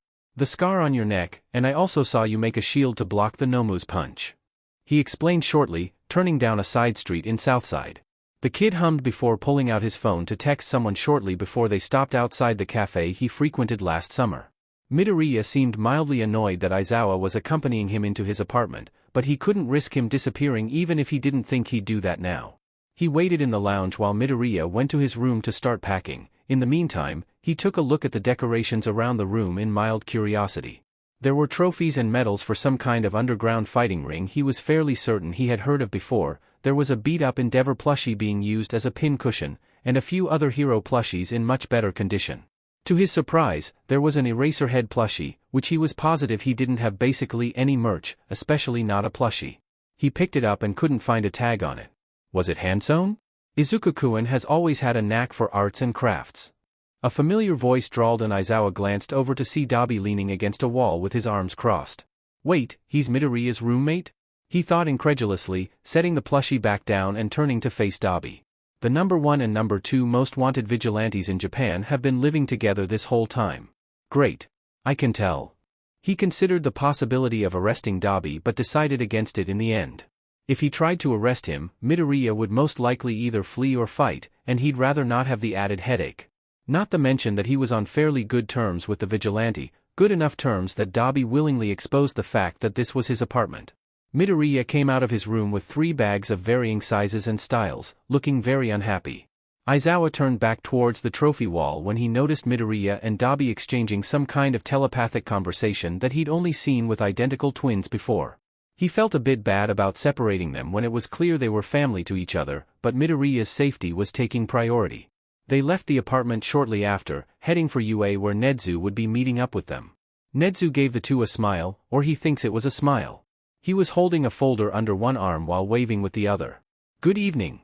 Right this way, Yamada-kun has already gotten the family unit prepared." Aizawa faintly heard a sigh coming from the kid, but when he glanced over, Midoriya was putting on a perfect poker face. The family unit had been filled with some of their home decor and furniture, making it feel more homey. Hizashi wasn't in the dorm, meaning he was probably grabbing something else from their house. The cats weren't here yet, so maybe that was where he went. Nedzu set the folder on the coffee table. "Here's everything you'll need to enroll in the Vigilante Reform Program, Midoriya-kun," he said cheerily as he went to leave the unit. "Go ahead and get settled in. There's a schedule for the food court and recreation center there as well." "Thank you, Nedzu-san," Midoriya replied as the principal left, opening the folder and giving it a quick glance. He noticed a small frown on his face as if to say, "More forms. You don't have to fill those out until Sunday, if you don't want to do them now." He grunted, taking a look around the unit. Hey, Razor? Aizawa-sensei. He asked with a hint of uncertainty. Am I still going to be in Class 1A? Aizawa turned back to the kid, who was holding one of the forms and looking at him. Yeah, you are. The program behaves like an extracurricular, so it shouldn't interfere with your other classes. Midoriya nodded in understanding before taking the folder and heading to the bedroom that had his name on it to unpack and unwind. The weekend went by peacefully with the new trio getting used to living with each other. Midoriya adored the cats and was fairly on top of his share of the chores. Aizawa thought things were going pretty well. And then, Monday came around and things went downhill from there. It started small, with Midoriya giving a snarky response to a question he asked, but it slowly escalated from there. On Wednesday, Aizawa returned home from his office only to find nobody else home. Hisashi was doing his radio show, so that made sense, but Midoriya was supposed to be here. He opened up his messages and sent a text to the kid asking where he was. He replied semi-promptly saying he was at a park with Kurwaro. He sighed, knowing that setting boundaries wasn't going to be a fun conversation. Hisashi got home not long before Midoriya did, which gave Aizawa the time to let him know the situation and come up with a plan. Hey, Midoriya-kun? Hisashi started after the kid was settled down in the lounge with them. We wanted to talk to you about setting some boundaries and house rules. Midoriya blinked but nodded. Okay, is our current chore plan not working or is it something else? Aizawa shook his head. No, it's something else. When you want to go out with friends or to do whatever, can you ask one of us first? He tried the gentle approach, copying how Hisashi would do it. Oh. Midoriya seemed confused. Why? I never had to do that at the apartment. This was going to be harder than he thought. Since you're still a teenager, it's normal to have to ask a parent or guardian for permission before doing something. Setting a curfew is also normal. Hisashi explained. Midoriya sat back in the armchair. If he was annoyed, he wasn't showing it. What about if I just text one of you guys? When I go out, so you know I won't be home. Aizawa and Hisashi exchanged a glance. Here's a compromise. You can do that during the weekends, but you have to ask us during school days. He replied. I guess that works. He said, worrying the hem of his shirt. That reminds me, can I still work at the cafe? I can change it to just on the weekends, too. While I don't agree with a 14-year-old working a job, I won't take that away from you. Aizawa said and Hisashi agreed, it would only lead to more problems if they took everything away from the kid. Zashi or I can drive you there and back. Midoriya shook his head. No, that's okay. I don't need you to do that. We aren't going to negotiate on that one, Midoriya-kun. Hisashi denied gently. The kid let out a soft sigh. Okay, that's fine then. Things went smoothly, although a bit awkwardly, for the rest of the week, and Aizawa was impressed when Midoriya started using his full quirk during training. He had already updated it in the quirk registry, not seeing a point in hiding it anymore. He could really tell which side of his quirk he preferred. Apparently the light side of his quirk would burn him if he went too far, but he didn't have that kind of repercussion using the dark side. He noticed that Tokoyami had joined Midoriya and Kurwaro's friend group, and Midoriya was friendly with the goofier students as well. Saturday rolled around and Aizawa looked up when there was a knock on the bedroom door. Come in. He grunted in response, turning back to the quizzes he was grading. Hey, Aizawa-sensei, I'm gonna go watch a movie with Kurwaro-kun. Midoriya said after poking his head into the room. At 8 p.m., kid? He questioned, seeing the time. Midoriya nodded and Aizawa relented. All right, don't stay out late. And remember, you aren't a vigilante anymore, so no public quirk use. He gave him a smile and a thumbs up. No problem. See you later. It wasn't until just past midnight that Midoriya returned. Suspicious X5. What took you so long? We stopped by a 24-hour cafe after and lost track of time. He scratched the back of his head and laughed awkwardly. It was incredibly faint, but Aizawa could see a couple bruises forming on his arm along with the twitch of a muscle that meant he was hurt. Midoriya-kun, what were you really doing? Aizawa crossed his arms, watching Midoriya stiffen minutely. I just told you. He replied, his guard raising. I was out with Kurwaro-kun. Kid, lying has consequences. He sighed. Were teenagers normally this combative? I can tell you're injured, and I doubt that would come from movies and a cafe. Midoriya opened his mouth to rebuke the claim, but he wasn't done. Midoriya looked down at the ground with a frown when he kept talking. If you aren't honest with me about what you are doing when you go out, I'm disqualifying you from the sports festival. He probably wasn't actually going to do that but might as well hold it over his head. Aizawa almost immediately mentally took it back when he saw the kid's head jerk up in shock and he actually teared up at the threat. He quickly wiped his eyes and looked away. I'm sorry. I'll be honest from here on out. It sounded bitter, but he wasn't going to comment on it. Midoriya cleared his throat and turned away, heading into his room. Okay, he definitely felt bad about that now. If he'd known how strongly Midoriya felt about the sports festival, he never would have mentioned pulling him from the event. He sighed, going back into his and Hisashi's room. Hisashi wasn't getting back from work until 1 in the morning, and he doubted he'd be asleep by then. He'd talk to him about what happened and decide where to go from there. The following morning, Midoriya came out of his room and walked over to Aizawa right away. He paused for a moment, glancing away before steeling himself and looking at him. I'm sorry for the way I acted last night. It was rude. No, I should apologize for saying what I did. He replied tiredly. I was never going to follow through with the threat about the sports festival. If I'd known how much it meant to you, I never would have mentioned it. He watched as Midoriya relaxed. It's fine, I get why you said it. He gave him a smile before turning to make himself breakfast. Aizawa exhaled in relief. Finally, after over a week of false peace and arguments, he felt like they finally understood each other better. Midoriya wasn't used to having restrictions and he was used to handling cats at home, not teenagers. Things ran much more comfortably after that, and Midoriya started taking the boundaries and restrictions more seriously. Aizawa idly wondered if Dabi or one of his friends told him to behave or if he just had a change of heart. Either way, things were moving in the right direction now. The day of the sports festival arrived and Aizawa, Hisashi, and Midoriya walked together to the arena. Midoriya gave a farewell as he ran off towards the waiting area while he and Hisashi went to the announcer's station. He still couldn't believe that his husband actually convinced him to be a co-announcer, but here he was. He listened with amusement as Hisashi cheerily introduced the classes, and Aizawa saw Midoriya in the crowd of students with his friends. He looked like he was going to explode from excitement. He was curious to see how the festival will go this year. It was the Saturday before the sports festival and Izuku followed the guidelines that Yamada and Eraser asked him to. He knocked on their door and heard a grunted response before he opened it. Hey, Aizawa-sensei, I'm gonna go watch a movie with Kurwaro-kun, he said after poking his head into the room. Eraser glanced at the clock on his desk before looking over at him. At 8 p.m., kid? Izuku nodded and watched him fight against refusing to let him go out this late before he relented. All right, don't stay out late. And remember you aren't a vigilante anymore, so no public quirk use. He gave him a smile and a thumbs up. No problem. See you later. He left the house before Eraser could change his mind, heading out and immediately turning to go toward Southside. He was positive that if he told him where he was actually going, to compete in the fight club, he'd be told no. No harm in a little lie to keep at least a bit of normalcy in his life.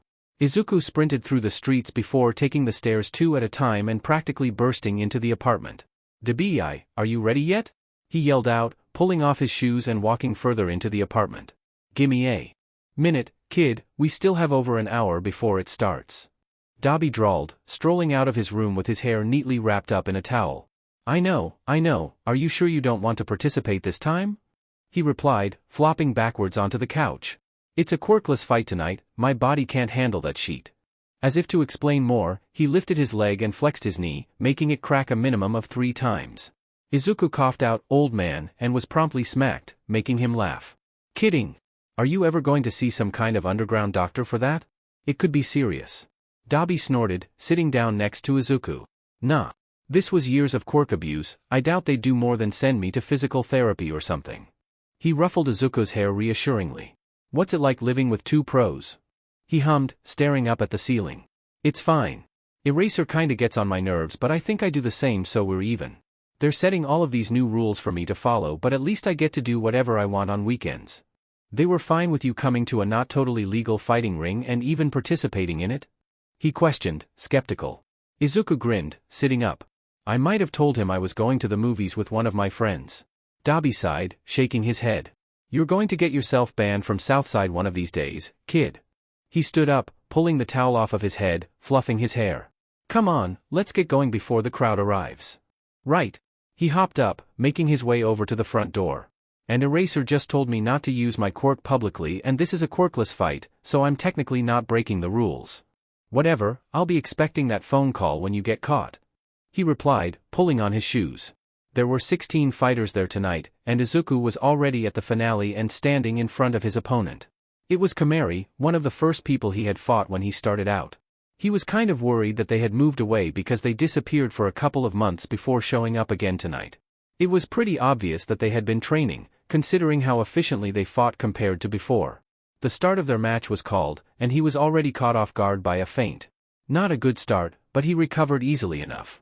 Izuku lunged in for an opening he saw, getting a solid punch before jumping back.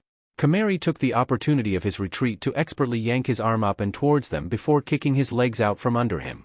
He hit the ground hard, tucking his chin so he didn't smack his head, before sweeping his leg to get them to back off. Kamari hopped over his kick gracefully, grabbing him by the hair and shoulder to turn him onto his stomach before bending his arm back awkwardly.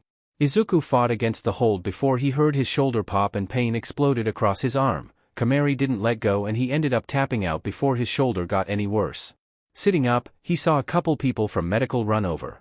"Don't move your arm," one of them ordered as the other checked it. "Dislocation, come over to medical and we'll get you patched up," the other reported before guiding him towards the med station. He glanced over at Kamari, who was being handed gauze to staunch their bleeding nose and lip. Looked like they both got their fair share of hits in. He sighed in annoyance, sitting on a stool as they kept him still before his shoulder was popped back into place. "Thanks, guys," he said, watching as one of them, his name was Koana if he's remembering right, placed his hands on his shoulder. Kohana's hands glowed blue and his shoulder felt hot.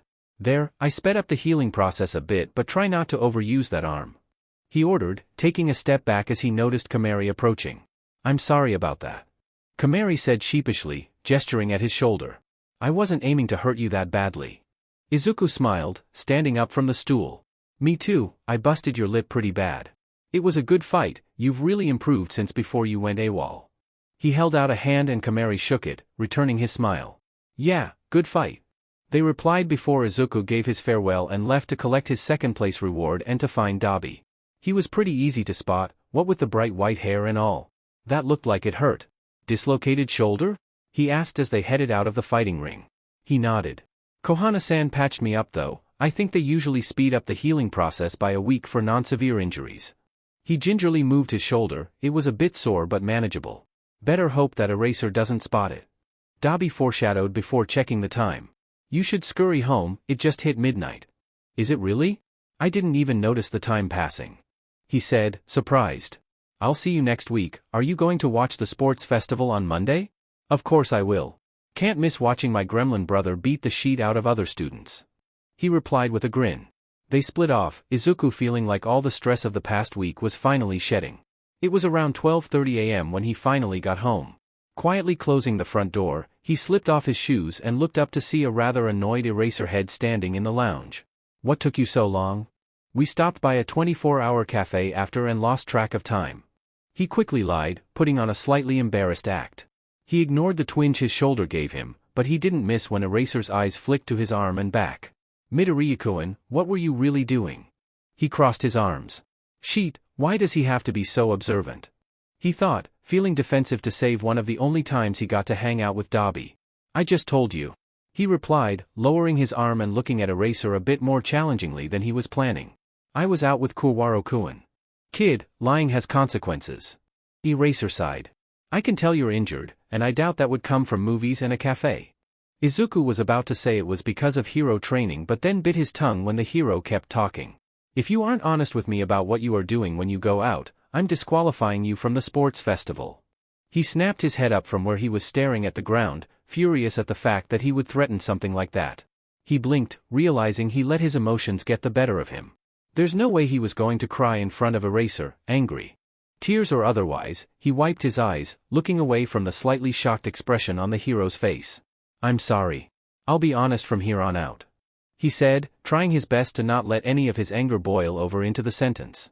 They stood there a bit awkwardly for a moment before Izuku cleared his throat, wondering if he should say some kind of goodnight before deciding he was a bit too upset to want to talk to the hero. He turned and headed to his room, immediately pulling out his phone and texting Dabi to ask to call. A second later his phone buzzed and he picked up. "I don't even have to guess to know what happened," Dabi said with mild amusement. Izuku was quiet for a moment before groaning in frustration. "He said he might pull me from the sports festival if I lied to him again. That's a wild overreaction, right?" He slung an arm over his eyes, chewing on the inside of his cheek. "I don't know what to do. They're stuffing me in a little box where everything that was normal to me is on the outside. It's suffocating." "I get it, Izuku-kun," he replied.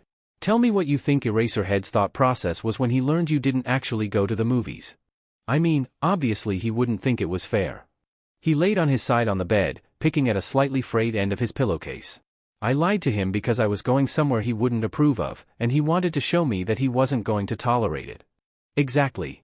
He felt a small twinge of annoyance that Dobby was siding with Eraser on this.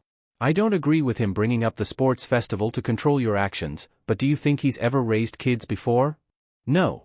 I did my research on him. He's listed as an emergency foster but has never had to take a kid before. He replied, starting to relax. He probably didn't know how to handle it in a non-teacher way.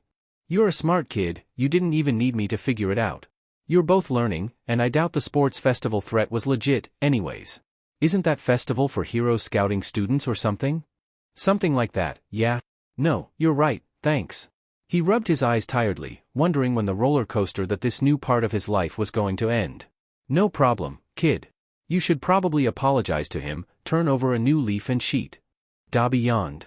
Izuku huffed in amusement, it wasn't even 1 in the morning. I'll let you sleep, have a good night, Dobby-kun. Good luck on Monday, Izuku-kun. He replied before hanging up. He set his phone on the end table, not looking forward to the awkward apology in the morning. The following morning, Izuku took a quick breath before walking out of his room. Eraserhead was drinking coffee on the couch. He glanced over when Izuku approached him. He paused for a moment, knowing it'll be easier once he actually says it. I'm sorry for the way I acted last night. It was rude. No, I should apologize for saying what I did. He replied, setting down his coffee. I was never going to follow through with the threat about the sports festival. If I'd known how much it meant to you, I never would have mentioned it. Dobby was right then. It wasn't always easy reading the hero, but he could tell that he felt bad about it. It's fine, I get why you said it. See you guys later. Izuku gave a small wave to Yamada and Eraser before bolting for the participant waiting area. The sports festival was finally here, and he was eager to meet up with Kurwaro and Tokoyami before they were called to the field. Poking his head into the 1A waiting room, he zeroed in on Kurwaro and Tokoyami at one of the tables. Walking over to them, he noted that most of the other students were already there as well. He gave a short nod in greeting as he sat down. It's finally happening, I feel like years have passed since they first announced the festival to us. The passage of time creeps as slowly as the shadows of the evening. Tokoyami agreed and Kurwaro nodded. We still keeping the promise to make it to 1 versus 1 event? He asked, then glanced over when he heard someone approaching. Hey, Glowworm. The familiar voice of Bakugo barked out and Izuku had to actively focus on not rolling his eyes. Yes, Pami-chan? He replied, grinning at the face he made. Bakugo smacked his hand down on the table in front of Izuku, causing a lot of the students to look over and murmur to each other. Just because you're showing off a new quirk doesn't mean you're going to beat me. I'm still top of the class and better than you. Izuku blinked, glancing at Kurwaro and Tokoyami, who were looking between him and Bakugo. Is that a declaration of war I hear? He leaned an elbow on the table, lazily resting his chin on his hand. Rather bold of you to assume you could beat me even if I was only using one part of my quirk. He returned the challenging glare with an amused smirk. This intimidation he's going for wasn't going to work on him like he was hoping. His eyes flicker over to Kirishima, who was walking over with a toothy smile. Hey, Midoriya-kun. I also want to test out my skills on your new quirk, so you better make it to the final event so we can have a proper competition for whatever the 1v1s are gonna be. He said in a friendly tone, and Izuku realized he was trying to lighten the tension a bit. Oh, me too. I want to fight Midoriya-kun. Kaminari called out, running over and sitting down next to him. Your quirk is so cool. One by one, over half the class also announced their friendly rivalry against Izuku. Why? He had no idea, but he can't say he wasn't enjoying the idea of getting to use his full quirk against people, because he hadn't had much of a chance to before. They were called out to the field then, so Izuku stood up. I look forward to facing you guys, you better make it to the finals. He said with a smile before turning and heading out of the waiting room. Bakugo was called up to do the student speech and he booed along with the other students at his speech. Midnight announced that the first event, an obstacle race, was to weed out students. What better time to show off his skills than during the first event? He didn't want anyone underestimating him, after all. He stayed next to Kurwaro and Tokoyami as all of the classes lined up outside of the starting line. The first portion led them out of the arena to the actual obstacle course surrounding the stadium. Once the countdown began, he shook his hands out before reaching above his head. The strings of darkness sifted between his fingers as he closed his hands into fists, pulling down and feeling his wings attach themselves on his shoulder blades. Man, he missed flying so much. He gave his wings a test flap, grinning at Kurwaro when he glanced over in surprise. He bent his knees slightly, watching the countdown like a hawk before the buzzer sounded and he pushed off the ground. He felt a thrill of exhilaration as he flew up high before diving down and swooping through the tunnel, listening to Yamada exclaim about his abrupt rise to first place within the first few seconds of the race. He could probably fly all the way to the finish line, but that sounded boring, so he tucked and rolled before the first obstacle, glancing behind him to see that Todoroki had frozen the ground and a lot of the students as he raced to catch up to him. He spotted the 0-pointers before the smaller robots. Skidding to a halt in front of a few 3-pointers, he reached his right hand out next to himself to form a longsword with a hilt of darkness and blade of light. It was unstable, so he couldn't keep a solid hold of it for long.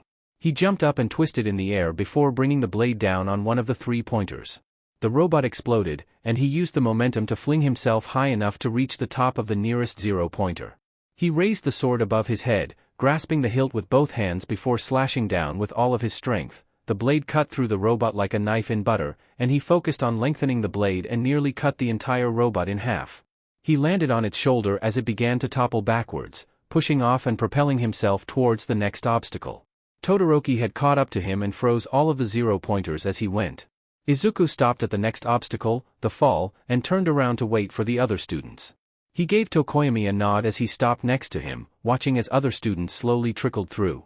Kurwaro came into view as he sprinted past other students, and Izuku spread his wings wide, silently communicating with his friend.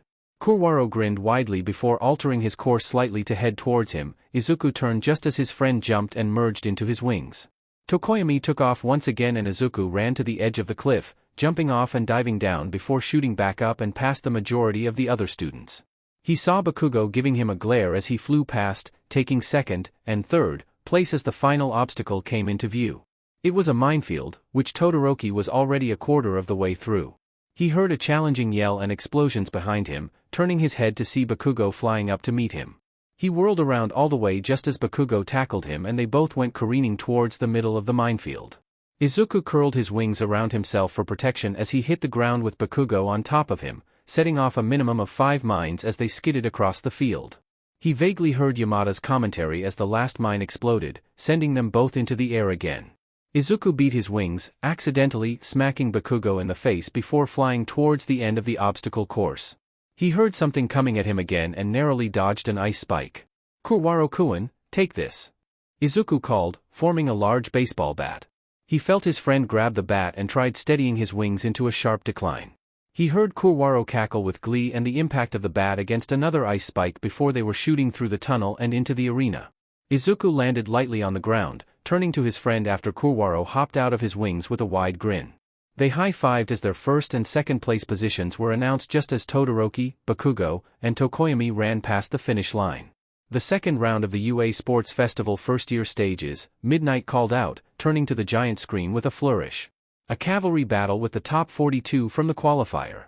Izuku exchanged a wordless alliance with Kurwaro and Tokoyami, already knowing they had to team up for this. Those at the top will suffer more. Midnight continued. You'll hear this many times as you attend UA. This is what Plus Ultra means. She pointed her flogger weapon directly at Izuku. Midoriya Izuku, who placed first in the qualifier, is worth 10 million points. He glanced at the other students, who had all turned to stare at him with a greedy glint in their eyes. They looked at him like he was prey, not realizing that he has dealt with this exact thing many times before. Flashes of memories of fighting half a dozen people at once ran through his mind, and he forced them down when his blade of darkness slashed one of their throats without mercy. Chillax. I don't have to kill anyone this time, he told himself, turning to his two friends with a grin as they began to plot. It was pretty easy to find his first 2 members for the cavalry battle, considering he, Tokoyami, and Kurwaro had made a pact with each other to make it to the final event together. Midnight-san said that we had to have at least 2 people, right? Izuku started, glancing around at the other forming teams. We should be fine being a team of 3, and I'm sure we won't need a 4th member unless someone is desperate enough to join the 10 million point team. He nearly jumped out of his skin when a girl he didn't know appeared in front of him like she teleported. How did she do that? The girl had pink hair, goggles, and hover boots. Hey, 10 million, team up with me, she exclaimed with a bright smile, getting way too close for comfort. You stand out, it'll be perfect. He opened his mouth, then glanced at Tokoyami and Kurwaro, who both just shrugged. How helpful. What can you offer our team, Miss? Hatsume, from the support course. She replied, leaning away from him and adjusting her goggles onto her forehead, revealing yellow eyes with crosshair pupils. Fascinating. Now that he really got a look at her, he saw that she was decked out in support gear. She showed the trio a few of her support items. I don't know you, but let me use your position. Izuku hummed, then nodded with a smile. Sure, welcome to the team, Hatsume-chan. With that, they began to plot a strategy for keeping hold of their headband. 10 minutes later, Izuku was standing by the edge of the arena, supporting Hatsume's weight with Kurwaro at his side and Tokoyami in front. It made the most sense to have the one who needed both hands to man the support gear to be the rider. He could easily move his hand from Tokoyami's shoulder to use his quirk, and Dark Shadow could defend the front and back from his position. The start of the event was announced, and they were immediately swarmed by every nearby team. He was pretty glad they were so heavy on defensive quirks, considering both Todoroki's and Bakugu's teams were also after them. Hatsume and Dark Shadow were the ones who would primarily defend, but he would occasionally flash nearby groups to blind them and get them to back off. Todoroki's team had hung back for a bit, letting other teams try to wear them down. Half and half incoming, hang on tight. Hatsume called and the trio huddled in close while Izuku formed a dark rope to secure them together. She activated the jetpack on her back, and they jumped to boost themselves into the air. They flew over the heads of shocked students before landing hard on the ground, sending dust flying into the air. Izuku's head snapped up when he heard Bakugu yell his name, and he saw the kid coming after him. Pami-chan. He called out cheerily, snickering when Bakugu rolled his eyes at the nickname. This is where your sports festival arc ends, nerd. He said as his group got closer. He grinned, letting Tokoyami lead them in a semicircle around Bakugu's group. I'm not a nerd, I'm just smarter than you. Bakugu snarled in response, but Izuku noted that it didn't seem as fiery as he was during the obstacle course. He didn't have time to wonder why before he was working on helping with defense and evasion. Other teams were getting distracted fighting each other and Bakugu's group eventually got ambushed. They took that chance to get further away from him and start targeting teams with multiple headbands. Their goal wasn't to get more points, but it was a good idea to collect more to hide their 10 million headband. Izuku would form a ball of darkness on a string, hand it to Hatsume and have Kurwaro jump into it before she would throw it towards an opposing team. Kurwaro would partially pop out of the ball and grab a headband. The clock slowly ticked down and he was beginning to feel suspicious that their team hadn't been targeted by Todoroki's team since the start. A quick glance at the leaderboard told him that they were still at the top, obviously, with Todoroki's team in second, Bakugu's team in third, and someone named Shinso was in fourth. Scanning the arena as he followed Tokoyami's lead, he spotted a group that had both Ojiro and Aoyama in it. The rider was a purple-haired kid with eye bags as prominent as erasers, which was pretty impressive, who had 2 bandanas around his neck and one on his forehead. Watch our 10 o'clock, Candy Cane is in pursuit again. Hatsume reported and Izuku glanced over to see Todoroki's team facing them but not moving. What are they planning? Tokoyami muttered and Dark Shadow moved into a more defensive position in preparation. Izuku freed one of his hands and formed a bow staff, intently watching Todoroki's group while keeping his other senses open for any sneak attacks. Ida yelled something he couldn't fully make out and then Todoroki's group was shooting towards them with an alarming speed. He swung the bow staff up as quickly as he could and felt it make contact. He tried not to cringe when Todoroki hissed in pain, holding his hand to his chest. Hatsume pulled out a strange-looking gun, pointing it at Bakugu's approaching team before firing. A large net shot out and wrapped around Bakugu and Kirishima, causing them to curse in frustration. A couple of seconds later, the cavalry battle ended. Kurwaro helped Hatsume down and she pulled off the headbands they had collected as the leaderboard was announced. It's lunch now, right? Izuku absently asked, stretching. Kurwaro and Tokoyami had started following the rest of the students towards the cafeteria. He was about to go with them when he paused. Bakugu was walking over to him without his usual haughty attitude. Midoriya, I want to ask you something. He stated rather than asked before promptly turning and walking the opposite way to the other students. He suppressed an annoyed sigh, knowing that this was probably important considering the way he was acting. He quietly followed him, and they ended up in a large empty hallway. Izuku leaned against the wall and put his hands in his pockets, watching as Bakugu stood across from him with folded arms. The blonde looked him up and down but stayed quiet for a moment, making the brunette narrow his eyes. What is it? Are you gonna confess your love for me now or? He jokingly said. Bakugu scoffed and glanced away. No, he replied bluntly. Then, is your mother Midoriya Inko? I was wondering how long it would take for you to ask that, he hummed in curiosity. Yeah, she was, but that was a pretty long time ago. Where'd you disappear to? He continued, his eyes straying to the scar partially visible on his neck then back up to him. Izuku tilted his head, studying the boy. He was trying for nonchalance but was not good at hiding the fact that he was itching for an explanation. Got kidnapped by the villain group that killed my mom, I just recently escaped. Bakugo blinked in surprise, obviously not really expecting that kind of answer. Which villain group? He questioned, relaxing his arms to his sides. Can't say. He replied shortly. The blonde narrowed his eyes at him. Why not? He gave him a small grin. The villain group is still after me, it's for your own safety that you don't know who they are. He almost laughed at the incredulous look and slight disbelieving head shake. You do know that the sports festival is streamed live and internationally, right? He asked rhetorically. Yeah, I know. Izuku chuckled. What took you so long to talk to me, Pami-chan? He rolled his eyes and shook his head again. You're crazy, he muttered quietly before speaking louder. I recognized the name Midoriya from the start, but you also said me off from the start and I didn't feel like talking to you. Only reason I'm talking to you now is because the old hag wants to meet you again, she recognized your name during the obstacle race. Izuku's previously amused grin softened at the mention of Mitsuki, she had been so kind to him a few months back. I don't remember much about you or Bakugo-san, but I know that she and my mother were very close friends. Meet me at the entrance gate after the festival, you can talk to her then. Bakugo replied, turning to head towards the cafeteria. Let's get something to eat before the next event. It was a little too weird to see a more mellow Bakugo. Did he think it was a touchy subject or something? Whatever the reasoning, things felt a bit more relaxed and amiable between them, and he kind of hoped it would be more of a friendly rivalry than an arch-nemesis kind of deal. Aizawa POV. The sports festival wasn't just for audience entertainment and hero scouting. To him, it was a chance to review his students' progress on their quirk control, combat, and strategic abilities. Along with mentally taking notes on what his own students needed, it was also a good chance to see if there were any non-hero course students that were looking to transfer. Watching the obstacle race and cavalry battle, Shinso Hitoshi seemed to be the most eligible to transfer. He also noted that it might be a good idea to talk to Vlad about switching some of their students around later on. As much as he liked his current class, he had some criticisms on how they were placed. Midoriya Izuku was up against Shinso Hitoshi for the first match of the final event. Aizawa was almost positive that Ojiro had told him about Shinsu's quirk, considering how he didn't speak even once during the short fight. Shinso had potential, especially with his quirk, but he didn't have any training when it came to physical combat. He made a note to speak with Yaoyorozu after the internships were over. She was a very strong fighter and used to be confident with her quirk, but her fight with Tokoyami seemed to show the exact opposite.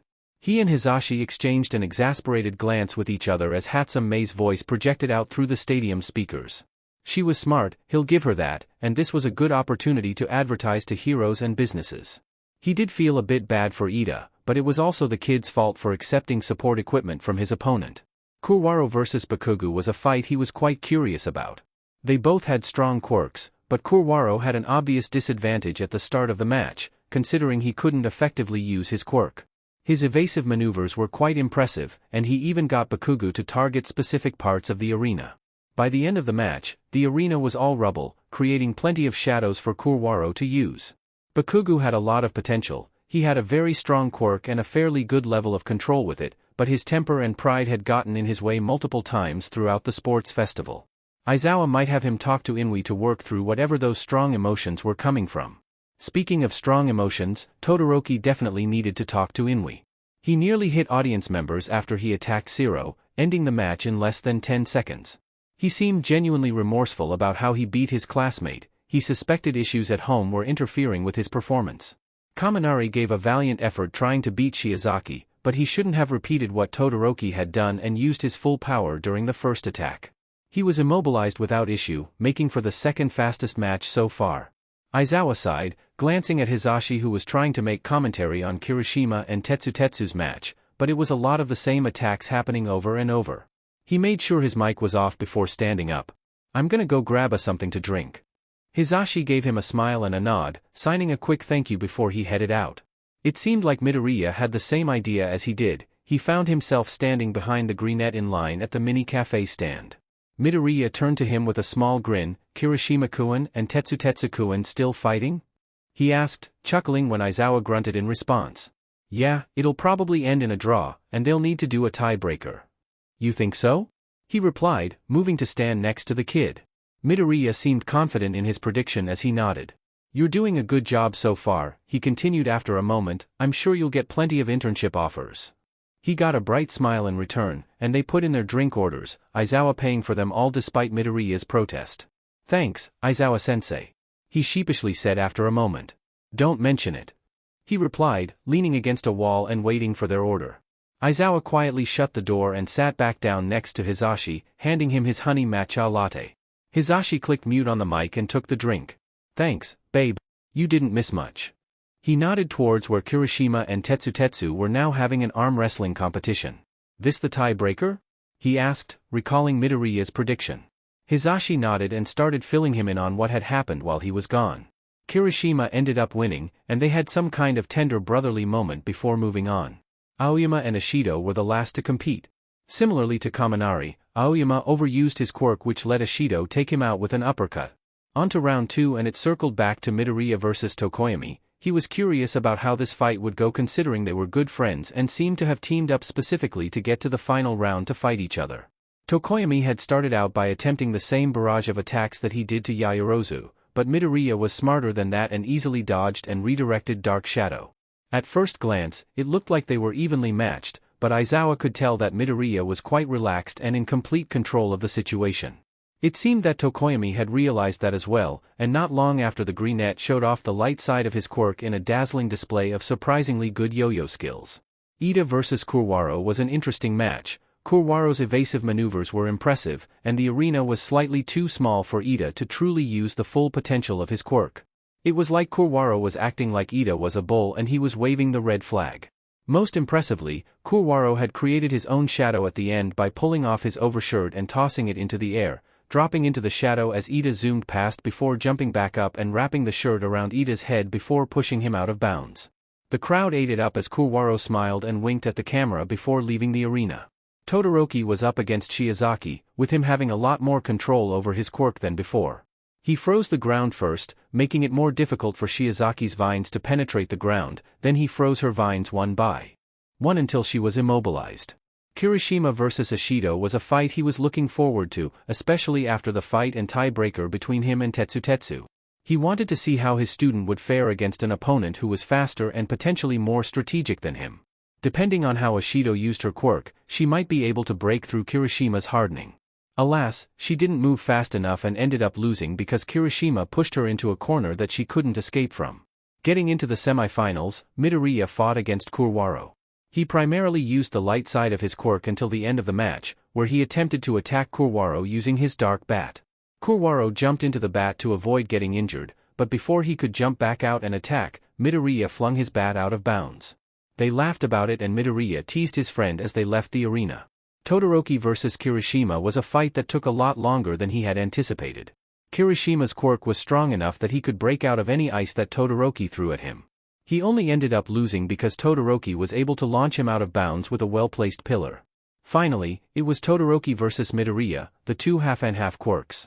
It was going well at first. Midoriya seemed to be taking this match extremely seriously, more serious than he'd seen the boy since meeting him. He was curious as to what had happened to make his demeanor change so much. 15 minutes prior? Izuku POV. Izuku wandered down the hallway towards the waiting area. He had left the stands a bit earlier than normal because he wanted to check his phone to see if Dabi had texted him or not. He froze in his tracks when he heard an unfamiliar voice coming from the waiting room. No one but students and UA staff should be here. Who could this be? He quietly inched closer to the door before pressing an ear against it to listen in. His eyes widened when he heard Todoroki talking. I have already told you before, father. Father? So, Endeavor is here? I will become the #1 hero, but I will do so without using your quirk. His voice sounded so strained. How long had they been arguing for? You will grow from this rebellious stage, Endeavor replied, and you will use your full potential. He heard a chair move as someone stood up. My full potential? You forced my mother into a marriage she didn't want, all so you could pass on your self-proclaimed destiny of surpassing all might to me. Endeavor sighed and Izuku heard footsteps heading towards the door. He quickly backed away and pretended to have only just arrived as the hero left the waiting room. He was just debating on whether or not to confront him when the hero spoke up. You're Midoriya Izuku, yes? Izuku glanced up, narrowing his eyes before nodding. I am. I don't think you're allowed to be back here, Endeavor-san. You're fighting Shudo next. I expect you to fight with everything you have so that my son can use his full power against you. He replied, ignoring his previous comment. Don't let him down. Izuku raised an eyebrow. You mean don't let you down? He crossed his arms, ping his hip to the side. I'd take your advice more seriously if it didn't sound like an instruction manual for a machine instead of encouragement for your son, who has gotten to the finale while only using half his power. He grinned when Endeavor's flames flickered, revealing his annoyance or shock. I won't hold back, but I'm not helping you live vicariously through Todoroki-kun. Who do you think you are? Endeavor growled.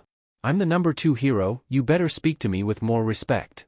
Izuku snickered, turning away from the hero without replying and pushing his way into the waiting area. Endeavor didn't pursue, which was a bit disappointing, but at least he was smarter than to push the issue. Todoroki was sitting at a table in the corner of the room, scrolling on his phone. He didn't even look up when Izuku entered the room. His jaw was tense, and his eyebrows were more furrowed than his usual look. He was set off, which might not bode well for their fight if Zero's match was anything to go by. He also had to consider the fact that he most likely broke his hand during the cavalry battle and also stole first place from him during the obstacle race. Yeah, this might be a tough match. Back to the present. Aizawa POV. Todoroki was back to overusing his quirk, but Midoriya was handling the challenge a lot more smoothly than he was expecting. In less than 2 minutes, the entire arena floor was covered in ice. That was when Midoriya began to talk after Todoroki made a comment about his father's sour face. The audience couldn't hear the conversation, but he and Hisashi could. You know, Todoroki-kun, he danced out of the way of an incoming ice attack. Your father might be the number 2 hero, but he's kind of a loser. Todoroki paused, confused about the comment. You shouldn't be basing how you live your life off of spiting someone you hate. Midoriya continued, smashing some ice to free up some room. What would you know? Todoroki growled back. If I were to use my fire side, I would be accepting my father and what he wants from me. I refuse to make the old man proud. I never told you about my home life before. Then again, this is maybe the second time we've ever talked, so, Midoriya shrugged. They had both stopped fighting and were focusing on the conversation. The crowd had begun to murmur, curious about what was happening. My quirk came from someone who I would never consider my father. I hate him with every fiber of my being because of what he's put me through, but I'm not going to stop using my quirk just because I don't accept him. Todoroki clenched and unclenched his hands, trying to break up the frost building on his skin. How can you feel okay with using the quirk of a man who made your life miserable? Wouldn't you rather reject everything surrounding him? Wouldn't that mean giving up on being a hero in your case? Izuku retorted. I use my full quirk so I can spite him. I am going against all of his ideals and living the way I have always wanted to. Tell me, why do you want to be a hero? I am going to become the number 1 hero without using my father's quirk. He replied, and Aizawa could tell that he was starting to realize how much he was letting his father control his decisions. And why do you want to be the number 1 hero if that's what your father wants you to do? Izuku tilted his head, watching the other. When Todoroki seemed to hesitate, he continued. I think that becoming a hero despite how you grew up shows how strong you are. If you really want to spite your father, you should go into underground hero work. You'd be away from the public eye, but you would still be able to do everything a limelight hero could, and you could use the full strength of your quirk because half cold half hot is your quirk, and yours alone. Todoroki opened his mouth to respond, then had to put his focus into blocking a sudden barrage of attacks as Midoriya lunged at him. We both started out using only half of our quirks. I'm using Darklight with everything I've got, it's your turn to meet me at my level. He swiped at Todoroki with his bow staff, then leapt back a few paces, staring at the student challengingly. It only took a moment of looking at each other before gold-orange flames roared to life. Aizawa only saw a glimpse of Midoriya grinning before a sizzling sound began, then the entire arena exploded in a rush of steam as ice rapidly evaporated.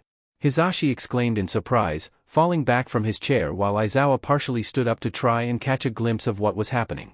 The steam slowly dissipated, revealing that nearly all of the ice was gone aside from a pillar that Todoroki had formed behind himself in order to keep from getting flung out of the arena. A large ball of darkness was positioned in the center of the arena and looked partially embedded in the cement underneath. Both students were still within the boundary, and Hisashi had recovered enough to announce that fact.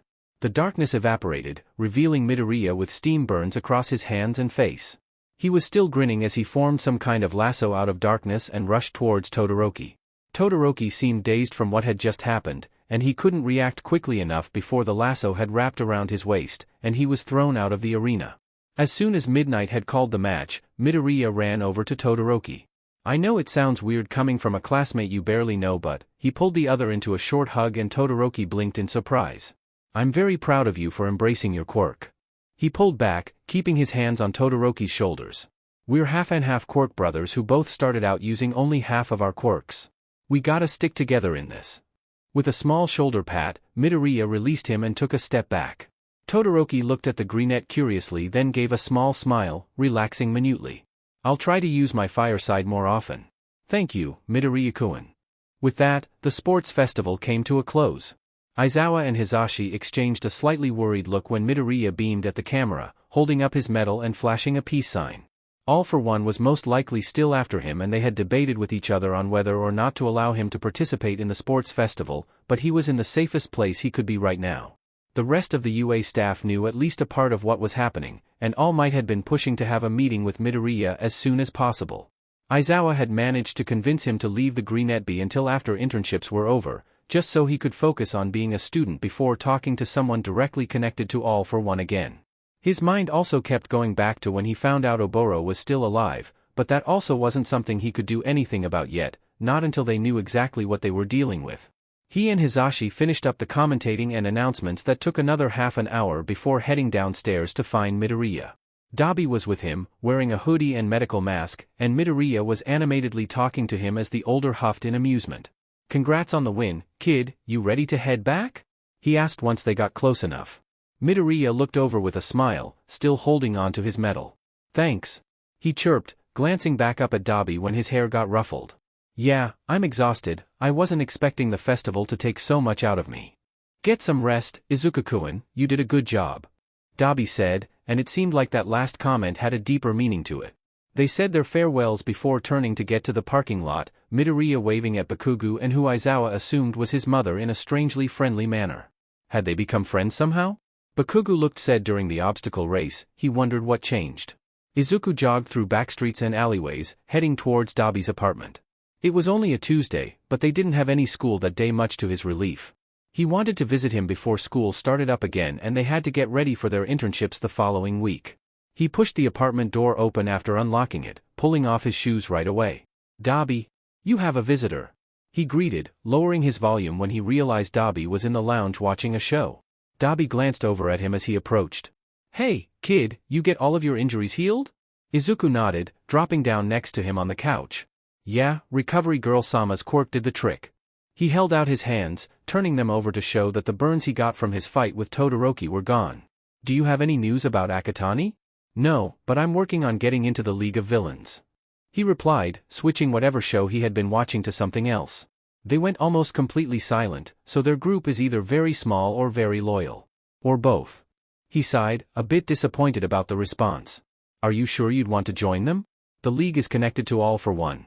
If they find out that you're there to double-cross them, I don't think you'd see the light of day again, not to mention the fact that Izuku would single-handedly murder the entire League and Sensei if something like that did happen. I'm a vigilante, Izuku-kun, it's my civic duty to keep society safe even at the detriment to myself. He ruffled Izuku's hair, standing up from the couch with the crack of a joint before heading into the kitchen. I'll keep you posted if I hear anything. Did you listen to my show last night, Midoriya-kun? Yamada asked cheerfully, glancing at him through the rearview mirror. Izuku smiled and nodded. Your segment on the sports festival was great.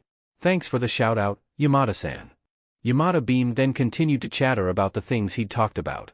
It was Wednesday morning, and they were headed to school. Today was the day that internship offers would be announced, and he was pretty excited to see who wanted him in their agency, if anyone picked out any first years. He pulled out his phone when he got a few notifications. Cemetery Circle. Darkling, Kurwaro Shurhai. Raven, Tokoyami Fumikage. Shadowlord, Midoriya Izuku. Darkling is online. Darkling, 8 a.m. The train ride was filled with people that watched the sports festival. Darkling, 8 a.m. I learned of many admirers of the Abyss. Raven is online. Raven, 8:03 a.m. Indeed. Shadowlord is online. Shadowlord, 8:05 a.m. We gave them quite the show, I'm not surprised you're getting attention for it. Raven, 8:07 a.m. You don't commute through public transport? Shadowlord, 8:07 a.m. Nope, I live in town and get a ride to UA. Darkling, 8:08 a.m. You would be swarmed for placing first. Shadowlord, 8:09 a.m. No thank you. He looked up when the car parked in the staff lot. Shutting off his phone, he pulled his bag over his shoulder and hopped out. He waved Eraser and Yamada goodbye as they headed for the staff office before homeroom started. Ida Tenya was already there, over 15 minutes early as per usual. Seeing him now reminded Izuku that he saw that Ingenium had been attacked by the hero killer, Stain, during the sports festival. He'd never really interacted with Ida much before, but he was acting a lot more preppy than he was used to, calling out formal greetings to everyone while also maintaining class order. Izuku walked over to Kurwaro's desk and leaned against it. Tokoyami sat next to Kurwaro while he was stuck on almost the opposite side of the classroom. At 8:25 exactly, Eraser opened the classroom door with more force than necessary. "Morning," he said shortly as he walked in, and Izuku noticed that the bandages he'd been wearing that morning were gone. He heard Azui commenting on that fact as he skipped back to take his seat. "We're having a special hero informatics class today." He felt the class hold their breaths, terrified that it was a pop quiz of some kind. He wouldn't give them a pop quiz right after the sports festival, right? Code names. You'll be coming up with hero names. He finished, and the class exploded with excitement.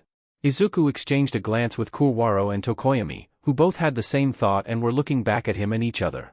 He hadn't given a whole lot of thought into a hero name before, but it shouldn't be too difficult, right? The noise of the classroom went dead silent when Eraser's eyes flashed red. "This is related to the pro-hero drafts that I mentioned the other day. The drafts begin in earnest in the second and third years, after students have gained experience and can become an asset to the pros," he continued. "In other words, for them to extend offers to first years like you shows that they are interested in your future potential. These offers are often cancelled if that interest dies down by graduation. So, we'll have to prove ourselves once we get picked, huh?" Hagakure piped up. "That's right," he replied shortly, turning to partially face the chalkboard and clicking a button on a remote. "And here are the totals for those with offers. Todoroki Shudo, 3,471. Midoriya Izuku, 3,156. Kurwaro Shurhai, 563. Tokoyami Fumikage, 360. Bakugo Katsuki, 342. Ida Tenya, 301. Kaminari Denki, 272. Yaoyorozu Momo, 108. Kirishima Ijiru, 68. Ashido Mina, 20. Shiro Hanta, 14. Izuku felt his jaw drop momentarily before he shut it with a click. That was a lot of offers, way more than he was expecting. In other years, it's been more spread out, but all eyes were on these two this year. Aizawa pointed at his and Todoroki's names. "That's such a big difference." Kaminari groaned, flopping back against his seat. Other students chattered amongst each other and Izuku glanced over when he heard his name mentioned. Yaoyorozu had been complimenting the two of them on their offers. Todoroki didn't seem fazed by the number.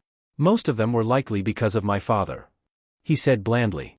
Eraser went on to explain that everyone would be interning, offer or not.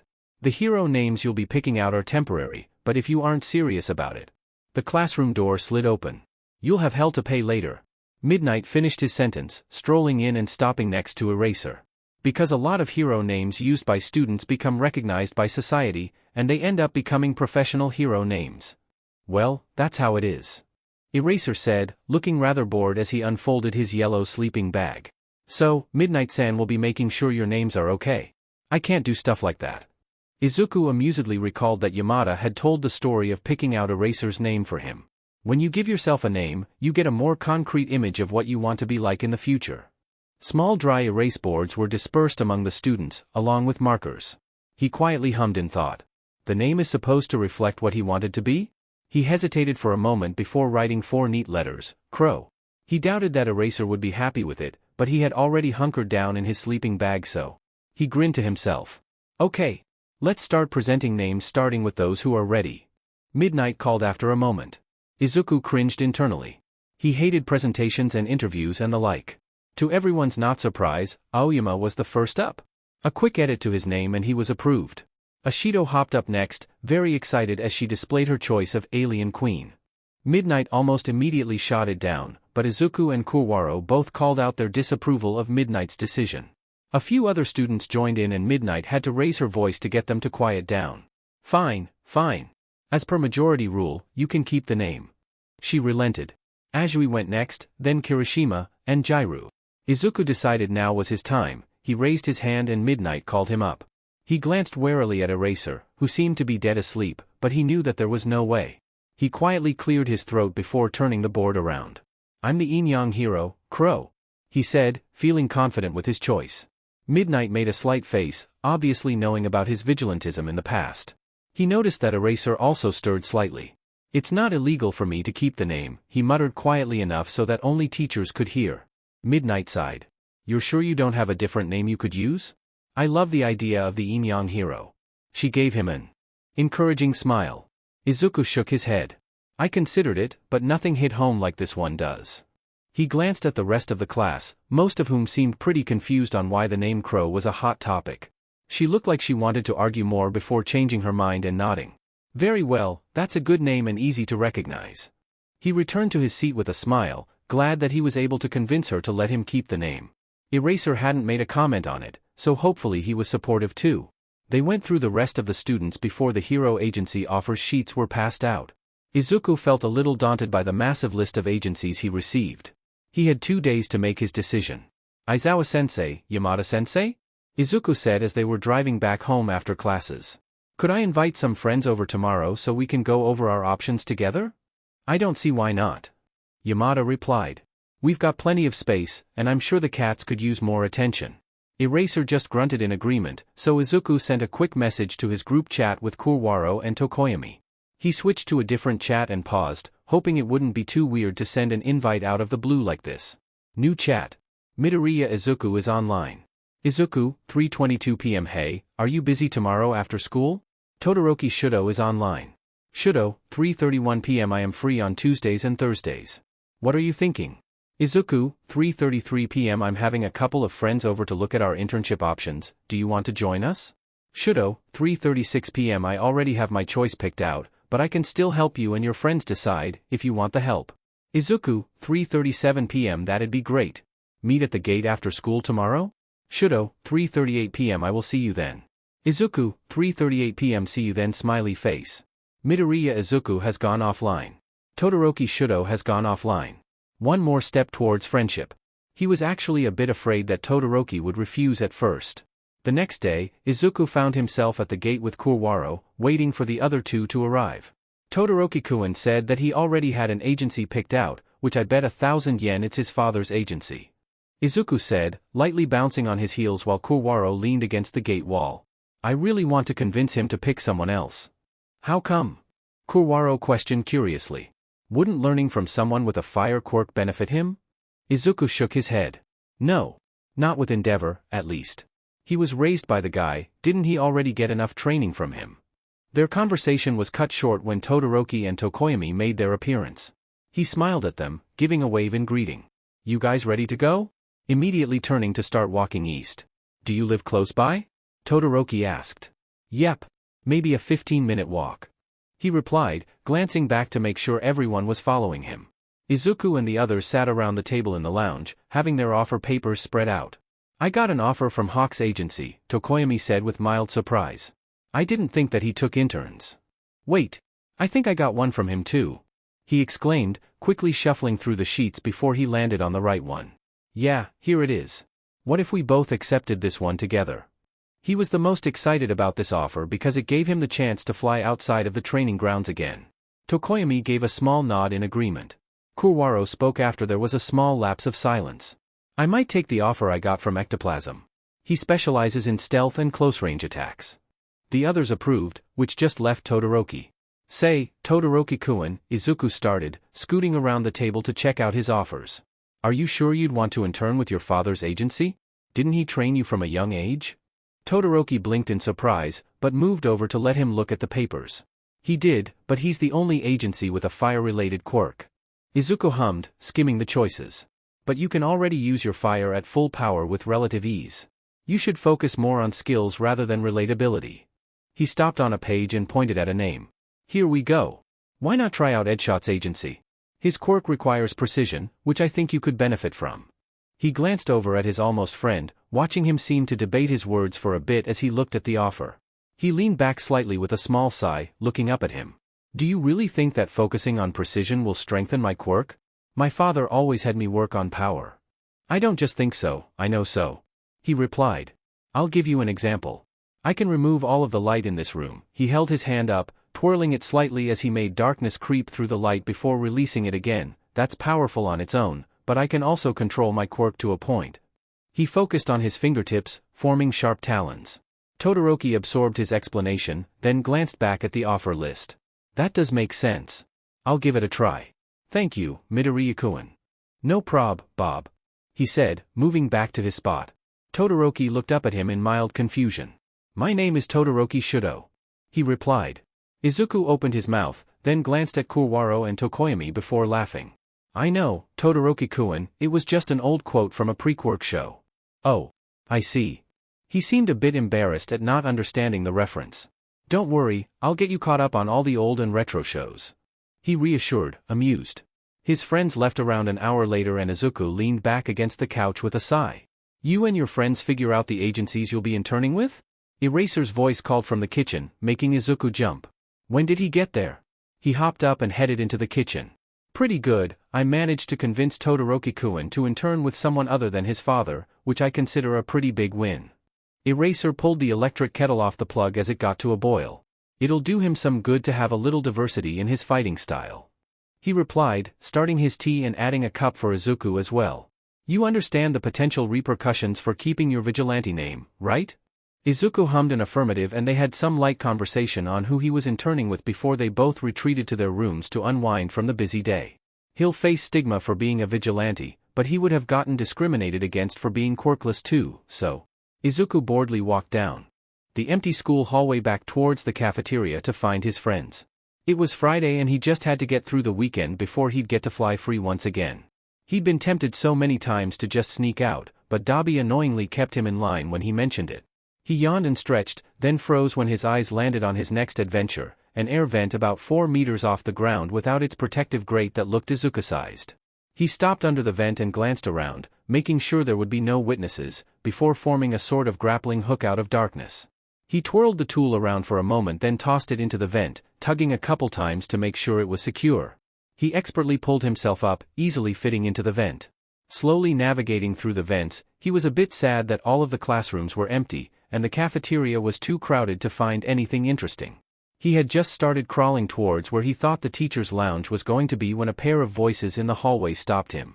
He peeked through the grates of one of the hallway vents and found Uraraka and Ida having a conversation just loud enough for him to make out. Not a good idea, Tenya-kun, Uraraka said, clearly unhappy. What wasn't a good idea? Ida gave her a friendly pat on the shoulder. I know that I must have scared you with how I acted at the end of the sports festival, however I assure you that I'm okay. But to go to Hosu so soon after what happened. What can Manuel-san teach you that would be better than Miruko-san? She argued. Something happened in Hosu that affected Ida? Izuku pulled out his phone and a quick search later came up with multiple news articles about Ida Tensei, pro-hero ingenium. He had apparently been in pursuit of the hero killer in Hosu but was severely maimed in the process. Manuel-san is a great hero, I'm certain he's a good internship choice for me, Ochako-chan. Ida reassured. The two fell silent when a couple of other students walked by and Izuku decided to complete his trip to the teacher's lounge. Ida's reassurances were not reassuring in the least, he had something planned that could very well get him killed. He stopped outside of the vent to the teacher's lounge, peering in to double-check that the people he wanted in there were there. Giant yellow caterpillar? Bingo. He pushed on the vent grate, finding it securely screwed shut. He debated for a moment before forming 2 dark talons and carefully taking out the screws, catching the grate before it crashed to the ground. A few murmurs of confusion rang through the room as he slid out of the vent, landing on the carpeted floor and setting the grate down. Problem child, what were you doing in the vents? Eraser said in a tired and annoyed tone. Not important. Izuku suppressed an amused grin as he walked over to the sleeping bag. Aizawa-sensei, it's probably not my business, but could I talk to you about Ida-kun? He blinked in mild surprise. What about him? Well, I was in the vents earlier, Eraser suppressed an eye roll, and I overheard Uraraka-chan and Ida-kun talking about their internships. He sat down cross-legged in front of him. I think Ida-kun is taking an internship specifically to go to Hosu where his brother was attacked, like, to go after the hero killer for revenge or something. Eraser seemed concerned by his comment and sat up a bit straighter. I'll look into it. Thanks for telling me, Midoriya-kun. Izuku gave him a smile, which he didn't reciprocate. Now, get back to lunch, kid. Yes, sir. And don't use the vents. Killjoy. Tokoyami-kun. Izuku cheerily called out, waving so that his friend could see him in the crowd. Tokoyami walked over to him and glanced up at the train schedule. I've never been to Kyushu before. Me neither, I wonder if they have good takoyaki. He double-checked when their train would be arriving. 10 minutes until the train to Fukuoka gets here. They waited in relative silence with occasional people watching comments on Izuku and Dark Shadow's part, and then came the long 4-hour train ride. Fukuoka was busy. Not surprising considering it was one of the largest cities in Japan. Another thing that was busy, Hawks. His own sidekicks had trouble keeping up with him as he zoomed from one incident to the next. Izuku didn't have as much trouble keeping up with the hero, thanks to his wings, but he felt a bit bad that Tokoyami wasn't having that kind of luck. He swooped down and lightly hovered above his friend. I'm strong enough to give you a lift, if you want? He offered, already devising a plan to act like some kind of rescue helicopter. Tokoyami shook his head. No, I will find a way. Thank you, Krokuin. He nodded in acknowledgement before turning and flying back up into the sky, probably going higher than he needed in order to find Hawks again. He spun around in a slow circle for a moment, not spotting the hero. You're pretty good, a voice called from behind him. He glanced around, finding Hawks already diving down towards the streets. He quickly caught up to him, flying close by. Am I? He asked, fishing for another compliment from the hero. Yeah, I'd bet you could be as fast as me someday. He replied, giving him a grin before shooting off towards an alleyway they'd both heard a commotion happening in. Izuku dove down into the alleyway, managing to take out one of the instigators of the fight while Hawks took care of the other 4. I don't know, I'm already pretty fast, who's to say I'm not already faster than you? He challenged, returning to grin. The hero raised an eyebrow at him, already taking to the sky again. Pretty bold statement, kid. How about this, stick around after the patrol and we'll have a race to see who's the top bird. Deal. It wasn't until just past 11 p.m. that Izuku and Hawks found themselves on a tall tower overlooking the city. Tokoyami had gone back home already since neither of them were staying in Fukuoka for their internship. Hawks pointed down towards a large billboard. We'll fly over to that, touch it, then come back to this spot. Right, sounds good. Izuku stretched before dropping into position, waiting for Hawks to start the race. He most likely wasn't as fast as the hero was, but getting to test his limits in open air was everything he dreamed of. 3, 2, 1. Go. He quickly took the lead in the first quarter, feeling the buzz of exhilaration at flying top speeds. Before he'd reached the billboard, though, Hawks breezed by. Even with maximum effort, he couldn't catch back up again. Hawks circled around the tower once before landing lightly next to him. You were only 3 seconds behind me, that's pretty impressive. How long have you been flying for? Thanks, Hawk-san. He replied, sitting down on the edge of the tower and feeling the wind buffet his clothes. I've been flying for a little under a year, I think. Want some advice on how to fly faster? Hawks settled down next to him, leaning back on his hands. Advice from the fastest hero in Japan? Hell yeah. If you've got some to give, sure. He replied, turning attentively towards the hero. You started slowing down after the wind changed directions, that was one of the reasons you fell behind. He started, holding a hand out in front of himself and letting it slightly sway in the breeze. You also were trying to keep your acceleration constant, you gotta let the wind carry you more. Izuku hummed, also holding out a hand to feel the wind. Change how I fly based on the direction of the wind, I'll have to practice that, he muttered, then glanced over when Hawks stood up again. Come on, I'll give you a free lesson. Without another word, he took off, forcing Izuku to scramble to catch up. When we're flying with the wind, keep your wings positioned to catch it. They flew for a couple of minutes before Hawks turned around to fly in the opposite direction.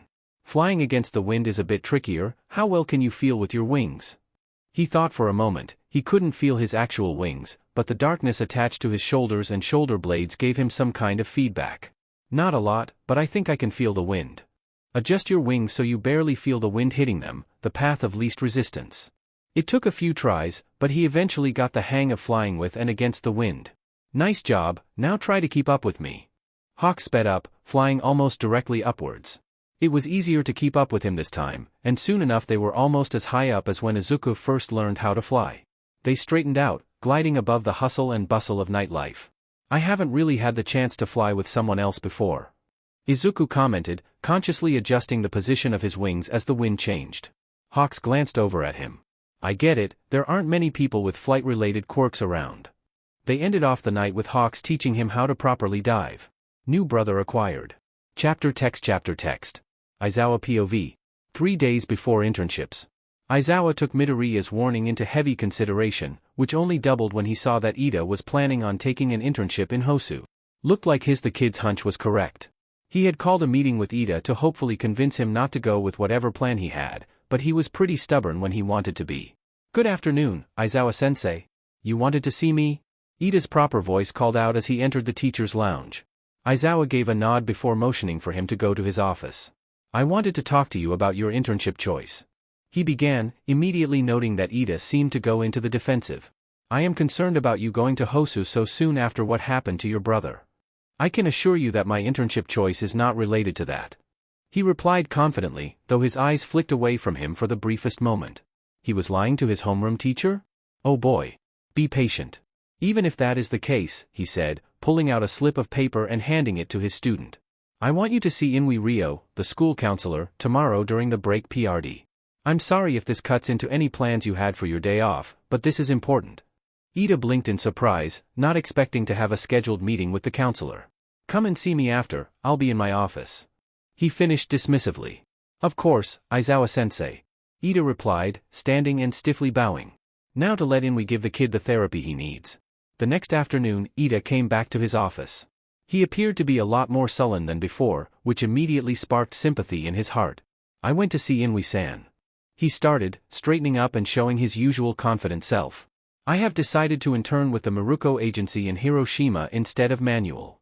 Aizawa quickly noted the change down in Ida's file. "She will teach you Limelight hero work well." Ida nodded. "I know she will. Have a good weekend." He turned to leave, then paused at the door. "Aizawa-sensei?" He hummed in response, then looked up when he was quiet for a beat too long. "Thank you." Ida gave him a short smile before turning and leaving. He sighed in relief.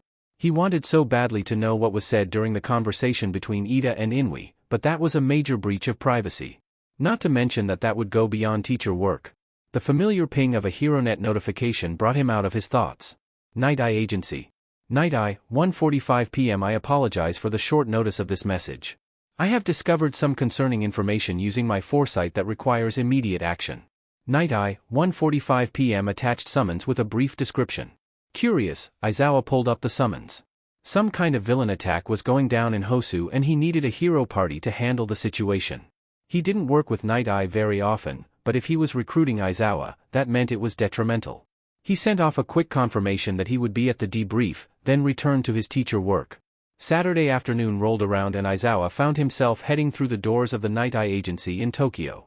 He wasn't a fan of big cities in the least, which was why he stayed in Musutafu after graduating from UA. Bubble Girl, one of Night Eye's sidekicks, greeted him once he came in.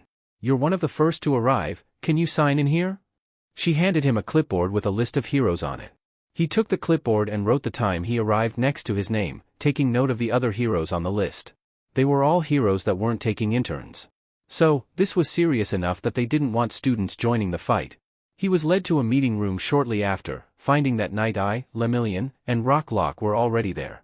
He gave them a short nod, taking his seat. After 15 minutes, everyone was gathered and Night Eye was beginning the meeting. "Thank you all for coming on short notice," he began, standing at the head of the meeting table. "As you saw in the summons, I used my foresight on a hero recently and discovered a villain attack in Hosu. The reason I called you here is because some of those villains were what we have begun to call Nomu." Murmurs broke out amongst the heroes, all laced with concern. None of them except for Aizawa had experienced the Nomu firsthand, but the rumors he heard circulating were all true to what he had seen during that short interaction. "If they're anything like what we heard from the USJ, how can we take care of them without All Might here?" Rocklock questioned, among the most concerned. "They are not as powerful as the USJ Nomu," assured Night Eye, though he didn't seem fully convinced. It was hard to track what was happening, but there were more than 3 Nomu in East Hosu City. If we all agree to raid the city, we can mitigate any personal and property damage done by these villains. There was a long discussion afterward, but Aizawa was ready to risk his safety if it meant saving even one civilian. He wasn't sure why Night Eye was bringing his intern Lemillion with them for the raid, but he was sure that the student wasn't in danger if he was coming along. In the end, everyone decided to participate in the raid. As long as they knew where it was going down and who was going to be there, it shouldn't be too much trouble, right? Aizawa watched the city from the train he was on. He was alone on the train, heading towards East Hosu where the attack was supposed to happen in under an hour. Half of the raid party had already gathered, leaving the other half to show up in a staggered manner. He wasn't sure why this was the method Night Eye chose for them, but he wasn't going to question the man with future vision. No one was going to get severely injured as long as they followed Night Eye's plan. It had been a fairly peaceful, if not boring, train ride when a large chunk of the side of the train seemed to explode. It only took a moment for the dust to clear, then the winged Nomu made its appearance. The Nomu had a civilian pinned to the ground as other people began to scream and shout their alarm. Without a second more of hesitation, Aizawa leapt into action. He wrapped his capture scarf around the Nomu just as it jumped back out of the train, pulling him with it. The Nomu was strong enough to carry Aizawa and he found himself hanging on for dear life 50 meters in the air. Grunting from the effort, he pulled himself up until he could reach the Nomu. If he could get it to land some. As if reading his mind that he wanted to get to the ground, the Nomu took a nosedive just as a massive explosion was set off in the distance. He couldn't focus on the explosion, he had to trust the rest of his team to take care of it. He got a solid grip on the Nomu's leg, then nearly lost the hold when it began spinning, trying to get him off. It screeched and he prickled with annoyance. He was having a perfectly fine time on the train, he wasn't asking for a free trip through the sky. Finally, he managed to grab one of its wings, tilting it off balance until they crash-landed the remaining 10 meters. He thankfully landed on the Nomu before being flung off from the impact. He rolled a couple of times before righting himself and bolting back towards the Nomu, who had only just gotten back on its feet. It was semi-quick work after that. He managed to lasso the Nomu once again, this time tangling its wings together as well. A couple of pros from his team arrived as he was getting quirk-suppressing cuffs on it and helped him out. They must have seen the crash landing earlier. The police arrived to take the Nomu into custody and the chaos only continued from there. He and the pros that came to his aid ran towards the roaring fire, stopping when Endeavor incinerated a Nomu in front of them. Not the most eloquent or moral hero, but he couldn't argue with the number 2 Limelight hero even if he was technically ranked higher. At one point, another flying Nomu took off away from the civilians. The others were occupied, so Aizawa gave chase, hoping it would fly low enough for him to wrestle to the ground. He could hear a voice coming from an alleyway up ahead. It didn't sound like a normal civilian, it was too menacing? Creepy? He skidded to a stop once he realized that the voice was coming from none other than Stain, who had found his next hero victim. Native was slumped with his back against the wall, but he wasn't unconscious. Did he get hit by Stain's quirk? His bleeding arm was what confirmed it. Stain himself was standing in front of the hero, talking about unworthy heroes. It was pissing him off. He'd heard that argument many times before, but none of the villains had made it their whole shtick like Stain did. Deciding that Stain was a more pressing matter than the fleeing Nomu, he quickly made his way towards the alleyway. He activated his emergency signal for nearby heroes to assist. Stain almost immediately noticed him, taking on a defensive stance. Eraserhead. He stated, readjusting his grip on his sword. What are you doing in Hosu? Looking for you. He replied smoothly, preparing himself for a fight. You've taken this far enough. Getting targeted by the number 1 underground hero? I'm honored. He sneered, taking a step towards him. You're not a hero worthy of the title. Well, that was one way to PSS him off even more. Your fed up morality won't hurt anyone else. And with that, the fight was on. Aizawa made the first move, attempting to get Stain's weapon away from him. Stain dodged the capture scarf and lunged forward, closing the distance between them. Quickly redirecting his capture scarf, he managed to wrap it around Stain's wrist and pull his sword off course. Stain dropped his sword, but a flick of his other hand led to a sting against his cheek. The metallic shine of a small dagger, now slightly bloodied, was gripped tightly in Stain's non-dominant hand. Figures he'd have a trick up his sleeve. Aizawa activated his quirk just as Stain liked the blade. He was on a time limit now. The villain seemed thrown off for a moment when Aizawa continued the fight, giving him the opportunity to throw him against the wall.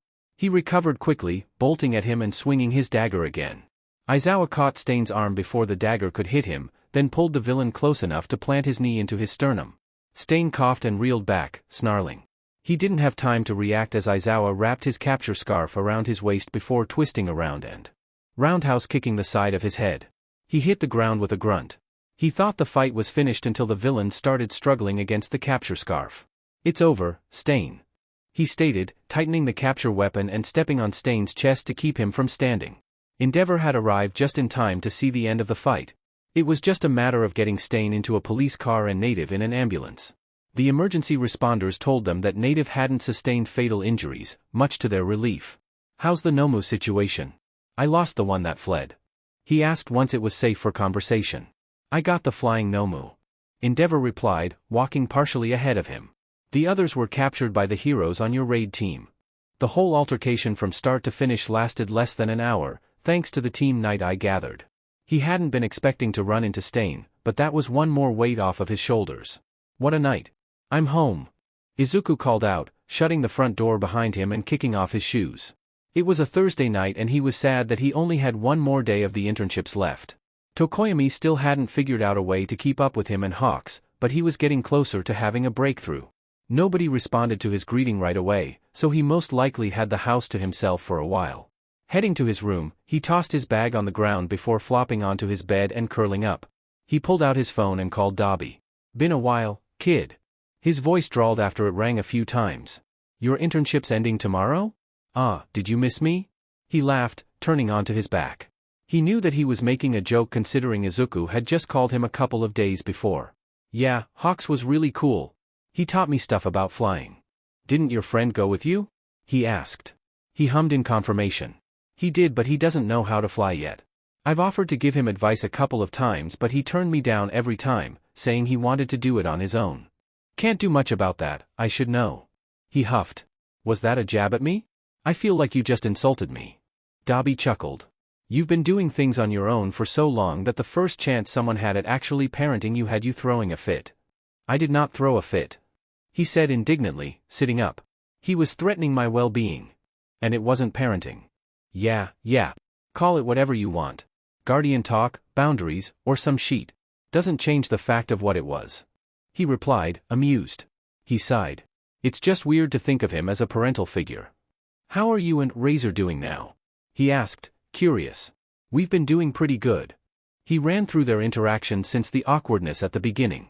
"We actually haven't argued in a few weeks." "A few weeks? That's a new record. I feel like this whole conversation is about attacking me," he said with a laugh. "But yeah, it's been getting less frequent, which is nice. And Yamada-sensei is a great mediator. He can be so mellow compared to what he's like in class." "That's present Mike, right?" he asked, and Izuku hummed in confirmation. He paused when he heard a key turn in the door. "Oh, they just got home so I should go. Take care of yourself, kid," he replied before hanging up. He pocketed his phone before hopping up, getting to the hallway just as the front door opened. "Hey, Midoriya-kun," Yamada said with a smile, pulling off his shoes. "How did your internship go today?" He smiled back. "It was good, but Tokoyami-kun is still having trouble." Eraser came into view then. He had a large bandage covering his cheek and was limping as he made his way towards the kitchen to drop off groceries. When did that happen? He knew that he hadn't seen Eraser the day before, but he just assumed it was a normal patrol.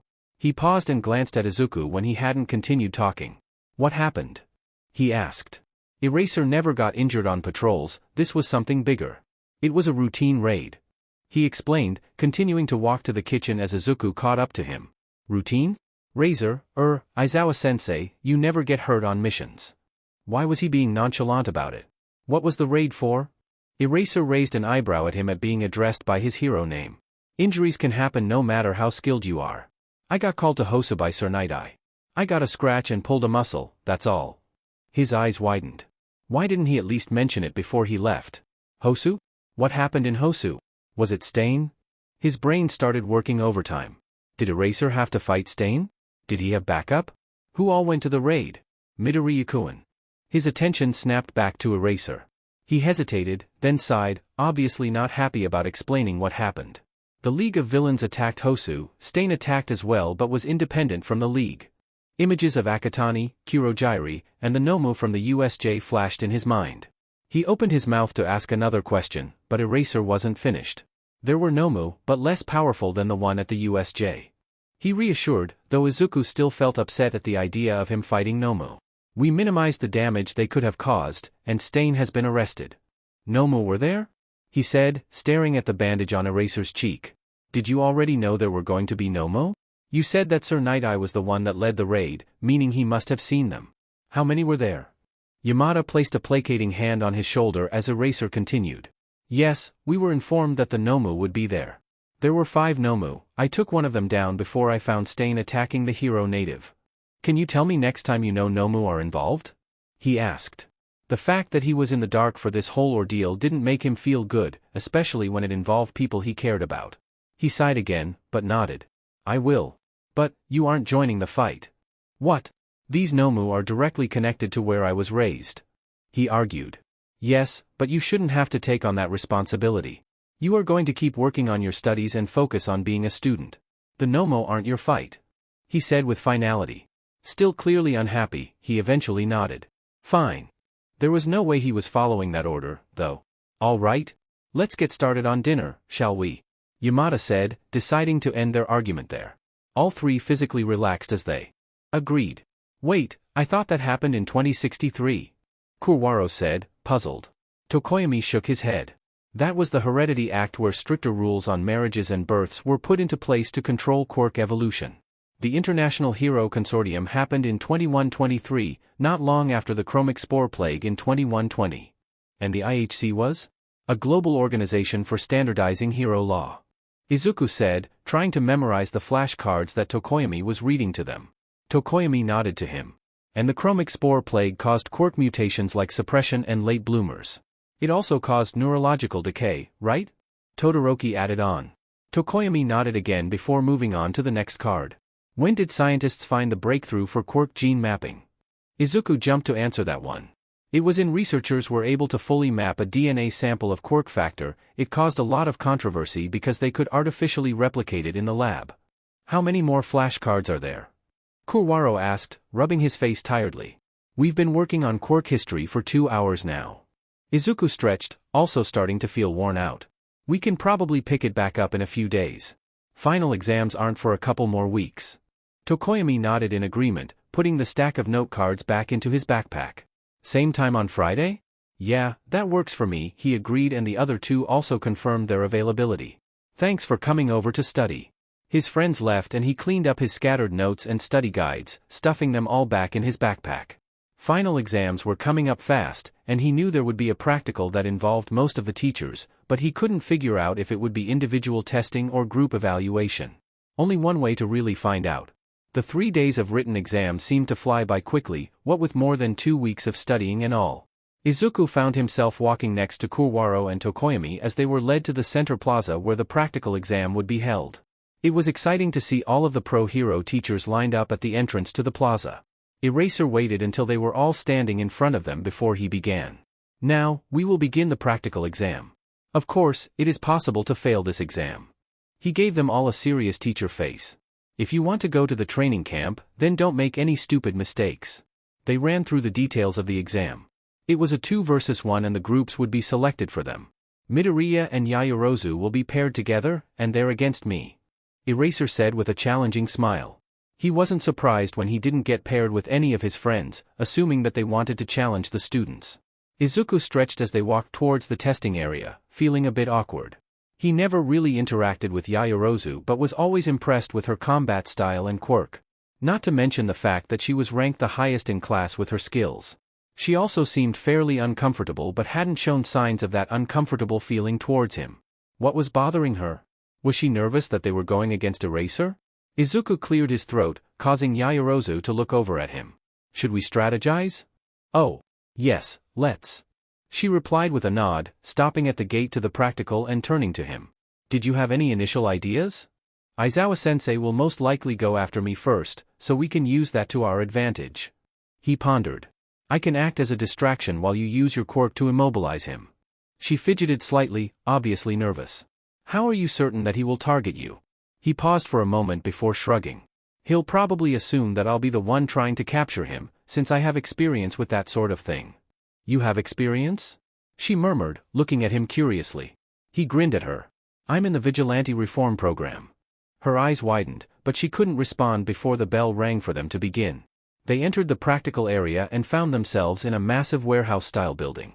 It had multiple stories and plenty of hiding places made up of crates, scaffolding, tarps, etc. Yaoyorozu immediately got to work creating flashbangs, rope, and tripwire. She handed them off to Izuku to set up around the building. They had maybe 60 seconds to get ready for Eraser to make his presence known, so he moved quickly to get some of the flashbangs and tripwire ready. Phase 1 was going smoothly, and right on cue, Phase 2 began in the form of his quirk being erased. He whirled around, scanning his surroundings until he spotted Eraser. He was well hidden, but not well enough for Izuku's keen eyes. As soon as Eraser moved, he bolted for the nearest tripwire. Number 5. He informed Yaoyorozu, letting her know which tripwire he was running to. I'm heading there now, she replied. He jumped over the tripwire and whipped around a crate, ducking down. A loud pop and a grunt of surprise later, Izuku felt his quirk come back.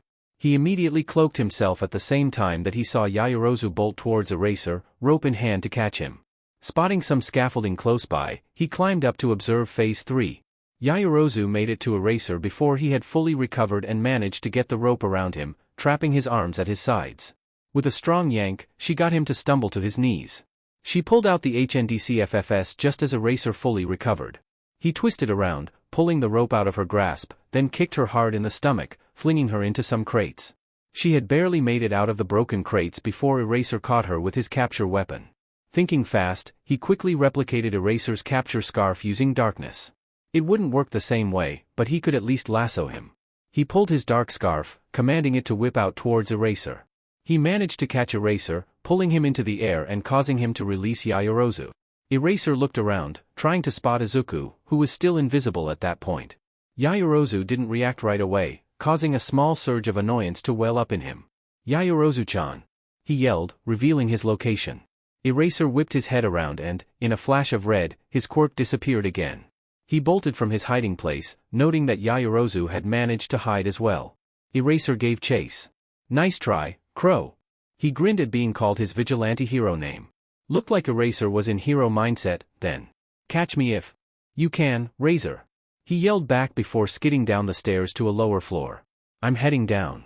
He murmured into his mic, quiet enough that Eraser wouldn't hear his plan to regroup. He managed to outmaneuver Eraser, feeling his quirk come back and immediately going invisible again. Yaoyorozu nearly ran smack into him until he grabbed her by the shoulders, causing her to nearly scream in surprise. Oh, I didn't realize you were invisible again. He chuckled, pulling her to a new hiding spot. We'll need a new plan since this one didn't work out. I'm sorry, I messed up your idea. She seemed to genuinely feel bad. He'd never seen her as the apologetic type. Don't apologize, it's fine. He dismissed, trying to think of a new plan. When she merely nodded, he sighed. Stay focused, you can feel bad about it later. Alright. You're right, yes. She replied, setting a more determined look. What was up with her? She was so confident at the beginning of the semester. Okay. Here's the new plan. He continued. Aizawa POV. They'd been missing for nearly 5 minutes now, which wasn't surprising for Midoriya to disappear, but Yaoyorozu wasn't an overly stealthy person. He had scoured nearly the entire bottom floor before moving back up a story. How'd they get away? Could Midoriya make other people invisible too? He wouldn't be surprised, really. A slight scuff to his right caused him to immediately bolt in that direction. He caught sight of Midoriya once again, who immediately bolted away from him. Were they going with the same plan as before?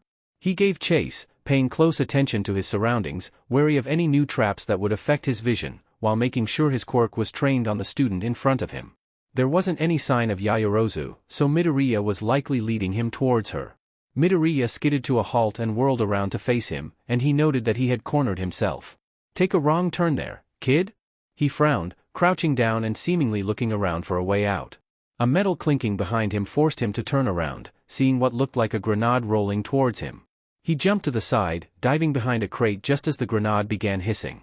He looked over at Midoriya, who was still in sight, and felt dread as he saw the kid was now wearing a gas mask. No sooner did he make the connection that the grenade was a smoke bomb did he start coughing as his vision was clouded over by the high amount of smoke being released. He had to end this, and soon. He stood and ran towards where he last saw Midoriya but noted that he was no longer there. Sheet. He coughed again, pulling the front of his jumper up to breathe more easily. His arms were pinned to his sides once again. What was this, the third time? This time, however, he couldn't get out of it before he felt his wrist get cuffed. He felt a gas mask get slipped over his face and the rope disappeared as their victory was announced. The mask was clicked on, and he could suddenly see very clearly despite the smoke. Yaoyorozu was rushing towards a window to clear out the smoke and Midoriya was standing next to him. Good teamwork, kid. Thanks. It took a minute to get the hang of working with someone new, but we made it work. He replied, unlocking the HNDCFFS to let him go. You'll get a list of things you did well and what you can improve on when your final grades come back.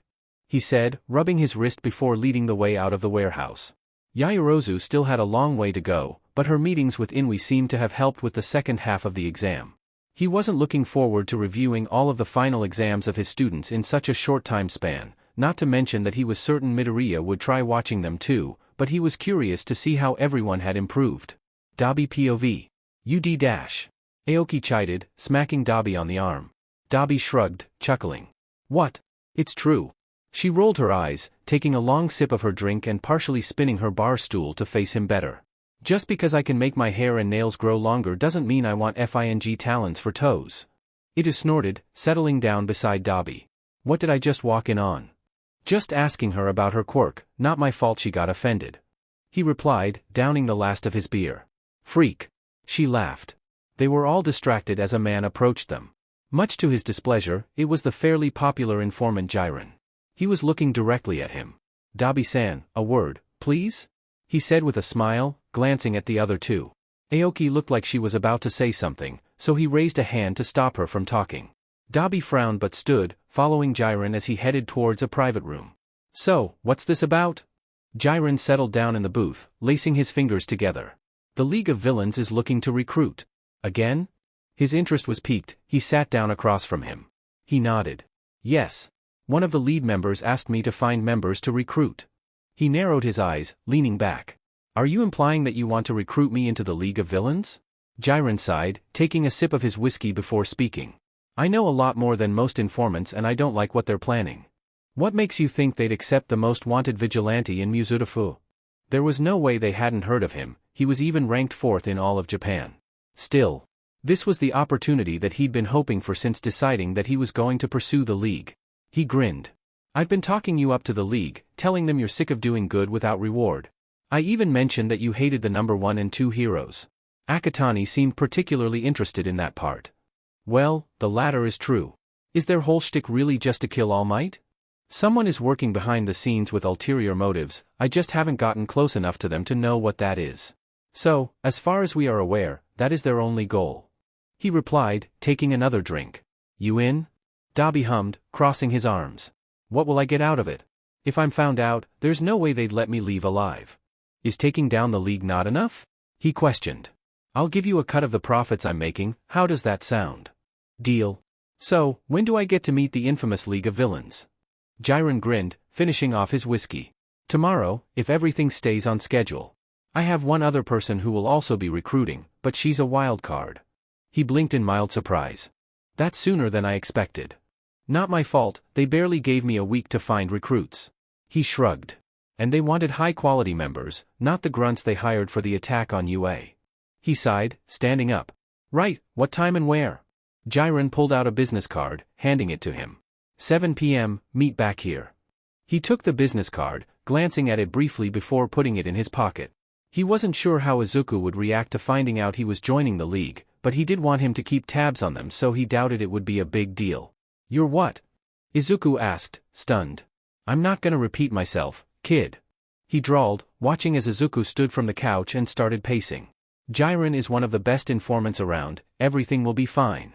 But you're joining them in less than 2 hours, after finding out you were joining them not even 24 hours ago. This is really dangerous. He continued to pace, muttering under his breath. Izuku-kun, chill. I've been planning for this for a while now. Do you trust me? He interrupted, forcing the kid to sit back down. I wanted to tell you so you can pass on the information I get to Eraser. Izuku thought for a moment before nodding. If they don't keep their members in the dark like last time. Right. Jiren said that they were taking recruiting more seriously, so I can only hope that they won't do that. He relaxed as Izuku absorbed the conversation. I'll keep Razor in the loop, he doesn't want me getting involved, so this is the closest I'll be able to get. His phone buzzed and he jumped up. It's Kurwaro, call me as soon as that meeting is over? I will, kid, go have fun with your friend. He replied, giving him a lazy wave as he skipped off to the front door. He arrived at the info bar not long later, finding Jiren waiting at the bar top. As he approached, he noticed that there was a teenage girl standing by him. She had what looked like a permanent smile on her face as she observed everyone around her. Yo, Jiren, I'm here. He stopped in front of the man, hands shoved in his pockets. He didn't like the idea of going undercover considering he'd never done it before, but this was to keep Izuku and other people safe. Ah, Dabi, good to see you. He said with a grin. Let's leave right away, then. He was expecting to walk there, but after Jiren merely pulled out his phone and sent a message, he assumed they would get picked up. Weirdly, though, Jiren turned and led them into a private room. "We waiting for someone to drive us there?" he asked at the same moment that a dark portal appeared in front of them. Kurogiri's quirk allows him to teleport himself and others to a location he's been to before or to a set of coordinates. Izuku explained, reading through the notes in his notebook. His quirk is even more powerful because it was modified through human experimentation. Dabi felt a bit sick to his stomach. Human experimentation? What kind of effed up life has Izuku lived? Jiren motioned for them to enter, walking in behind them. When his vision cleared, he found himself just outside of a seedy bar. He didn't recognize his surroundings, meaning he wasn't in Musutafu anymore. Glancing over at Jiren, he followed the man into the bar after he knocked a specific pattern into the door. Jiren stopped and made them wait in the other room as he went to speak with whoever was deeper in the bar. They were motioned to come in a moment later. It was dimly lit but not unclean. He saw two people at the bar top, one who was most likely Kurogiri and the other who he assumed was Akatani. Akatani had a hand covering his face. Quite the accessory, he didn't doubt that it was real. "So, it's you, huh?" He couldn't help making a snarky remark. "I saw a picture of you, but you look gross in person." "Wow, the hand guy. You're friends with the Great Stain, right?" "Right?" Toga exclaimed excitedly. "Let me join, too. The League of Villains." He glared at the two judgmentally before speaking. "Kurogiri, get rid of these two. Everything I hate came together in one set. A brat, and a rude guy. So, he was terrible at insults. Now. They came all this way to visit, so let's hear them out, Akatani Tamura." Kurogiri placated. "Besides, the big shot broker brought them. They're bound to be valuable assets." Jiren exhaled a puff of smoke, turning to them with a grin. "I don't care what you do to them, but make sure I get my commission, Kurogiri-san." Well, that was comforting. He side-eyed Jiren as he approached them. "Let me at least introduce them." He motioned towards Toga. First, the high school girl. Her name and face were kept tightly under wraps by the media, but she's on the run as a suspect in a series of deaths by blood loss. "I'm Toga. Toga Himiko," she said cheerily. "It's hard to live. I want the world to become an easier place to live." She had a good goal in mind, but she was led the wrong way on how to achieve that. "Next, this guy over here." He turned his attention towards Dabi. While he hasn't committed any villainous crimes, he holds fast to the hero killer's ideology. Well, that wasn't very true. Sure, the hero system was corrupt, but he wasn't just going to go around killing heroes for the sake of purging unworthiness. He didn't outwardly react though, instead watching for Akatani's reaction. "Don't just stand there and stare, give me your first name at least." "You're an adult, right?" Akatani asked, returning the studying stare. "It's Dabi," he replied shortly. "I know that, but that's not what I want to know. What's your real name?" Akatani pushed, pointing at him. Not even Izuku knew his real name, like hell this guy was going to learn. "I'll tell you when it's time. Anyway, I will carry out the will of the hero killer." Might as well try to upsell himself to get in. "You don't have to say what you haven't been asked," Akatani said snidely. "Geez, everyone's so hung up on Stain. I don't like it." He pushed himself up from the bar stool. "You mustn't," Kurogiri tried calming him. "I don't feel good." He felt himself tense up, realizing his life might actually be in danger. Akatani reached his hands out towards him, lunging forwards.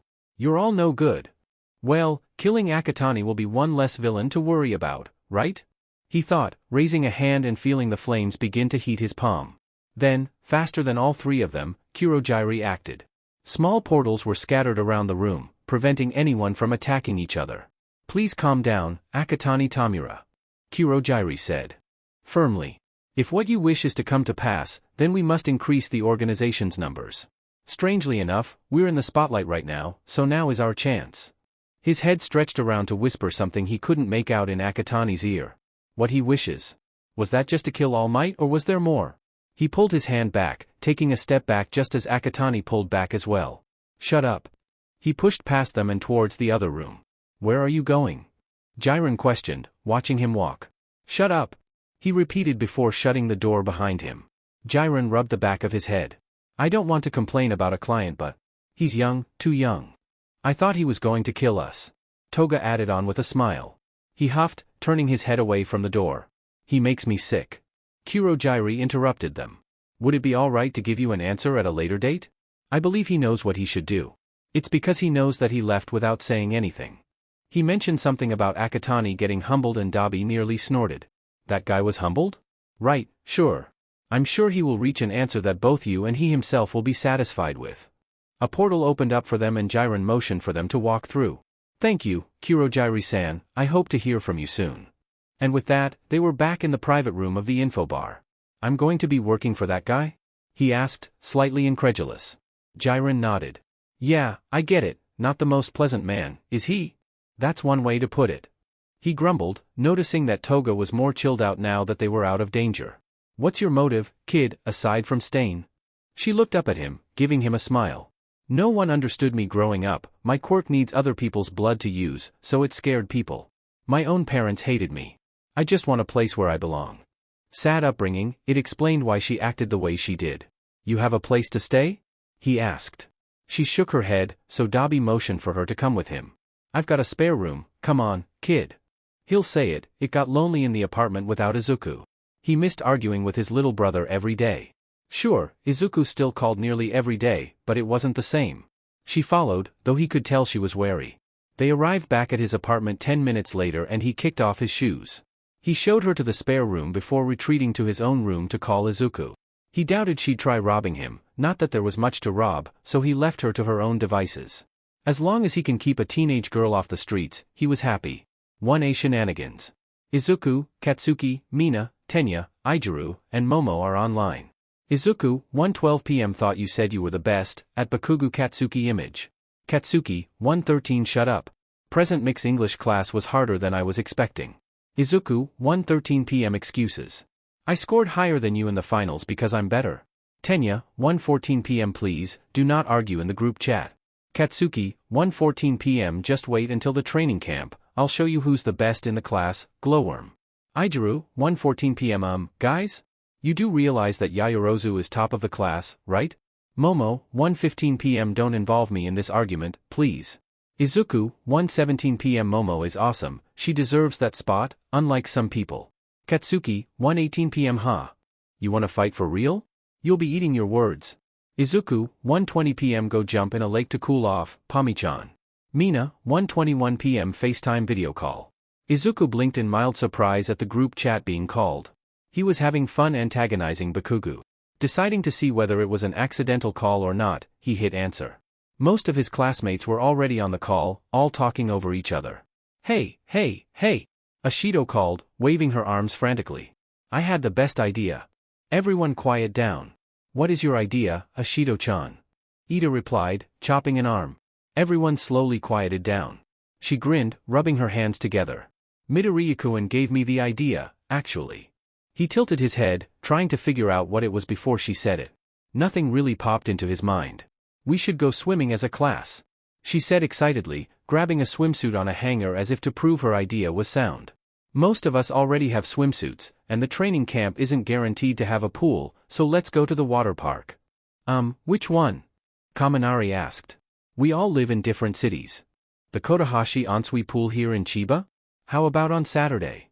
She suggested, grinning wider as the other students began to accept the invitation. Would he be able to get the day off from the cafe to go? You better be there, Glowworm. Katsuki stated, giving him a challenging glare before hanging up. Okay, so he absolutely had to be there now. Hey, Aizawa-sensei, Yamada-sensei? He asked once he left the FaceTime call. The two adults looked over at him from the couch. What is it, Midoriya-kun? Yamada asked. Ashido-chan just invited Class 1A to a swimming park in Chiba on Saturday, is it cool if I go? Eraser raised an eyebrow. The entire class is going? Those poor pool workers. He snorted. We're not that bad. Need a ride there? He asked and Yamada seconded the question. I was thinking of just taking the train. AKA, he wanted to fly there, but they didn't need to know that part. It'll be easier than going through the weekend traffic, plus you'd be stuck watching the students. All valid points. Keep your location shared with us when you go, alright? They were still worried about Sensei getting to him. Understandable. He nodded in agreement, already retreating back to his room. Will do. Thanks, guys. The flight to Chiba was pretty easy. He kept himself cloaked the whole time, which also kept him from overheating from the summer sun.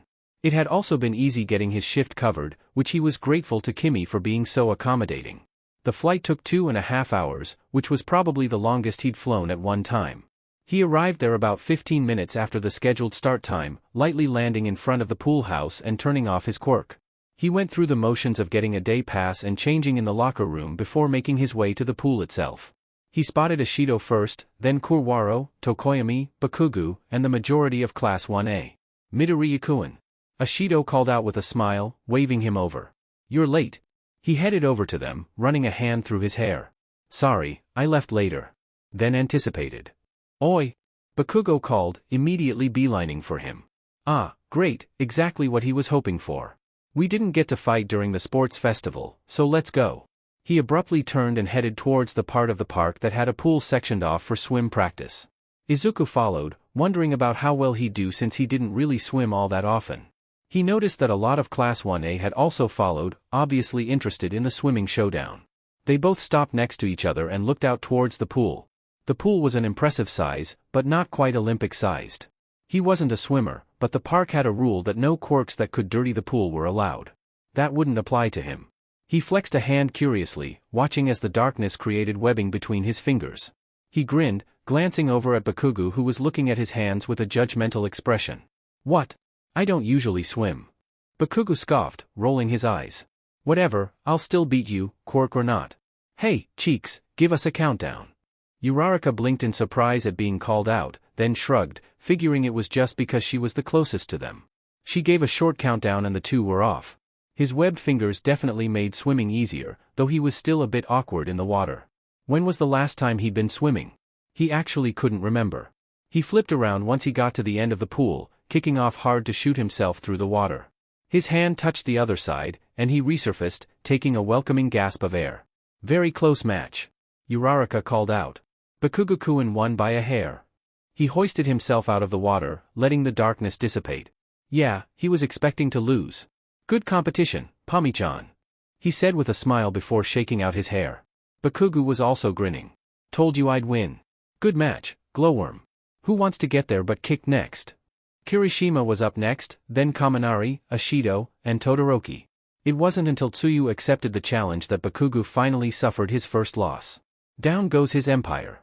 Izuku cheered from a pool chair next to Kurwaro and Tokoyami. Bakugo was a surprisingly good sport compared to when he'd first met him.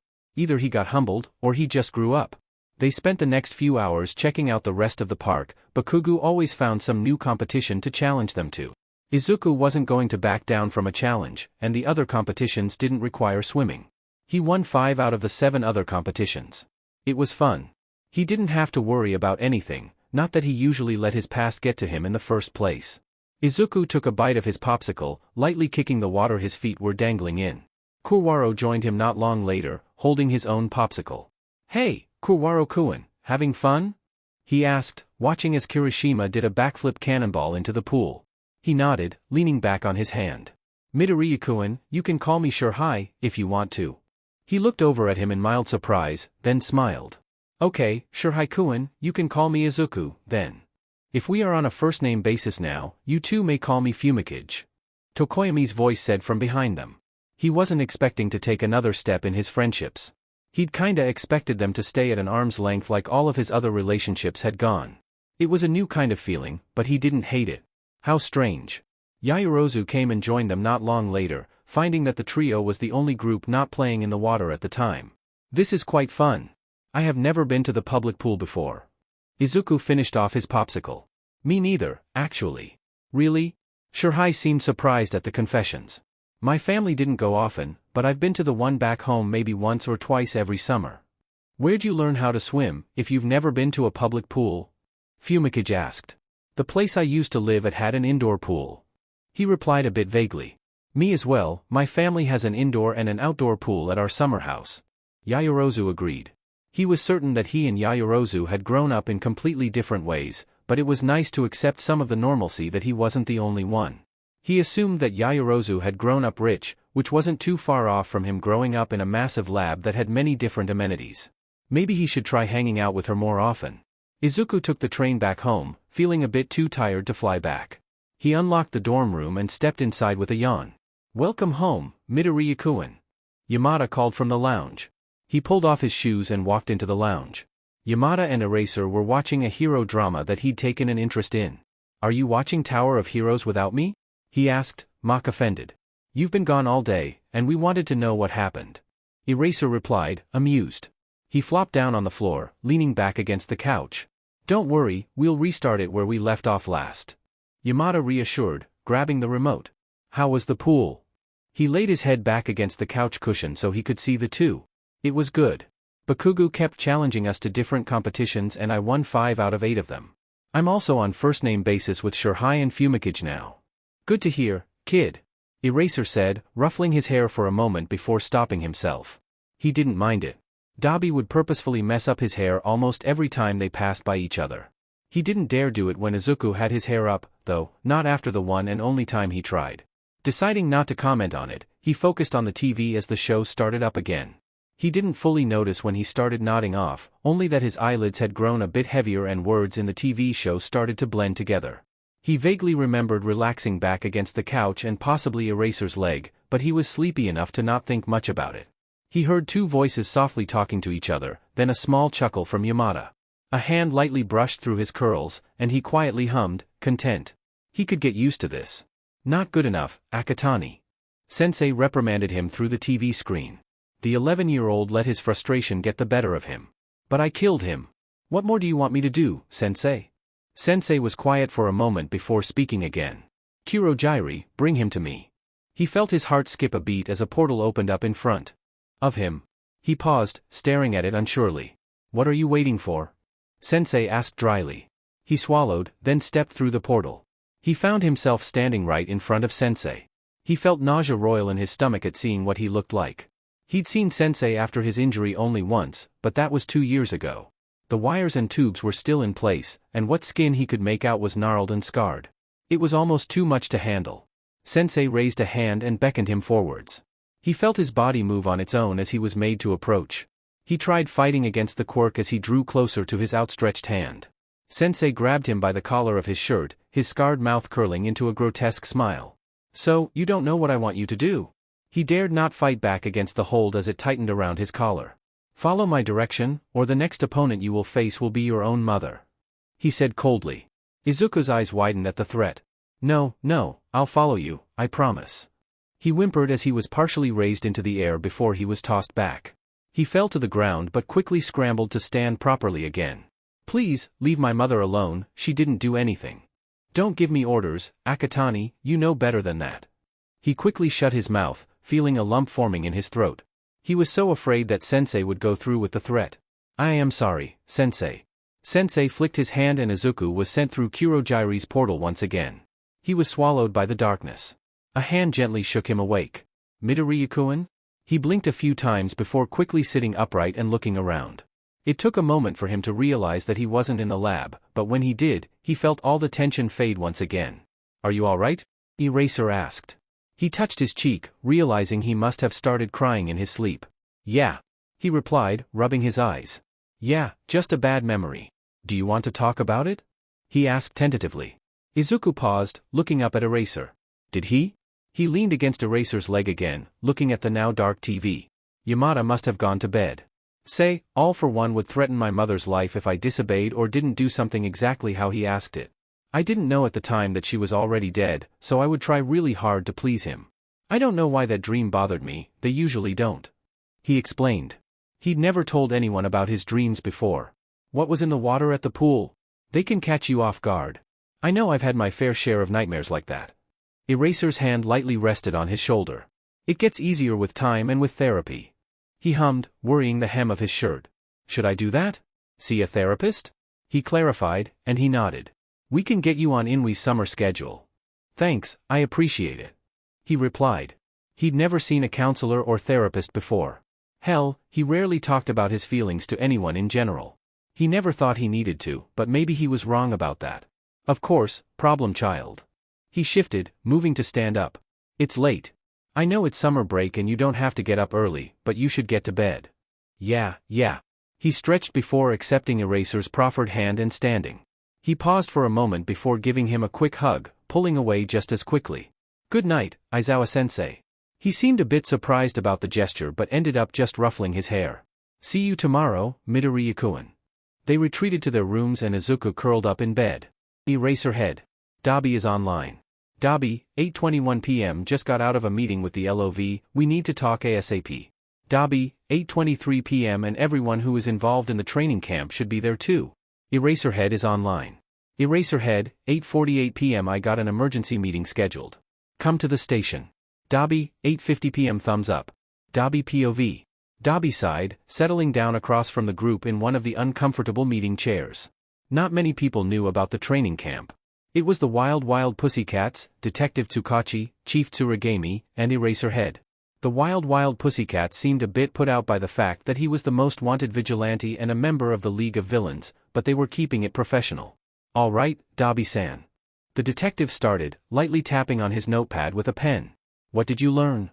They're going to be targeting specific students. He replied. Midoriya Izuku and Kurwaro Shirhai, to be specific. Midoriya for obvious reasons, and Kurwaro due to his supposedly villainous quirk. Tsukachi scribbled on his notepad, giving a small nod. How did they find out about the training camp? He shook his head. They didn't give much information about that part, but I can only assume that there is a traitor in the school giving them information on the students. Eraserhead's scowl only grew and the WWP murmured amongst themselves. How do you know that for certain? One of them, Mandalay, asked. They don't have a quirk capable of that kind of information gathering. The only way they could have learned any of this would be someone on the inside. He said, leaning back in his chair. If I were to guess, the traitor isn't a teacher. You think that one of my students is working with All for One? Eraserhead cut in sharply. DMN, this guy really cares about his students. He shrugged. It's a possibility. We can get back to that in a moment. Do you know who all will be in the raid team on the camp? Tsukachi asked, redirecting the conversation. As far as I know, only one Nomu will be involved. He replied. It's going to be the group that I'm in, the Vanguard Action Squad. There are 10 members in total. Do they know where the camp is taking place at? Eraserhead asked. He shook his head. Just like the USJ incident, we won't find out anything until the day of. That's another reason why I think the traitor is a student. A pained sort of acceptance crossed Eraser's face, sparking a bit of sympathy from Dabi. He hated giving bad news. Should we cancel the camp? Mandalay questioned, crossing her arms. That way the students will be safe. Eraserhead thought for a moment before shaking his head. No, they would find another way to target the students. If we aren't careful, the traitor could gain access to student information. So, you want to have the summer camp anyways, despite the fact that it is going to get attacked? She seemed skeptical. It wasn't ideal, but their hands were kind of tied. It was obvious that the League would only become more persistent until they got what they wanted. If I'm there, I can help make sure that students aren't injured or taken. Dabi cut in. And I have an ally in the League who will also be there. Are you going to reveal your betrayal at the camp? Tsurigami asked, giving a small woof. Dabi shook his head. Not yet. I'm still trying to find their motive on why they're trying to recruit students. There are so many better options than kidnapping hero students. What about the hundreds of grunts they hired for the USJ incident? So many of them had potential and powerful quirks. This is connected with All for One, who is known to steal quirks. They could be trying to weaken the hero system by getting rid of potentials. They're playing the long game. Tsukachi clarified, frowning. Which means we have to end this as soon as possible. He nodded in agreement. I'll keep you updated on what I find out about who the traitor could be. All for One has been One for All's rival since the dawn of quirks. All Might said, fingers laced together as he sat across from Izuku in the teacher's lounge. He has been trying to take my quirk for the past 8 generations. Who has One for All now? Izuku asked. He had to have chosen one of the students for this. Such a heavy burden. Togata Mirio. He replied. He was chosen by my sidekick, and I trust his judgment. He nodded in approval. He got to watch the third-year sport festival replay and Togata won by a landslide. What did All for One want from you? He asked. He gave a small shrug. He never specified. I was his successor, so maybe he wanted to give me his quirk like you did with Togata? All Might shook his head. He has been alive for hundreds of years, I doubt he would choose to pass his quirk on to someone else. If he wasn't going to give his quirk to him, why would Izuku be raised and trained for seemingly that purpose? All for One's motives were hard to know, and it was frustrating that he didn't know what they were. Please, tell me about your time at the lab. He continued, looking at him expectantly. That's going to be a long story. Izuku POV. Izuku scratched out another name on his list of students. Dabi had told him about the meeting and the fact that the League was going to attack the summer camp. If one of the students was the traitor, he could give the least biased opinion on who it could be.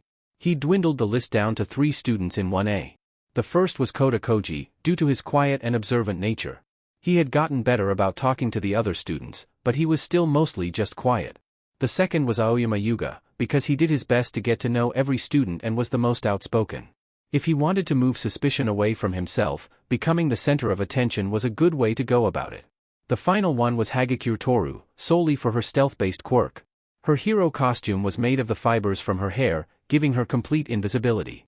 He knew she was stealthy immediately after meeting her, but he had to wonder how often she'd eavesdropped on conversations or even broken into different locations in the school without anyone seeing. He sighed, sending a couple of files to Dabi for him to review. He wasn't allowed to be a vigilante anymore, but being an info broker was still on the table. It was a bit surprising to know that they still wanted to go forward with the training camp after this discovery, but Dabi's explanation on why made sense. He frowned up at the ceiling. He was a target.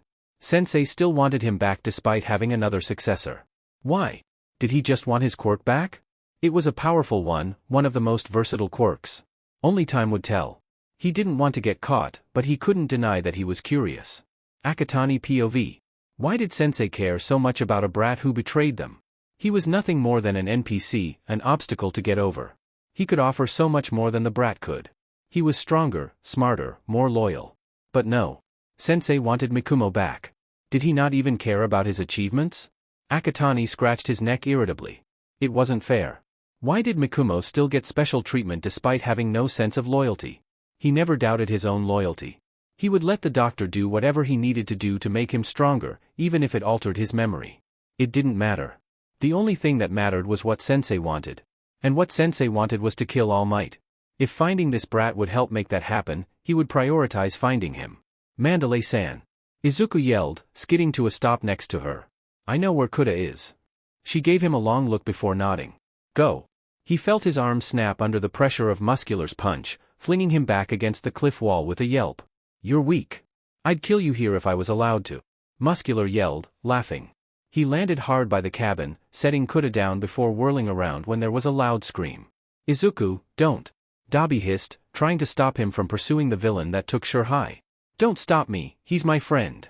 He snarled before bolting through the forest. Midoriya. Eraser called out. Stop. You're a target. Izuku ignored him. Sensei looked at him for a long time, waiting for him to speak. He simply glared back, ignoring the fear squirming in his stomach. Your tantrum is over, Mikumo. Sensei said coldly. He swallowed, keeping a hard expression. It's Izuku, actually. If he had to fight, he would. He was ready. And then, a sharp jolt was followed by darkness as he was hit by a quirk he couldn't see. His head hurt. It felt like it was splitting, actually. He groaned, squinting his eyes open. He was in his room. Was it just a vivid dream? His room. His room? Was this his room? He glanced around, forcing himself to sit up. His mind was hazy, but he could swear his room didn't look like this. No, he recognized the decorations. His memories were fading in and out. He gasped before throwing himself at his desk, pulling out paper and a pen. He knew what was going on. He had to let Eraser know before he forgot again. His pen froze on the paper. Wait, what did he just remember? Why did he have to tell Eraserhead something? Right, focus. If he didn't do it now, he didn't know the next time he'd be lucid enough. He finished writing and folded up the note and stuffed it in his pocket. Shirhai jumped out of the shadow on the ground and pulled Ashido to the side just as the clawed arm of the earth monster reached for her. It was scarily similar to the Nomo he fought in the USJ, but he couldn't let that thought keep him from being a hero. Scatter. Confuse them. He heard Izuku shout, and the battle was on. What felt like days of fighting and dodging attacks passed and the class found themselves limping into the clearing. The wild pussycats and Aizawa-sensei were waiting for them. Immediately, Izuku, Momo, and Shudo were bombarded with praise by one of the cat-themed heroes. Izuku's facade was impeccable, even in his exhausted state, but Momo and Shudo both looked pretty done with the situation. He was glad he wasn't on the receiving end of the praise. He was still pretty annoyed about how long they were out there for.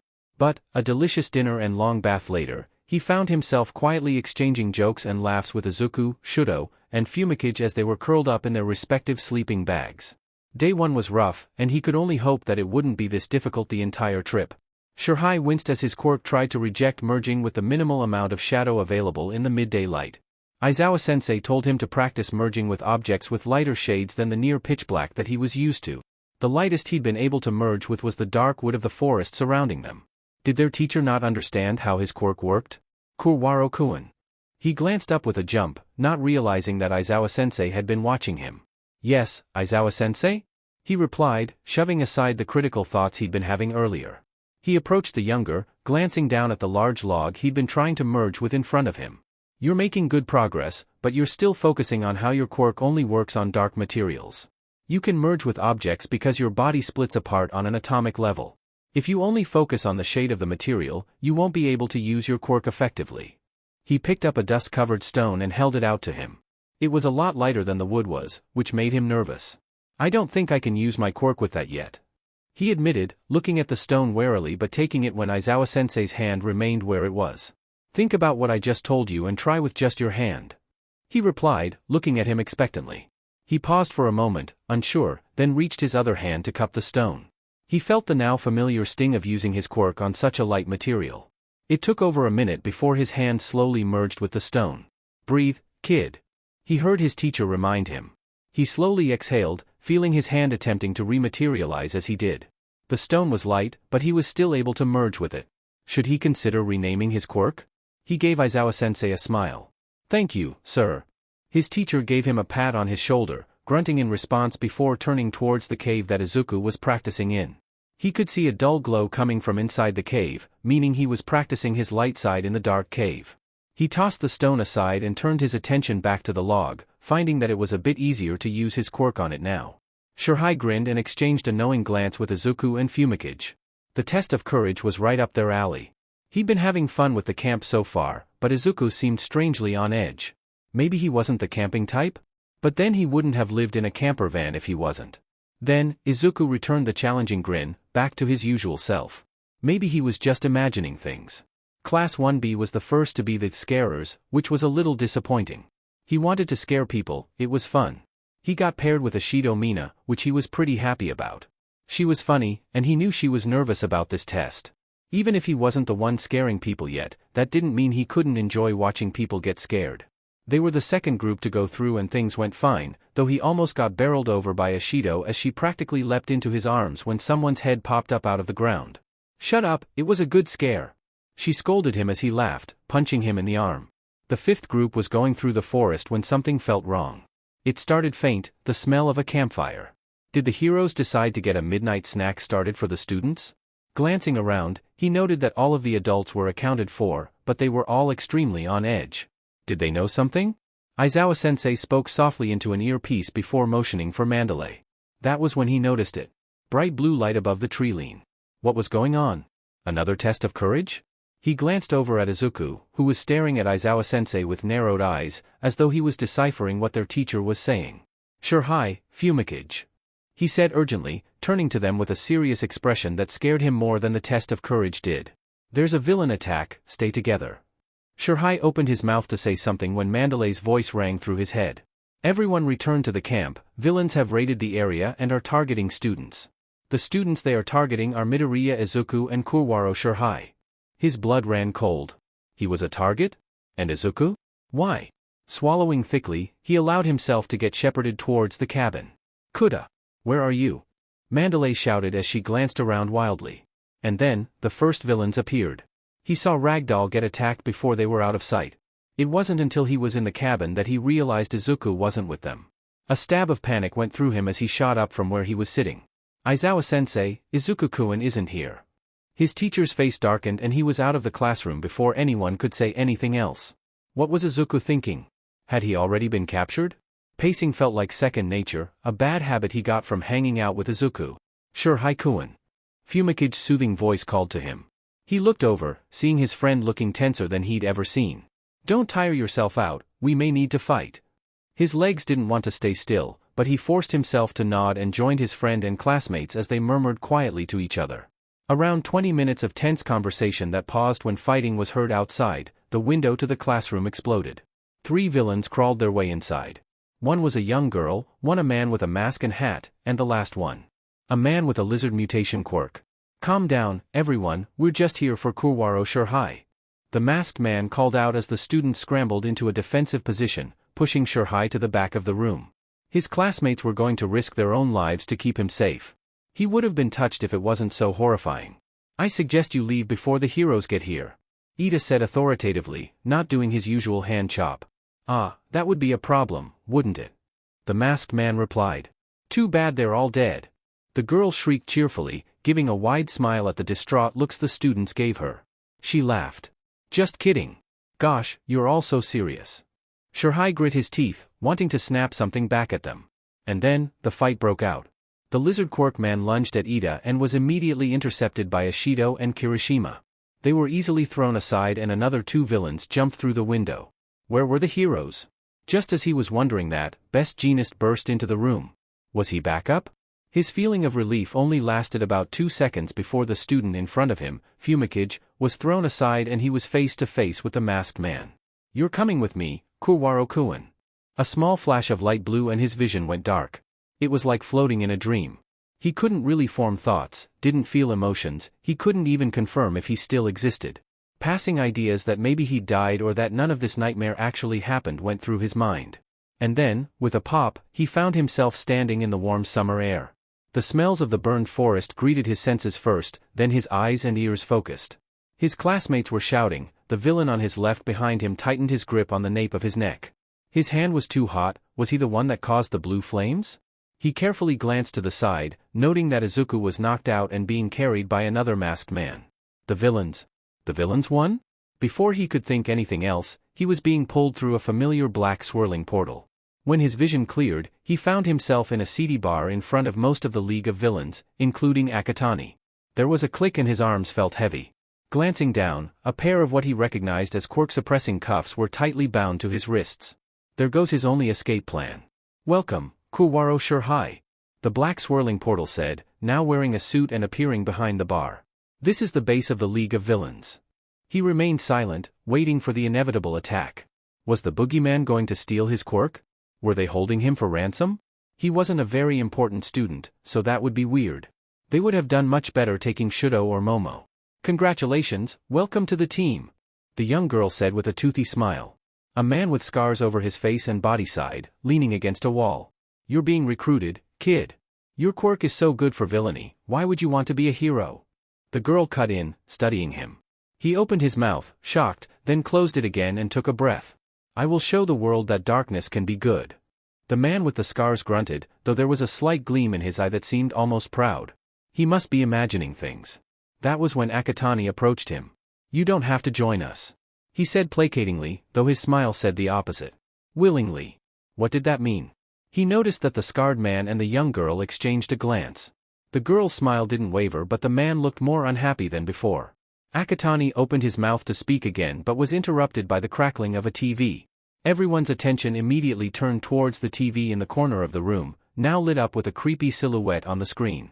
Sensei, I have this handled, Akatani said, smile fading into an annoyed scowl. Akatani, you know better, the voice said coldly, sending chills down Shirhai's spine. Sensei? So this was the man in charge of everything? The boogeyman? I wasn't going to tell him, he insisted, approaching the TV. I'm not a child anymore, Sensei. The TV was silent for a long moment, then it shut off abruptly. Akatani turned back to Shirhai with a deep scowl. You made Sensei angry with me. He swallowed, unsure how to react. He hadn't said a single word to Akatani, why was this his fault? Akatani Tamura. The warp villain interrupted. Don't forget your meeting. Akatani barely glanced his way, keeping a hard stare on Shirhai as he bared his teeth before turning away and leaving the bar. The scarred man growled something he couldn't make out before making his way deeper into the bar while the young girl's smile finally relaxed into a more neutral expression. I apologize if he scared you, have a good night, the warp villain stated shortly before disappearing. The girl left not long after that, leaving the same way that Akatani did. And then, it was just Shirhai. He pulled at the HNDCFFS, trying to get them off to no avail. What was he supposed to do now? He spun in a slow circle, examining his surroundings. The windows were too high up to see out of and he doubted they'd leave any kind of weapon for him to find. A hand on his shoulder made him jump and whip around. The scarred man was there, looking down at him with what could have been described as a soft expression. Let me show you to the guest room, he stated before turning and motioning for him to follow. He hesitated, obviously not trusting the man. Name's Dabi, by the way. He said over his shoulder, pausing to wait for Shurhai as he finally started following. Dabi? Wait, that's Izuku's brother, isn't it? Why are you with the villains? I thought you were a vigilante. He asked quietly, going up a flight of stairs. Dabi was silent until they got to the guest room. It was plain, kind of run down and didn't have any windows. You're safe here, kid, just stay strong. There was a certain level of comfort in his words. Maybe he wasn't actually in the league. Maybe he was like those two people at the USJ? A spy. He stepped further into the room, glancing back when Dabi had turned to leave. Thanks, your brother speaks highly of you. Dabi gave him a small smile. I've heard a lot about you, too, Kuwaro-kun. He sighed deeply once the door was shut, sitting down on the edge of the bed. He didn't know if he could put all of his trust in Dabi, but he was his only hope right now. Aizawa POV.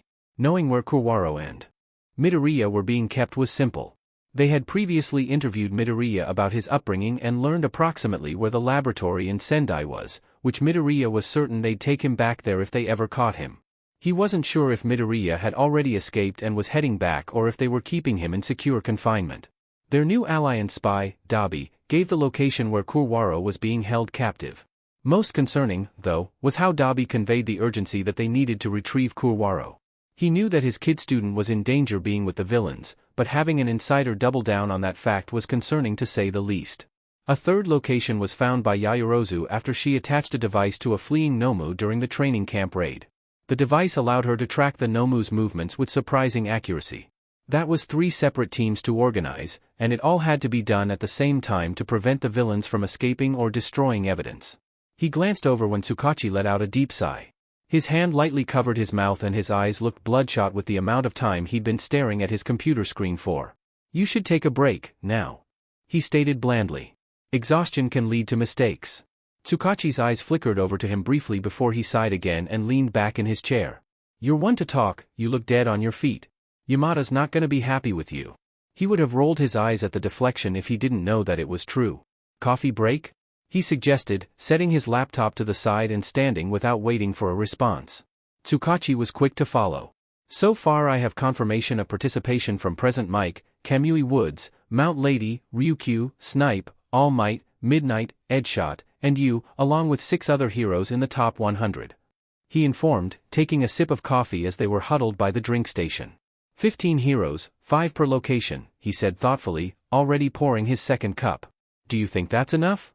From what Midoriya and All Might have told us, All for One is involved with the League of Villains and we will most likely have to fight him. All for One will most likely be in Sendai with Midoriya, so I was going to assign All Might to go there. He replied, leaning lightly against the counter. Aizawa had a vague idea of what All for One looked like, thanks to Midoriya's artistic talent. The kid had made an entire notebook filled with information on the villain, including a list of known quirks that he remembered All for One using. But, there was no telling how powerful this villain was, even despite the near-fatal injuries sustained almost 6 years back. I'm also on the Sendai list, right? He asked, straightening up as Tsukachi prepared to head back to his office. He nodded. I figured you'd want to save your kid, plus I know that you can handle your emotions. Externally, sure. He thought with mild amusement. He's not my kid, yet. Not until he decides that's what he wants. I'm sure he's farther along than you think he is. He replied. I haven't talked to the kid much, but I know he still hides behind that mask of indifference. He sighed. I know. I've only seen through it twice. That's a feat that shows he trusts you, I'm sure that'll be paramount one day. Tsukachi opened the door to his office, immediately looking like he needed 2 more cups of coffee when he saw the state of his desk. Papers, binders, documents, more documents, there was barely enough room for their coffee mugs. Aizawa grunted and took his seat once again, feeling like he'd never left it in the first place. We have 2 days until the raid? Tsukachi confirmed, lightly setting his mug down as if afraid the smallest breeze would knock over the papers on his desk. You better make sure to get some sleep before then, nobody wants a tired hero on their team. He grunted again, turning his attention back to his laptop. Kuwaro POV. Kuwaro lightly poked at the rice he was given. The stone in his stomach at the threats he kept receiving from Akatani were chasing away his appetite. It had been a few days since the training camp, and nearly every day was hellish.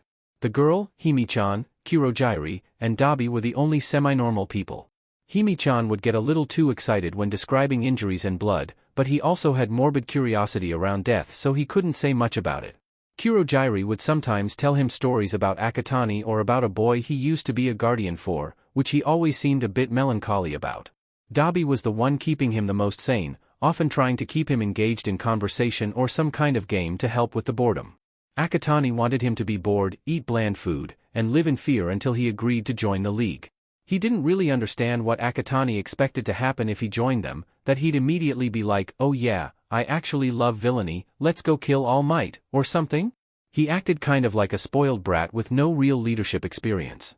A scarred hand came into view, snapping as if to get his attention.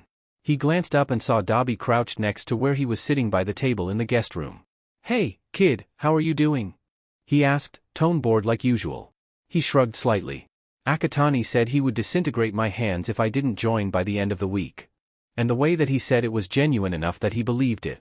Dabi sighed in annoyance. "It's not going to happen, no matter what he claims he'll do." "How are you so sure?" he replied, lightly flexing his fingers, imagining what it would be like living without them. He didn't get a response right away. It seemed like Dabi wanted to say something but couldn't for fear of being found out. "You should eat, you need your strength."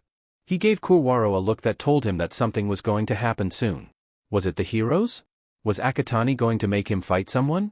It was frustrating not having more clear reassurances. He just nodded as Dabi straightened up and turned to leave. "Thanks for visiting, Dabi-san." A few hours later, or he assumed hours, he had no way of knowing how much time had passed, he was once again brought downstairs by Kurojiri and made to sit across from Akatani. Neither Dabi nor Himichan were anywhere to be seen, which made him more nervous than he already had been.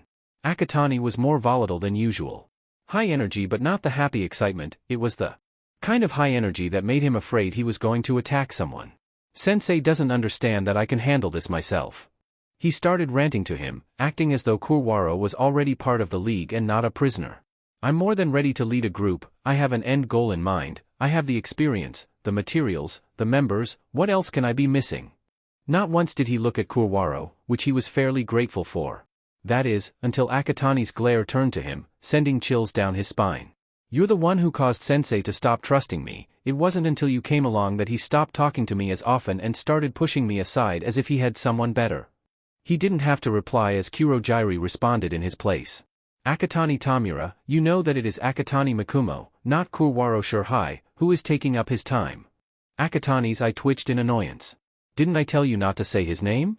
"My apologies." Kurojiri replied, going back to polishing some bar glasses. Surprisingly, that short interaction was enough to get Akatani to back down from threatening him again. There was a knock at the door and a voice calling from the other side. "Pizza DLVRY." Akatani, Kurojiri, and Spinner all glanced at each other in confusion. The confusion only lasted around 3 seconds before what he thought was a wrecking ball crashed into the far side of the bar and a few figures flooded in. It was taking a minute for the dust to clear, but it was pretty clear who the heroes were as voices started ordering the villains to stand down and winding branches shot through the dust, detaining the 3 villains. Kurwaro jumped up, but wasn't quick enough before Akatani disintegrated the wood and lunged at him.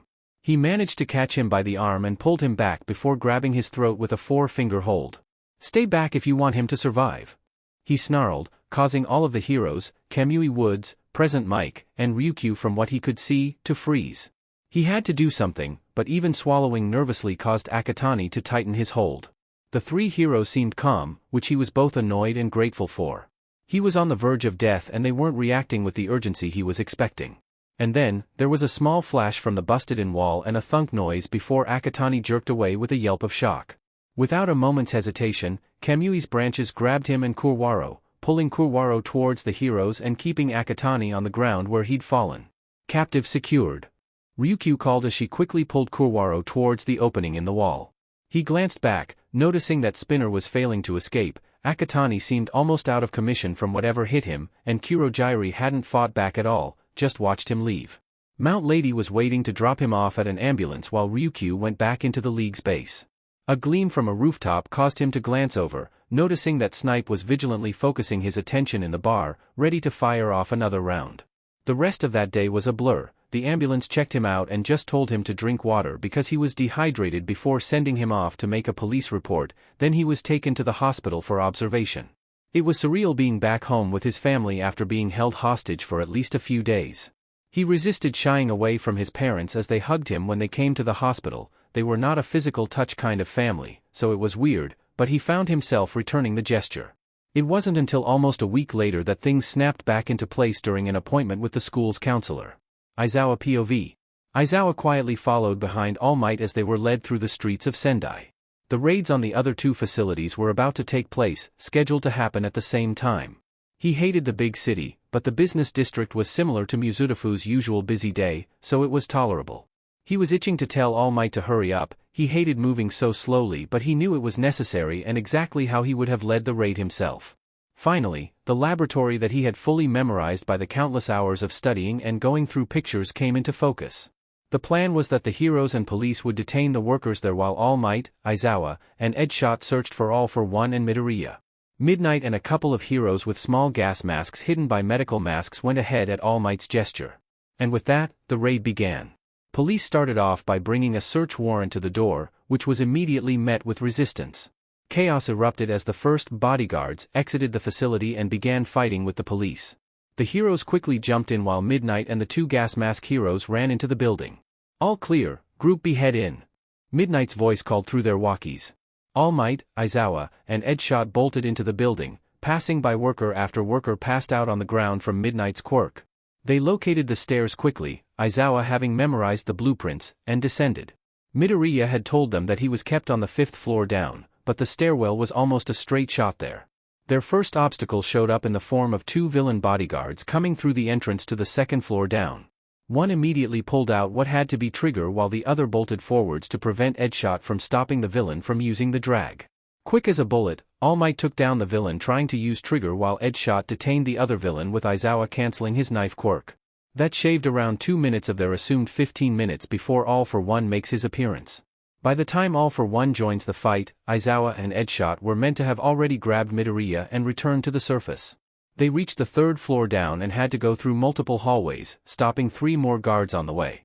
10 minutes remaining, they found the next staircase and flew down the stairs to the 5th floor. They burst through the doors and found the 5th floor empty aside from 5 guards, all holding trigger against their necks. The 3 heroes collectively muttered curses as the drag took effect. 2 of the villains grew 3 times their normal size while the other 3 grew horns or spikes or claws and fangs. It was going to be a shit show. Without thinking, Aizawa quickly jumped forwards, calling out "Formationa" before cancelling the quirk of the nearest villain, who had turned into a giant bull before getting hit by his quirk. All Might and Edshot followed suit, each preparing to take on a villain. But, just before the fight got any farther, someone behind the villains attacked, taking out 2 of the villains with a bow staff before it quickly morphed into something like a sword and decapitated the other giant villain. Midoriya came into view as he quickly killed the last of the villains before turning his attention to the 3 heroes. His eyes were cold and didn't show any emotion, even when he made eye contact with Aizawa. "What are you doing here?" he asked, not a hint of confusion or worry or anything in his tone. It was almost robotic. "Midoriya-kun," Aizawa said, taking a step forward before stopping when Midoriya's sword raised to point at him and a snarled "stop" was thrown his way. "It's me, Aizawa. I know who you are," he replied. He gestured for Edshot and All Might to secure the other floors before turning his full attention on the kid. Once the heroes retreated, he raised his arms placatingly. "I'm here to bring you back home, kid." Midoriya paused at that, seeming to be trying to jog his memory.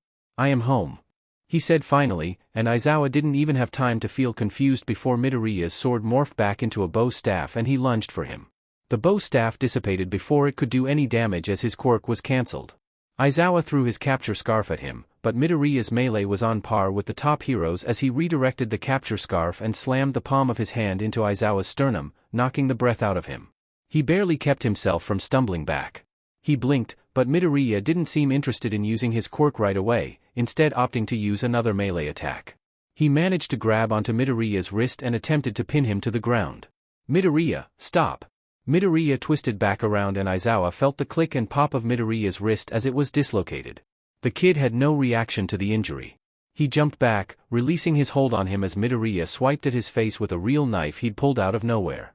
He threw his capture weapon out again, managing to catch the hand holding the knife. Instead of resisting the capture weapon, Midoriya bolted closer and attempted to kick Aizawa's head with his heel. Aizawa managed to catch the attack. He released the capture scarf before getting it to wrap around Midoriya's waist, pinning his injured arm to his side. He felt the knife swipe across his chest, thankful for the protective vest he had on. He grabbed Midoriya's arm and quickly tripped him. Midoriya attempted to roll away but was caught by the capture scarf, and Aizawa planted his knee against his chest, stopping him from moving any farther. "Please, Midoriya-kun, you have to remember." "There's nothing to remember," he shouted despite being out of breath, finally showing emotion again, even if it was just anger. "Let me go, this is where I belong." There was rumbling above them and Aizawa had to assume that All for One made his appearance. "We're out of time, we have to get outside." "No, I'm not going anywhere with you." He spat with such venom that Aizawa felt it sting like the knife had actually hit him. "Eraserhead, what's the hold up?" Midnight walkied to him, obviously confused as to why he wasn't out with Midoriya yet. "Midoriya's been brainwashed or something, I need backup," he replied, barely managing to keep his hold of Midoriya as his struggle tripled in effort. Another rumble loudly sounded above them, dust dropping from the ceiling. "On the way," she replied. "Why'd you kill those villains if you said this is where you belong?" he asked, trying to get more emotion from the kid. Midoriya gave him a stone-faced glare. "Trigger is a coward's way out," he replied shortly, stopping his struggle. Aizawa couldn't tell if there was anything underlying that statement. "Curse that kid and his poker face. Is that all? Are you sure you weren't trying to protect us?" he urged, not seeing any spark of recognition in the boy's eyes. "Why would I protect someone just to try to kill them after?" he questioned rhetorically. "Now let me go, aren't you heroes supposed to respect my decision? Not when you're being affected by a quirk or a drag," he said, not glancing up as Midnight made her presence known before a gas mask was being secured on his face. "I'm sorry, Midoriya-kun, this is for your safe transportation," Midnight said calmly, knelt down next to them. Midoriya's eyes narrowed for a moment before he accepted his defeat, fully relaxing before Midnight's quirk had even hit him. He was coherent enough to know when to stop fighting, at least. Once Midnight gave the all-clear, he released the capture weapon. "What did they do to you, kid?" he muttered, then shook his head and turned to Midnight. "Give me a report of what's happening up there." She gave him a soft look before explaining. "All for One and All Might are on the ground floor. The area has been fully evacuated except for you two. Based on the way the rumbling is gone, it either means the fight is over or they're at a standstill." He grunted in confirmation that he heard her, going through the kid's pockets to get rid of any other weapons. "Do you think it was a quirk that did it?" she asked, glancing back at him. He shook his head. "I don't know, I'm hoping the hospital will have a better explanation. I just wish the kid was able to break through it for just a moment." He pulled out a folded note from one of his pockets and opened it curiously. "Eraserhead. If you find this, you found me. Maybe I'll be coherent enough to tell you myself, but this is a backup in case I'm not. I will be convinced that I belong in the lab and to AFO and will do everything in my power to stay. The drag is called Cerebrum Eblutionum. It's quirk-derived. The quirk is a memory manipulation quirk. Sorry if I attack you, Midoriya." "Well, that's something to go off of," he said, handing the note to Midnight before picking up the kid. "The kid knows exactly what's happening to him. I wonder if they've used it on him before." Strong kid. If it has been used on him before, then it's reversible or wears off. But he also might have learned about it somewhere else. The name he gave means brainwash in Latin, she said, folding it again before leading the way to get out of the building. "Let's just get to the hospital," he said shortly, trying to keep the fear. That Midoriya might never recover. The ground floor was destroyed. It was like a bulldozer took out the immediate area.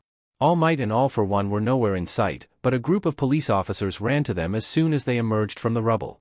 They were directed towards an ambulance. "All villains are in custody," one of the officers informed them. "And All Might?"